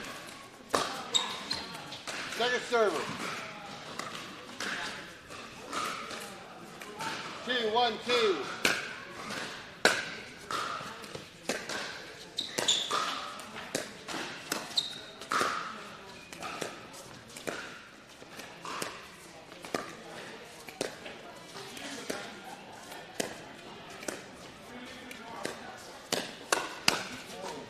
Side out. Good cover there from Whitehead, but again, I mean, there's certainly a chance, a likely chance that that shot from Lanier is going long.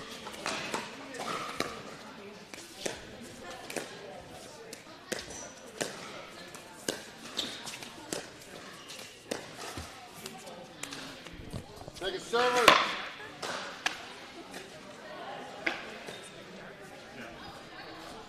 One, two.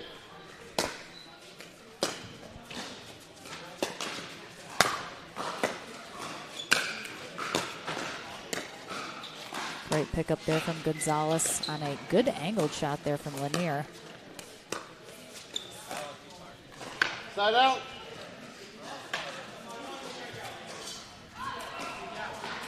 Two, 1-1.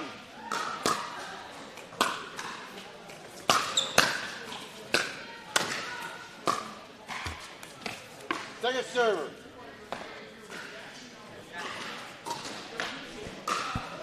Two, 1-2.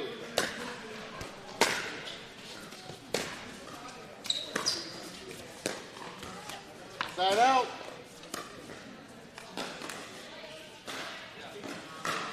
One, 2-1.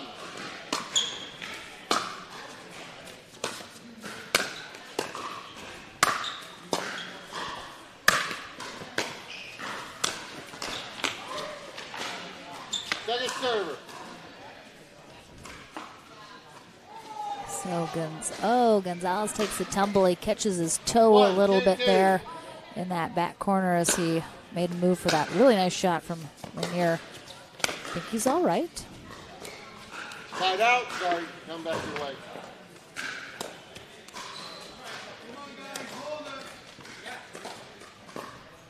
Two, 1-1. How is the score still 2-1-1? So much pickleball has been played, it seems like.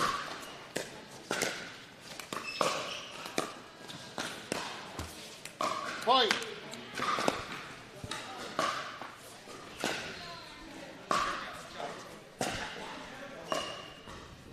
Three, 1-1.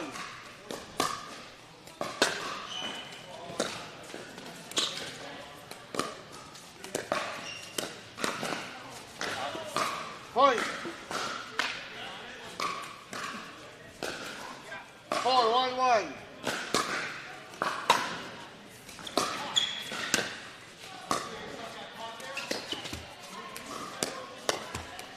Point.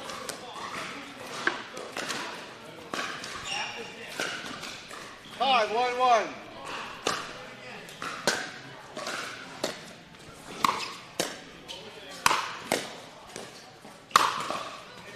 Big put away there from Whitehead.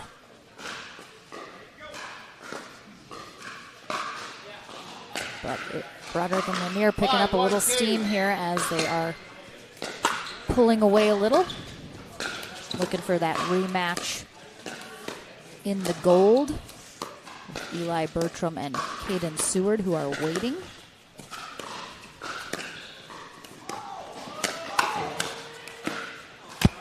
Point. Lanier playing an out ball in the middle here from Whitehead, but No.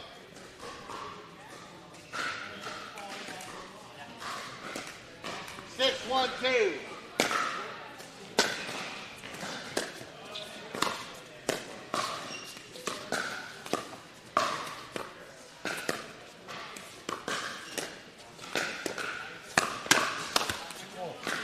Side out.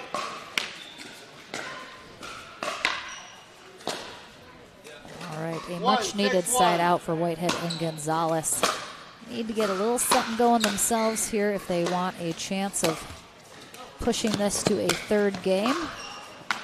Good effort from Gonzalez picking this up here, but I mean, not a whole lot anyone's going to be able to do about that. 1, 6, 2.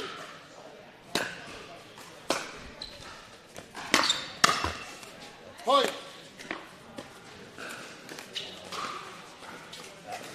2, 6, 2.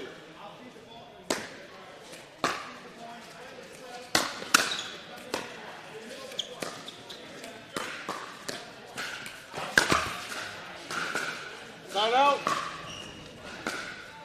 Gonzalez with the attempted ATP here. 6, 2, 1.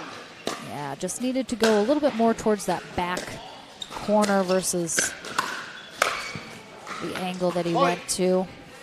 It's a little tough just kind of watching, especially Whitehead's body language. Definitely frustrated. Looks a little defeated here on some of these shots, some of these errors.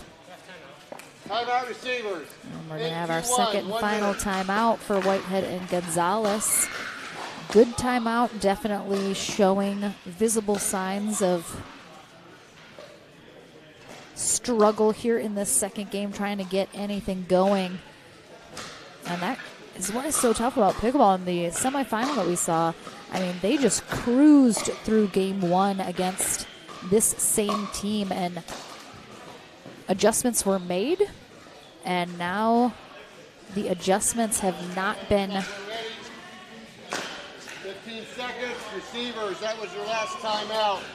happening on the side of Whitehead and Gonzalez. They just have not made the adjustments that have gotten them back in here. They have not been able to find an answer to Broderick and Lanier after they mixed up some things. Ball, ball, ball, ball.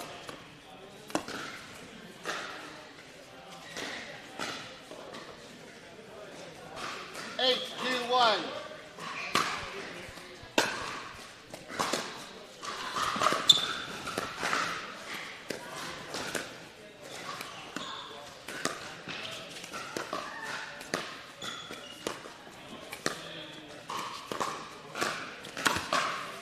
Point. I mean, that is the right ball to attack there from Whitehead. Had the opportunity, definitely was left up high. He just did not execute the way he needed to. Oh. Foot fault. Pushed off with the left, right foot. Just cannot catch a break here. That's so tough. 10, 2, 1. Whitehead with the push off foot fault there. Yeah, it's just so tough. Any tiny bit of momentum that they have been trying to build just has been stopped very quickly. And we're going to have a match point here 10, 2, 2. for Broderick and Lanier.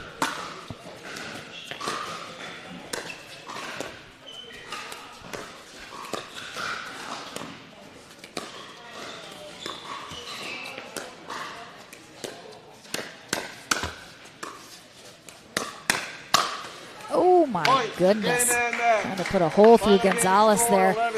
So it is Garrett Whitehead and Toner Gonzalez taking our bronze place finish here today in men's doubles. And Spencer Lanier and Jaden Broderick will have a rematch in the gold with Caden Seward and Eli Bertram. We'll see if they have any different outcome. We'll be back into the action in just a few moments here for our final match of the day. Kansas City Next Gen APP right after this.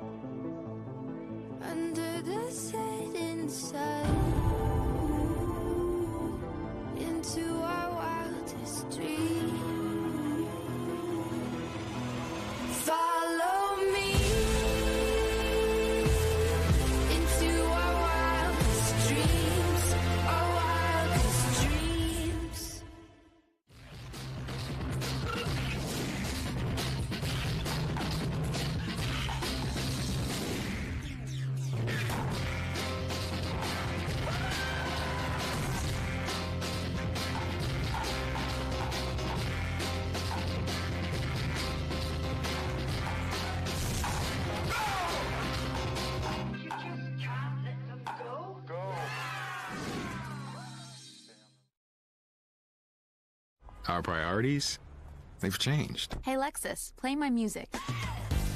It's not just about getting ahead or the constant grind.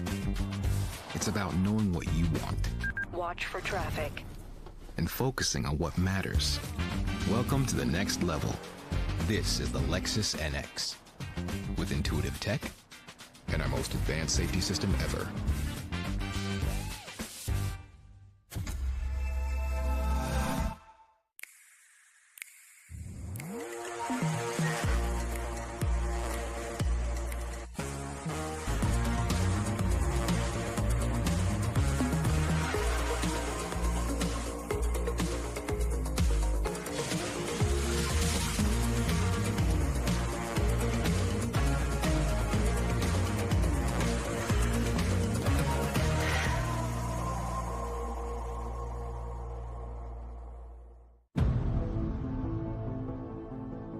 No time to waste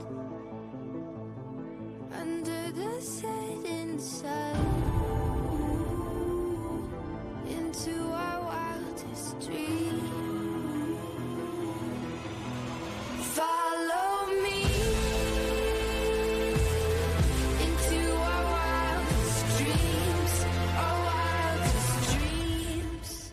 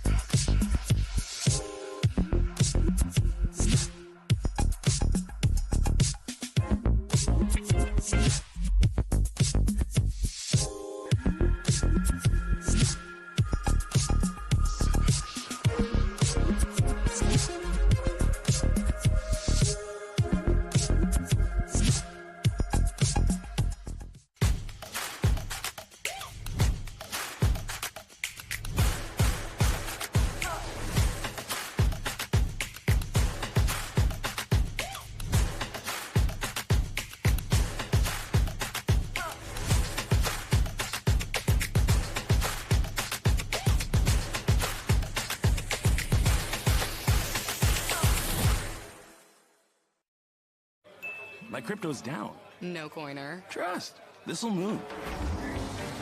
Do their fragging C. Rez, hit me. I got my ult. That's 472 horsepower and 395 pound-feet of torque. What's up with this team sheet? Inverted fullback and a false nine? The limited slip diff lets you hammer the throttle. You don't get it, so you go all in. Poggers. Stick it in the onion bag. The Lexus IS, all in on the sports sedan.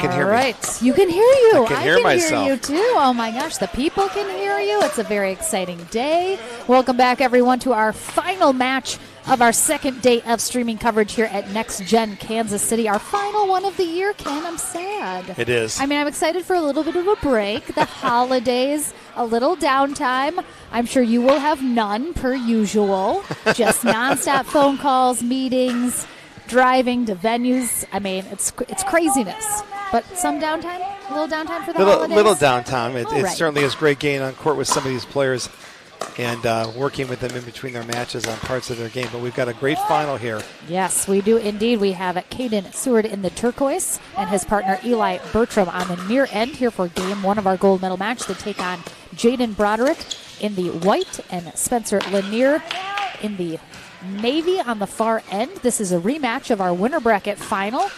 Caden Seward and Eli Bertram won that in 3.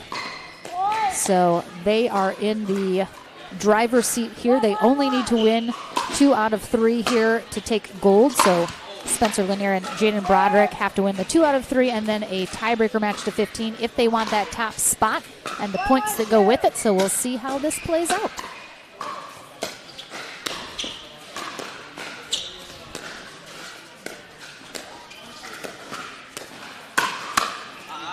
We've had a good day of play today, Lauren. A lot of close matches, very Absolutely. competitive, a lot of long matches that these guys have played. That's from a development standpoint, this is the best thing for them. Time on court and being in different situations where they've got to make adjustments.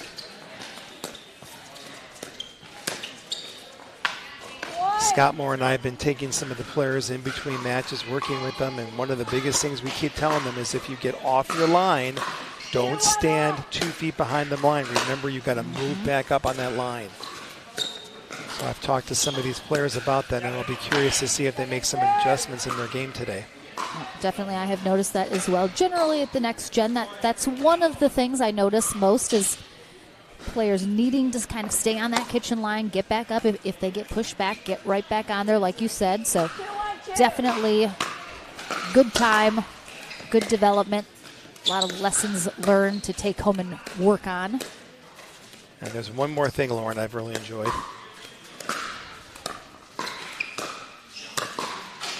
I enjoy how these 4 players always take a look at the big monitor off to the court. That is one of your favorite parts of Next Gen. We're 10 seconds behind, so they always want to see themselves on the big screen when they get done with their points. Every Chicken and Pickle that we're at, we put the live stream is around the venue on their monitors, and there's a giant one right sort of to the left of us. So you can watch the players after rallies end. They'll look up. You can see. You're like, what are they looking at? They're looking at themselves. They're looking at themselves. One of our Next Gens, monitor. Gabriel Tardio, we called him out on that quite a bit. He does it. They all love to see it. All right, back to action here. Definitely going to look to see Eli Bertram and Caden Seward be very aggressive. They want to come out of here. They don't want to get into long dink rallies. They want to be aggressive. They want to sort of force the pace of play. Caden's very technically sound off the ground. You saw the point before, how clean he is off of both his forehand and backhand. Eli's falling off that ball a little bit. He's got to take that ball a little bit more out in front of him. That ball's getting too close to his body on that drop.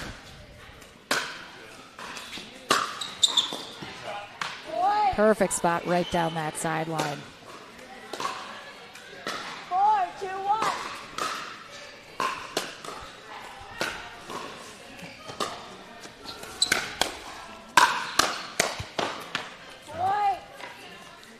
Initially, Eli and Spencer are a little too far back. We got a couple of big boys over there. They get a hold of that line with their height and their size. That's going to be tough to get around them.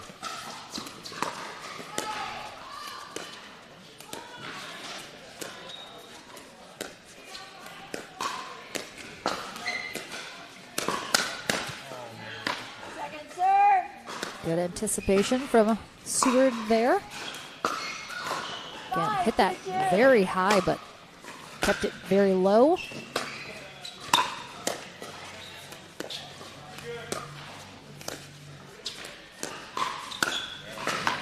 Yesterday, Spencer lost the gold medal match, lost the final. I visited with him a little bit afterwards, and we talked about how he played. He felt that there were balls that he could be more aggressive on, more assertive on. And I said, yes, that's definitely something with his size and his height that he needs to take some chances. But again, here you are playing in the final of a match. People sometimes are maybe a little bit more cautious. So I encouraged him today to step up and go for more of those shots and to continue to have a presence on that court. Oh, this wide. That is something Scott Moore and I discussed during the winter bracket final, that exact same thing. And he mentioned, which I thought was an excellent point, was it's really good that Spencer, however, has developed the defense part of his game, because then the offense can come. Correct. If you're a player that has too much offense and not enough defense, that can be tough to develop the defensive side of your game. So he said he started in a good place. So then he can work on developing that offense, going for a little bit more, like you said, and agree completely. Well, let's hope that Wes Gabrielson and Eric Lang in that Pacific Northwest region can we'll give them a call. Continue to develop this young man.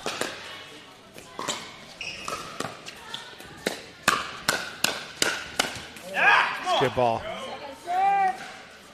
I love how Caden always is stepping up and taking it to the, he's not going to back down.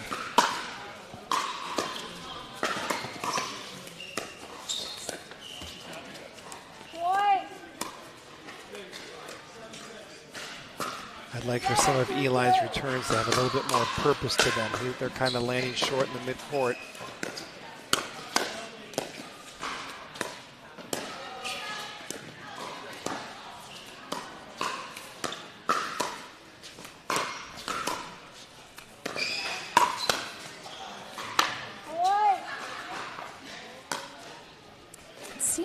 Good ball for Eli to attack. He just came underneath it and pulled it up. Yeah, I don't think he got his paddle back up after he hit that shot beforehand.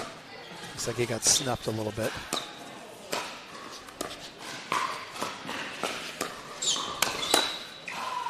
Nice job by Seward being aggressive there in the middle.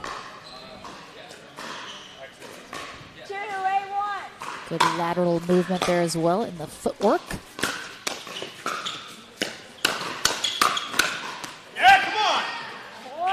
Awfully quick hands Caden has. Caden's played a lot of APP Tour stops this year. He's played with Cassandra Gerke. He's had some good results. He's making that transition from 5-0 to pro. Oh, what pickups. Yeah. Oh, yeah, he is fully. Oh, no. Oh, so tough. I mean, goodness gracious. He just engaged there, and that was so tough. You can sense that Caden knows he's got to step up a little bit more out here. Yep. And hone in a little bit on Eli.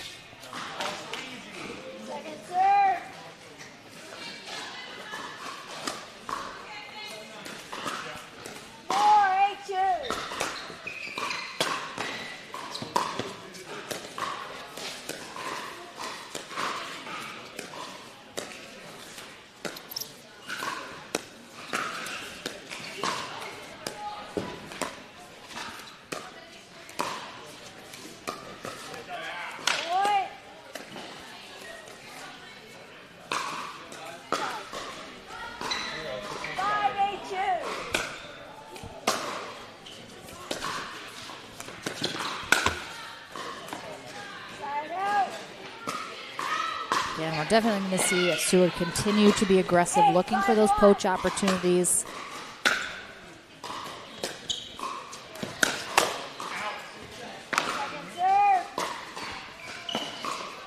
I mean, this shot from Seward probably going out, but Broderick plays it, swung through it a little too much, sent it long on his end instead.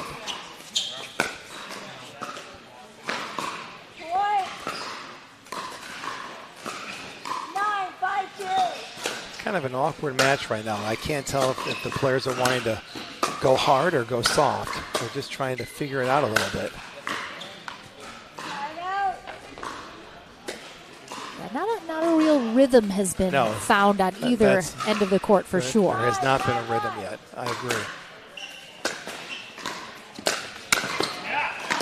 You're right. It's tough. It's tough to sort of suss out the strategy on either end when nothing really is following a particular pattern. Doesn't seem like they're trying to do anything. It's just trying to hit the ball. Yeah, a little bit. That's what I'm sensing as well, which is why I made that comment. Eli served a lot of spin on that ball.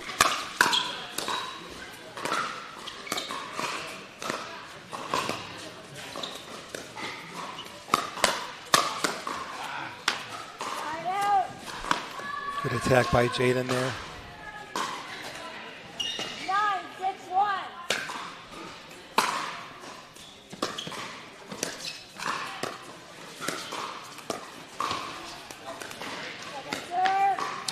Like right there. That's just a simple unforced error. Jaden shouldn't miss this. Jaden should not be missing that ball.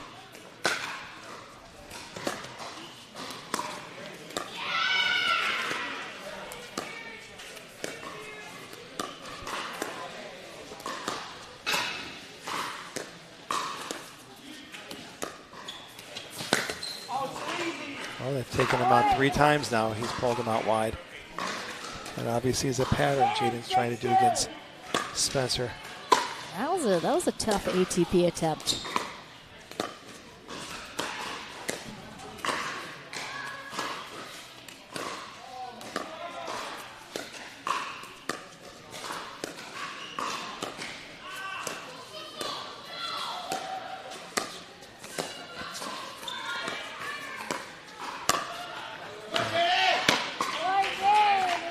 And that will be game 1 to Jaden Broderick and Spencer Lanier. That is how their previous matchup went. First game going to them, and then Seward and Bertram having to come back in the next 2. We'll see if they can do it again here in this gold medal match right after this.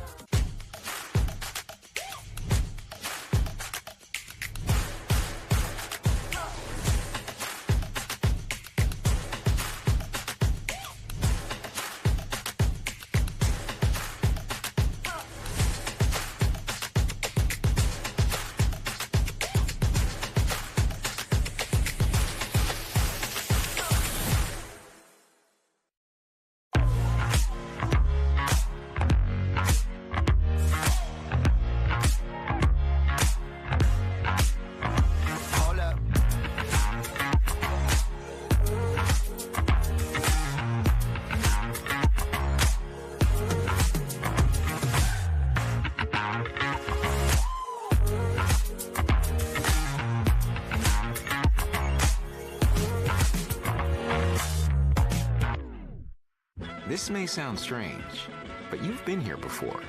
You were here when this wrench was turned, and when this line was drawn.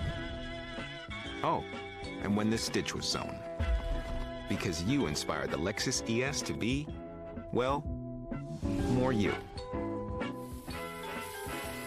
So thank you. We hope you like your work.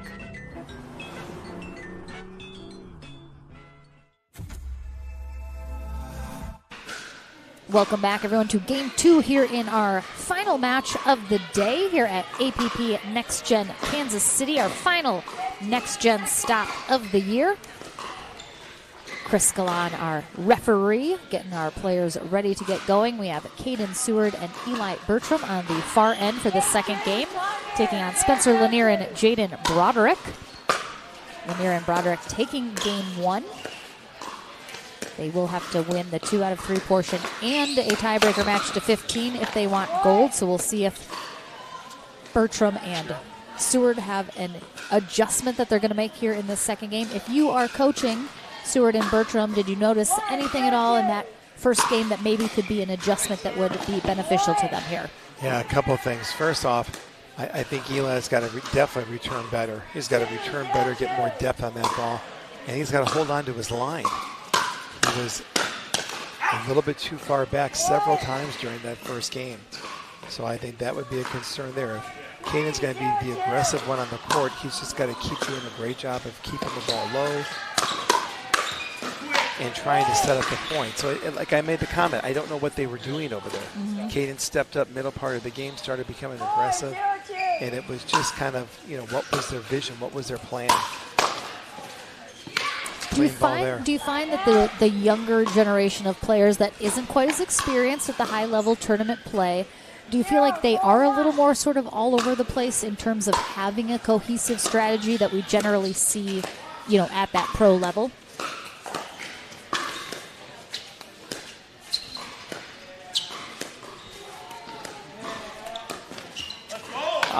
Maybe at the top of the pro level, but I just think these boys just didn't come in with a vision of what they felt they needed to do. They just came out here hitting the ball.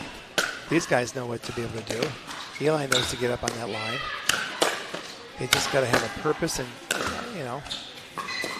stick to a plan. Some great defense there from Broderick in the backcourt, getting them back in here. Wow, and they come out on top of that rally.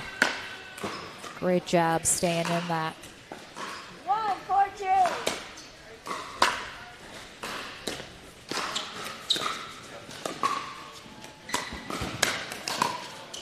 Oh, Seward was done playing, but Bertram kept some. Oh. Great point.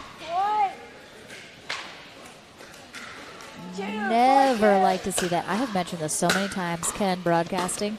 I don't ever want to see a player give up in the middle of a rally. You just never know what could happen.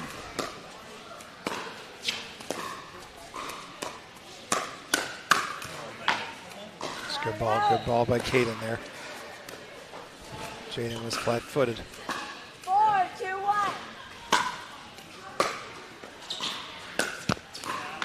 Second serve.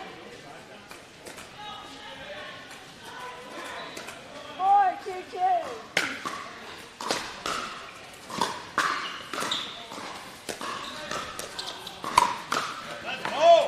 It's good ball for Eli. That's a positive point for him. 5-2-2.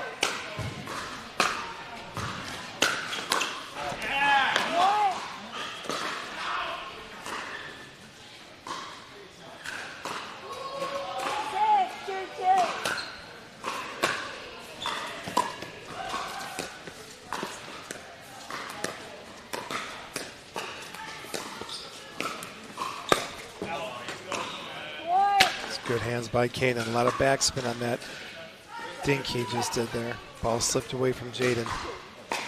7-2-2. Saw it in the bronze medal match, and we're seeing it now as well. Lanier and Broderick switching up their stack, putting the two backhands in the middle occasionally, just trying to give a different look, but it is all Bertram and Seward here in this second game. 9-2-2.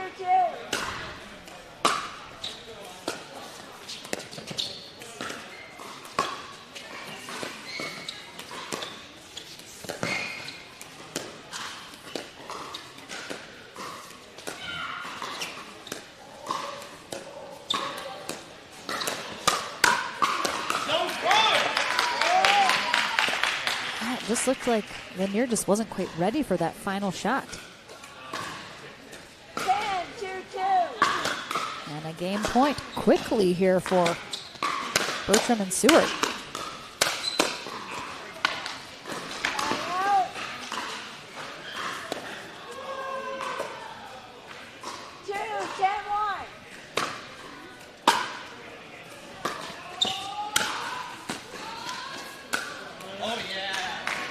What an angle there from Seward on that backhand, almost over the shoulder. That was very nice.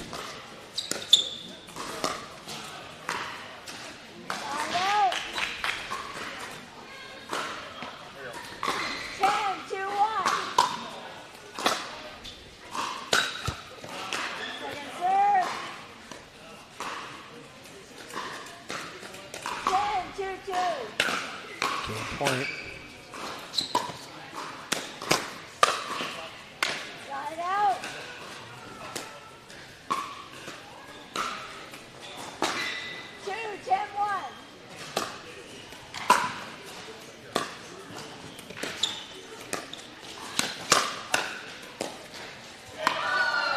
done.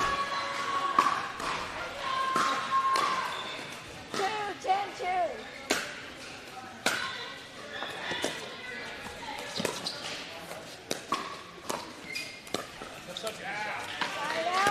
Trading side outs at this point now. 3 game points already attempted. Number 4 here. Oh my goodness. Bertram just ripped that ball in half. Good overhead. I always get nervous when Spencer goes up for that overhead. He really doesn't load with his left arm. Yeah, he doesn't get a ton of power on those. No, he needs to use his left arm so that when he... Oh my goodness, nice get there from Eli Bertram. He was in trouble there after that clips the net. Big lunge, and he gets the ATP. So game 3 indeed coming our way here in this gold medal match. We'll see if we have a tiebreaker or not right after this. I can...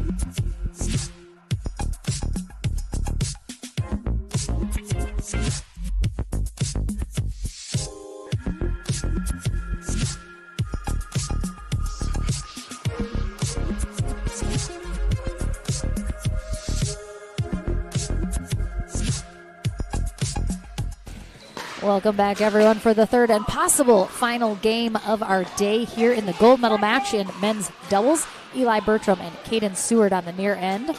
Spencer Lanier and Jaden Broderick on the far end. They'll switch ends at 6 in this third game. If Seward and Bertram win this third game, they will claim that gold medal as their own. But if Lanier and Broderick win this third game, we will have a tiebreaker to 15 to see who gets that top spot. And you were mentioning, Ken, before the break after that second game that Lanier a little light on those overheads. You were mentioning he doesn't use his left arm. Explain.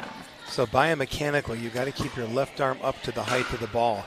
Not that you're trying to point to the ball, but you're trying to load your body by keeping that arm up there. It allows you, when the ball comes to you, you drop your left arm as you're bringing your right hand through the overhead to where you're going to get shoulder rotation, but more importantly, hip rotation on that overhead. So right now with Spencer not loading up with his left arm, he's basically just arming the ball, which A, is not going to get him any pace on the ball, but more importantly, B, he's going to injure himself because he's not using the whole part of his body to hit that ball as technically clean as he could. So that would be something that I would encourage him to work on with his team at home. And that will give him a lot more upper and lower body strength on that shot. A 6'6" man should not be having overheads come back. I agree. Those should be done. I agree. Those should be gone and put away. He's not 5'7" out here.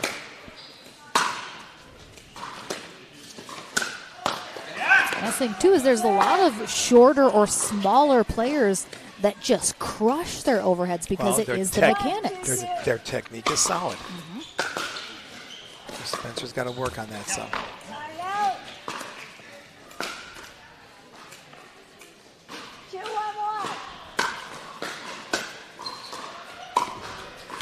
All right, so now I'm going to call that out on Eli. That's bad footwork. Eli hits the serve. He runs 3 feet behind the baseline and is falling off the ball while trying to do a third shot drop 3 feet behind the line. He's got to get his feet prepared and be ready to go. That's concentration.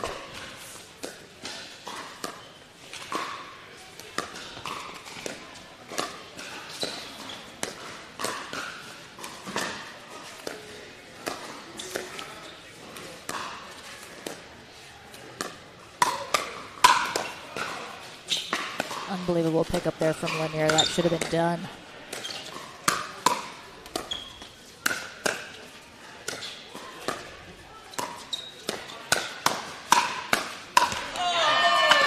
That's one of the best points out here. Wow, that rally was... Lanier, we could label the quiet giant. Absolutely.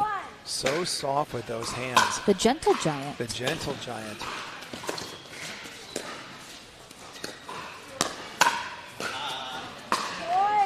Caden with a little head fake there. 2, 2, 1.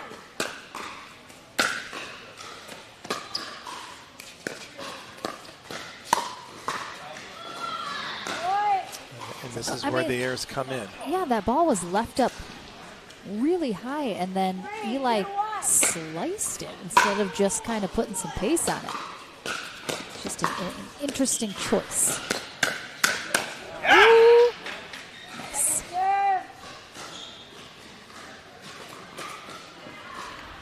2, 2.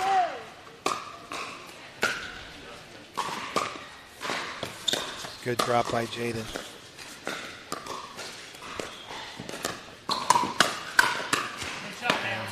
Eli definitely looks like he feels more comfortable attacking off that backhand side. 2, 3, 1. Does a great job reaching into his kitchen there. Ball was called out. Serve.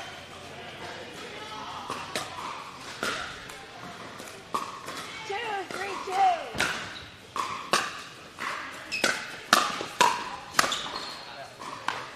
Clean ball. Well, now we've got some nice points out here.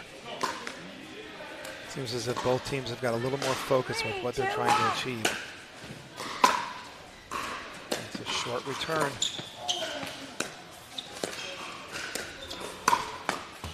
Oh.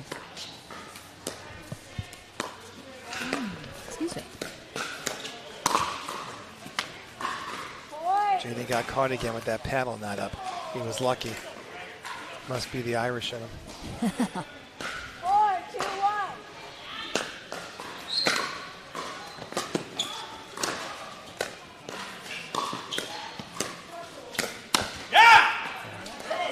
Caden's got a really terrific offensive backhand. Because Caden right now with his growing is probably about 5'8". He likes those lower balls. He can generate pace on that lower ball. Whereas Spencer at 6'12" has a harder time with generating pace on that. So low balls to Caden, that's in his strike zone. Again, Eli's falling off that ball. Oh, good effort. About all he could hope to do was just try and get a paddle on that. 2, 4, 2.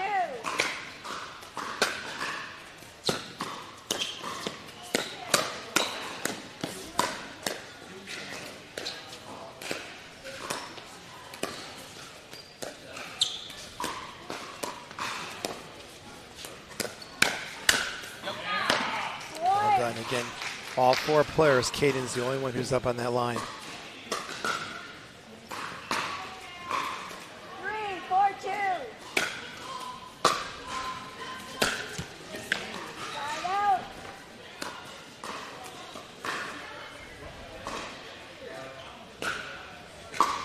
4, 3, 1.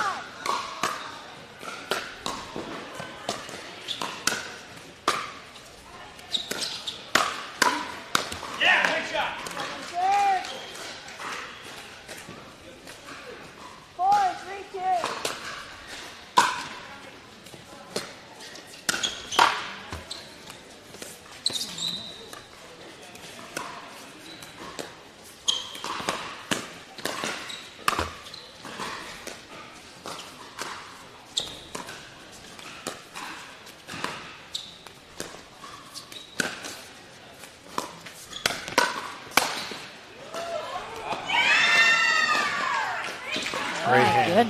Great hands.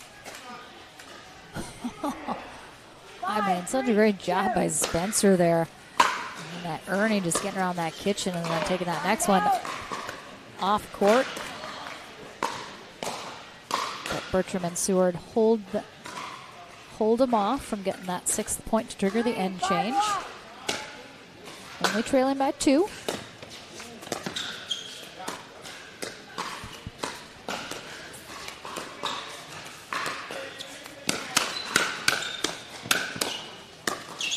What you got?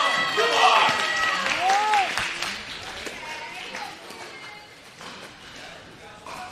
4-5-1. All right. I think he wants the title next gen. I mean, he wants something. I'm afraid to ask. He's screaming in my face.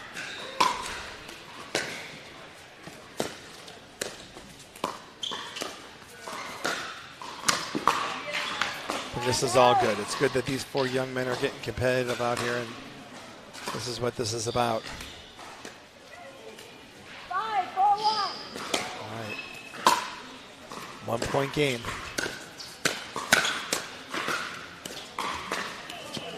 I do think, especially in this 3rd game, it really seems like Spencer has stepped up a little bit of that aggression that you mentioned, that he needs to kind of be a little more offensive, make some things happen. It looks like he is kind of ramping up that hand speed, doing some more stuff.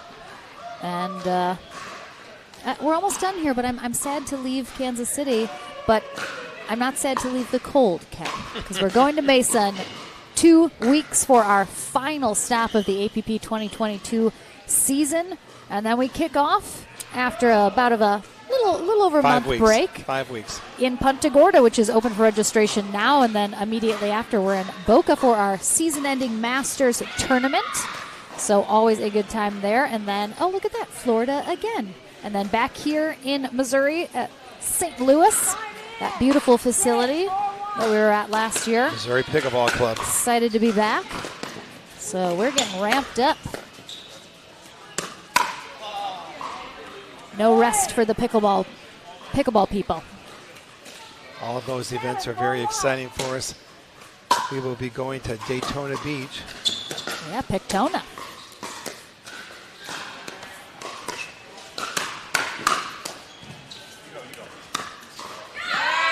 Going to Daytona Beach at Pictona, and they've just put in a 2nd stage development with a 1,300 stadium covered court. Wow. And APP will be bringing the first professional tournament to that venue. So we're real honored and excited to do that. If you remember this year at Mesa, we opened up Legacy Bellbank Park. We did. At their big event up there. So We've been christening a lot of venues with the APP Tour. We're I honored love that, it. that the venues are reaching out to us and welcoming the pros and you know, the amateurs and the senior pros to come on in.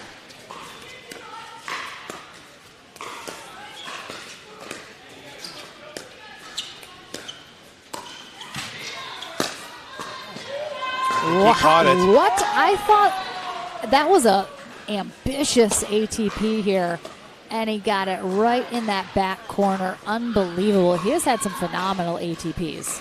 9-4-2. And they are 2 points away from forcing that tiebreaker to 15.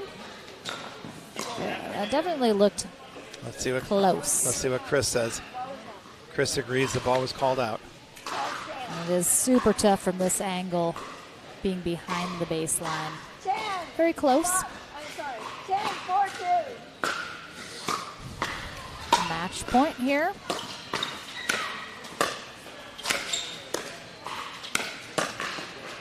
Great digs.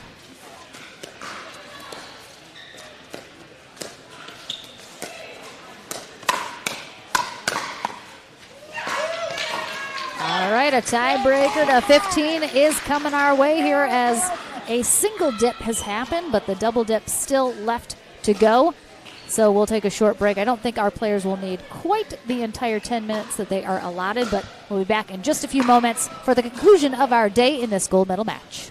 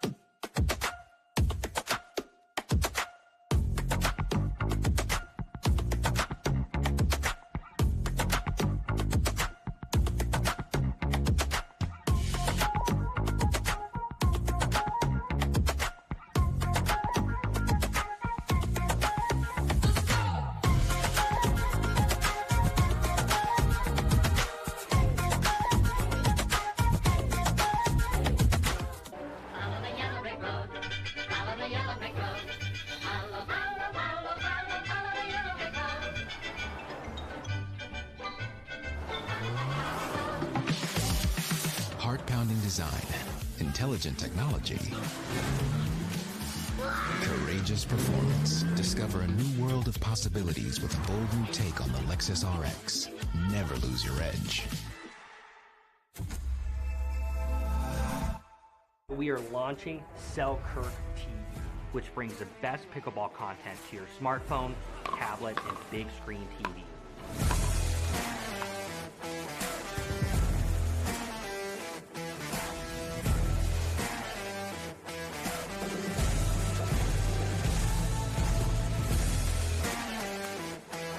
This is 24/7 Pickleball, proudly brought to you by Selkirk. Well, what we love about these young players is they never need a break. So they had up to 10 minutes if they wanted before kicking back off into this final portion of our gold medal match, which is a tiebreaker match to 15. They'll switch ends at 8, but it is Spencer Lanier and Jaden Broderick to start on the near end. Eli Bertram and Caden Seward on the far end, again switching at 8. And then this is just a final match to 15, and then somebody takes away gold and somebody takes silver. Quick hands here from Broderick and Lanier. Seems like they, Caden Seward almost hurt himself rolling his eyes that back in his head.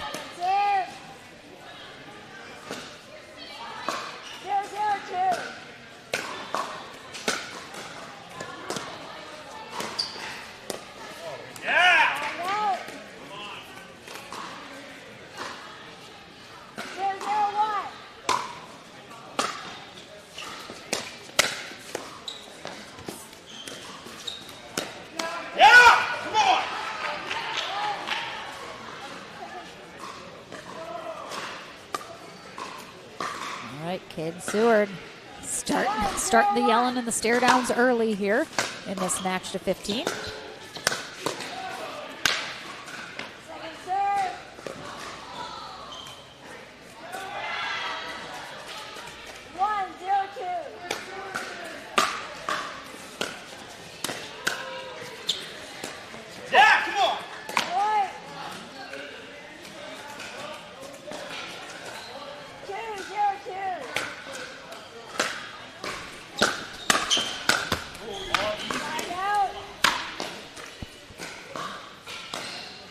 All right, Lauren, here we are, the double dip, tiebreaker.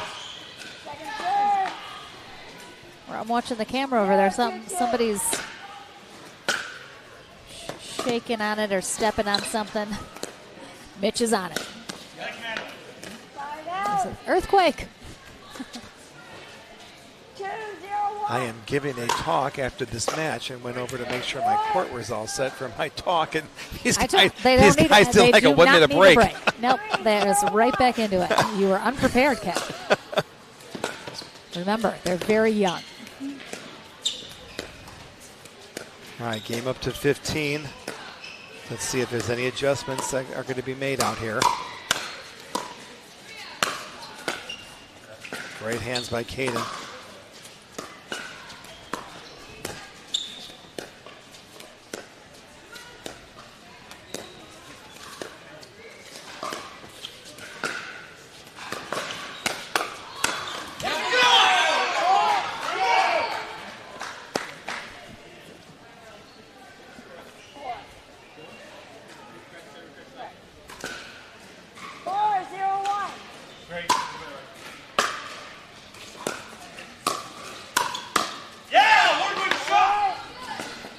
Wow, a lot of intensity out there, Lauren. Well, from one player. A lot of Everyone else intensity. seems fairly chill.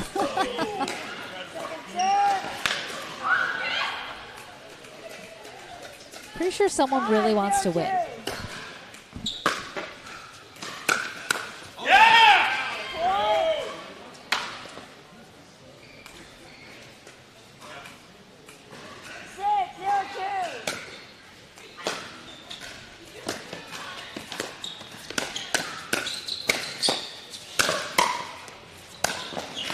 Wow, some unbelievable pickups there.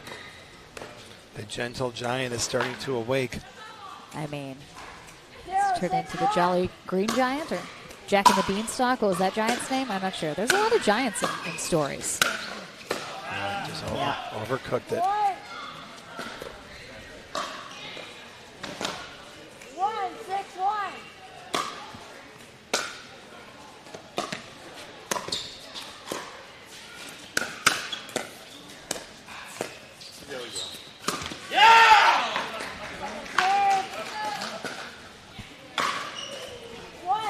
I mean, I am all for getting loud and aggressive on shots that go well for you, but when your opponent puts the ball into the net, I'm not sure that's necessarily the most appropriate time to be screaming anything. But that's for the public at large to judge, I guess.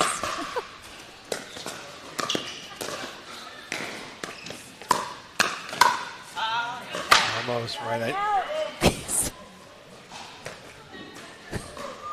Also, do not, in frustration, smack your partner's paddle in their hand.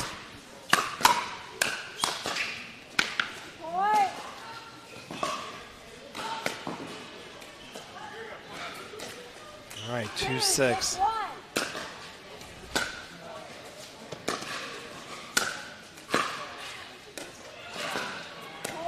I like the idea of the drop volley. Yeah, push both of those two young men back.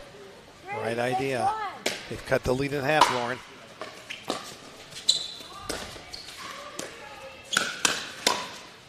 Again, great hands from Lanier anticipating these speed ups. This is another level. I haven't seen this from Broderick and Lanier yet today. I think they're really stepping it up here. 4-6-1. It's kind of tapping into a layer they haven't quite done yet. No way! I don't know if that was the right ball for Jane to speed up that time. When he watches this camera, he accidentally he lofted that ball too much. Maybe that ball was going to go out. It seemed like it probably was going to be either wide or long. I was a little surprised that Seward went for that. It was going to China either way, long or wide.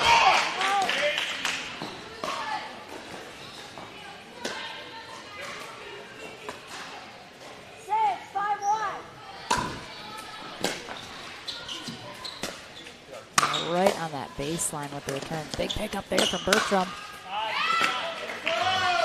One thing I will say about Caden on that two-hander, he holds it to the last second, and he flicks that left hand, not knowing as your opponent if he's going to go cross-court or down the line. Really disguises that shot well.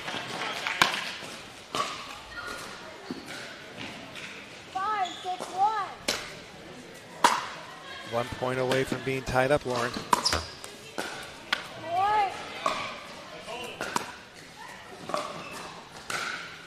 6-6-1.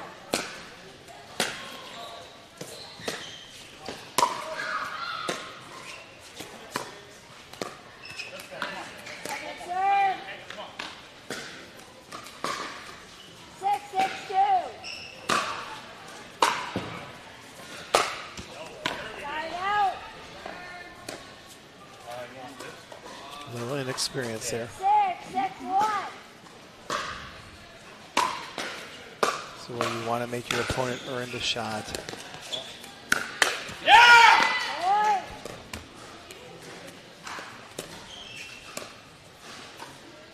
Caden, good wind up there. 6-1.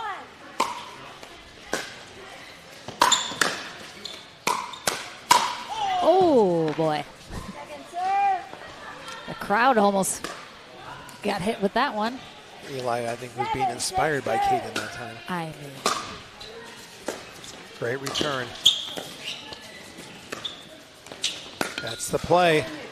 They keep pulling Caden out wide. Almost tempting him to go for that shot. I mean, it's such a smart move, too, because he is being very active. He's covering the middle well, so if you can pull him wide, he's generally going to be a little pulled off of his feet if you do that. Not going to get a great paddle on that ball. Plus, with Jaden being a lefty, he can slide that ball and really roll him off the court. Let's see if he does that pattern again. There it is.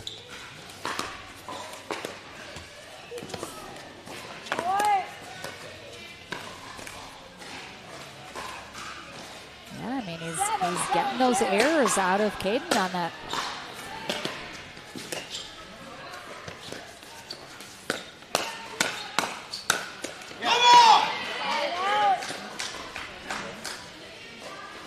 Tied up at 7. Both these teams looking to get that 8th point, trigger the end change.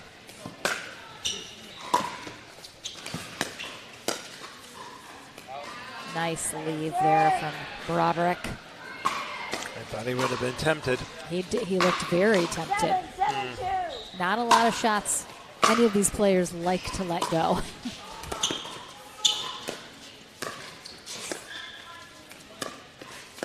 Everyone's on their line. I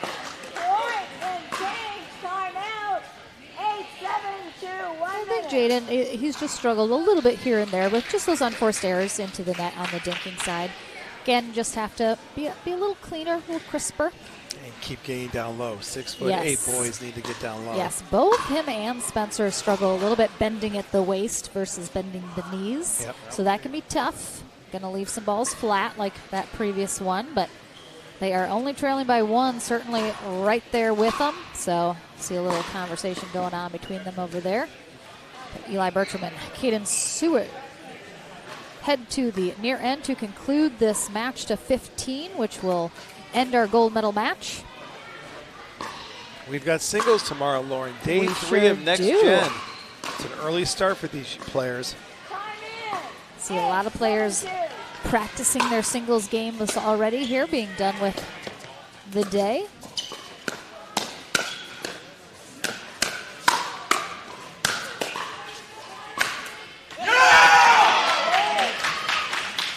That was all Caden. All Caden. 9-7-2.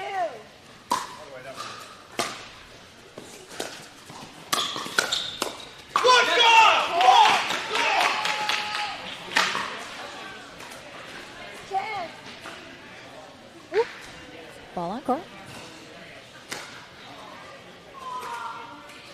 10-7-2. Eli with that trick serve of his. Good coach. Great pick off by Caden. Saw it coming. Good job moving laterally. Jaden, get that paddle up. This would be a good time for a timeout, Lauren. Sure would. I was literally just thinking that. They've got to slow this momentum down. If not, it is at the Jaden train.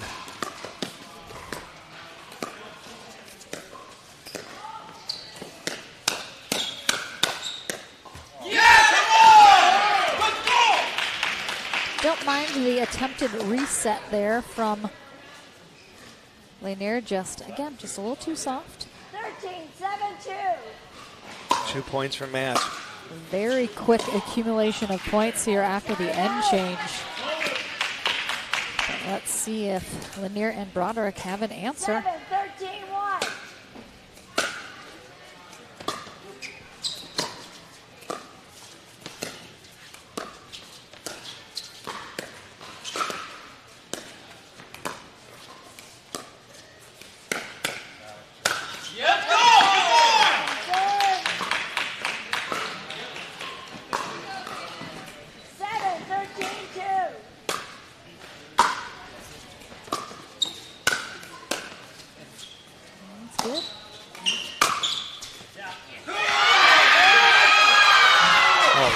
Crowd at Chicken and Pickle erupting. We got the next Jenners. Wow. Cheering on. They're not going to yell, so the crowd's going to do it for them.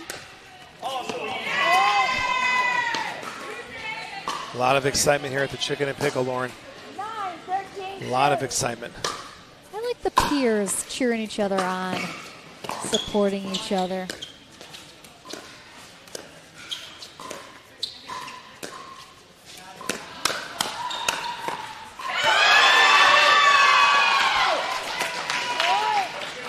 get a camera shot of that crowd over there. Wow. 10, 13,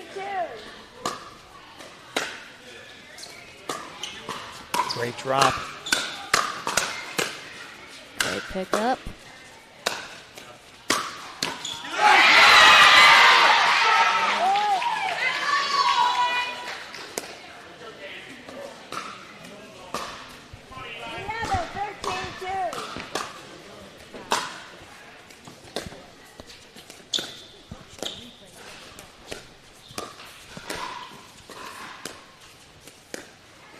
Back to the soft game. Looking for Caden to attack.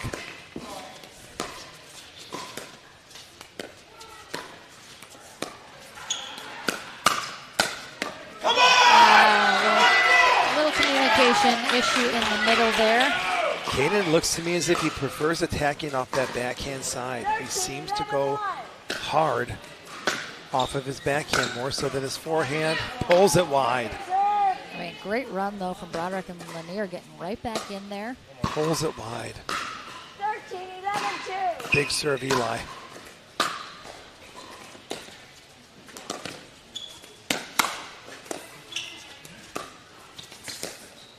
And Spencer anticipating really well those speed ups. Yeah, Broderick's just struggled a little bit with some of these dinking. I don't know if he just, again, he's just too upright, I think. Just needs to get underneath it a little bit. He's definitely too upright, and they got it with Eli's serve. All right, so. Wow. Eli's I almost a feel little like afraid. he needs to take like a victory lap around the court. He needs Such to go do intensity. he needs to go do some push-ups. Wow. So, nice tiebreaker match here to 15, but Lot of well excitement. done. Well done from Broderick and Lanier forcing this match to 15 in that 2 out of 3. But it is Caden Seward and Eli Bertram who will take that top spot, avoiding the double dip narrowly. So we are done for the day. We'll head on court one final time, but a big thank you to Pickleball TV and our production here, Mitch DeVoe and Sam West, rocking out that for us. We, of course, have Chris Galan and Bob Swisshelm, our referees, as well as the whole Chicken and Pickle team here helping us out in Overland Park, Kansas. Lauren McLaughlin, Ken Herman here for the APP team. And we'll take a very short break and again back on court one final time. And then we'll see you back again tomorrow morning at 9 o'clock. 9 o'clock Central Time for our singles final day. So an hour earlier with some more coverage tomorrow. So please plan to join us on Facebook or YouTube. And we'll be back on court, and then we'll see you in the morning.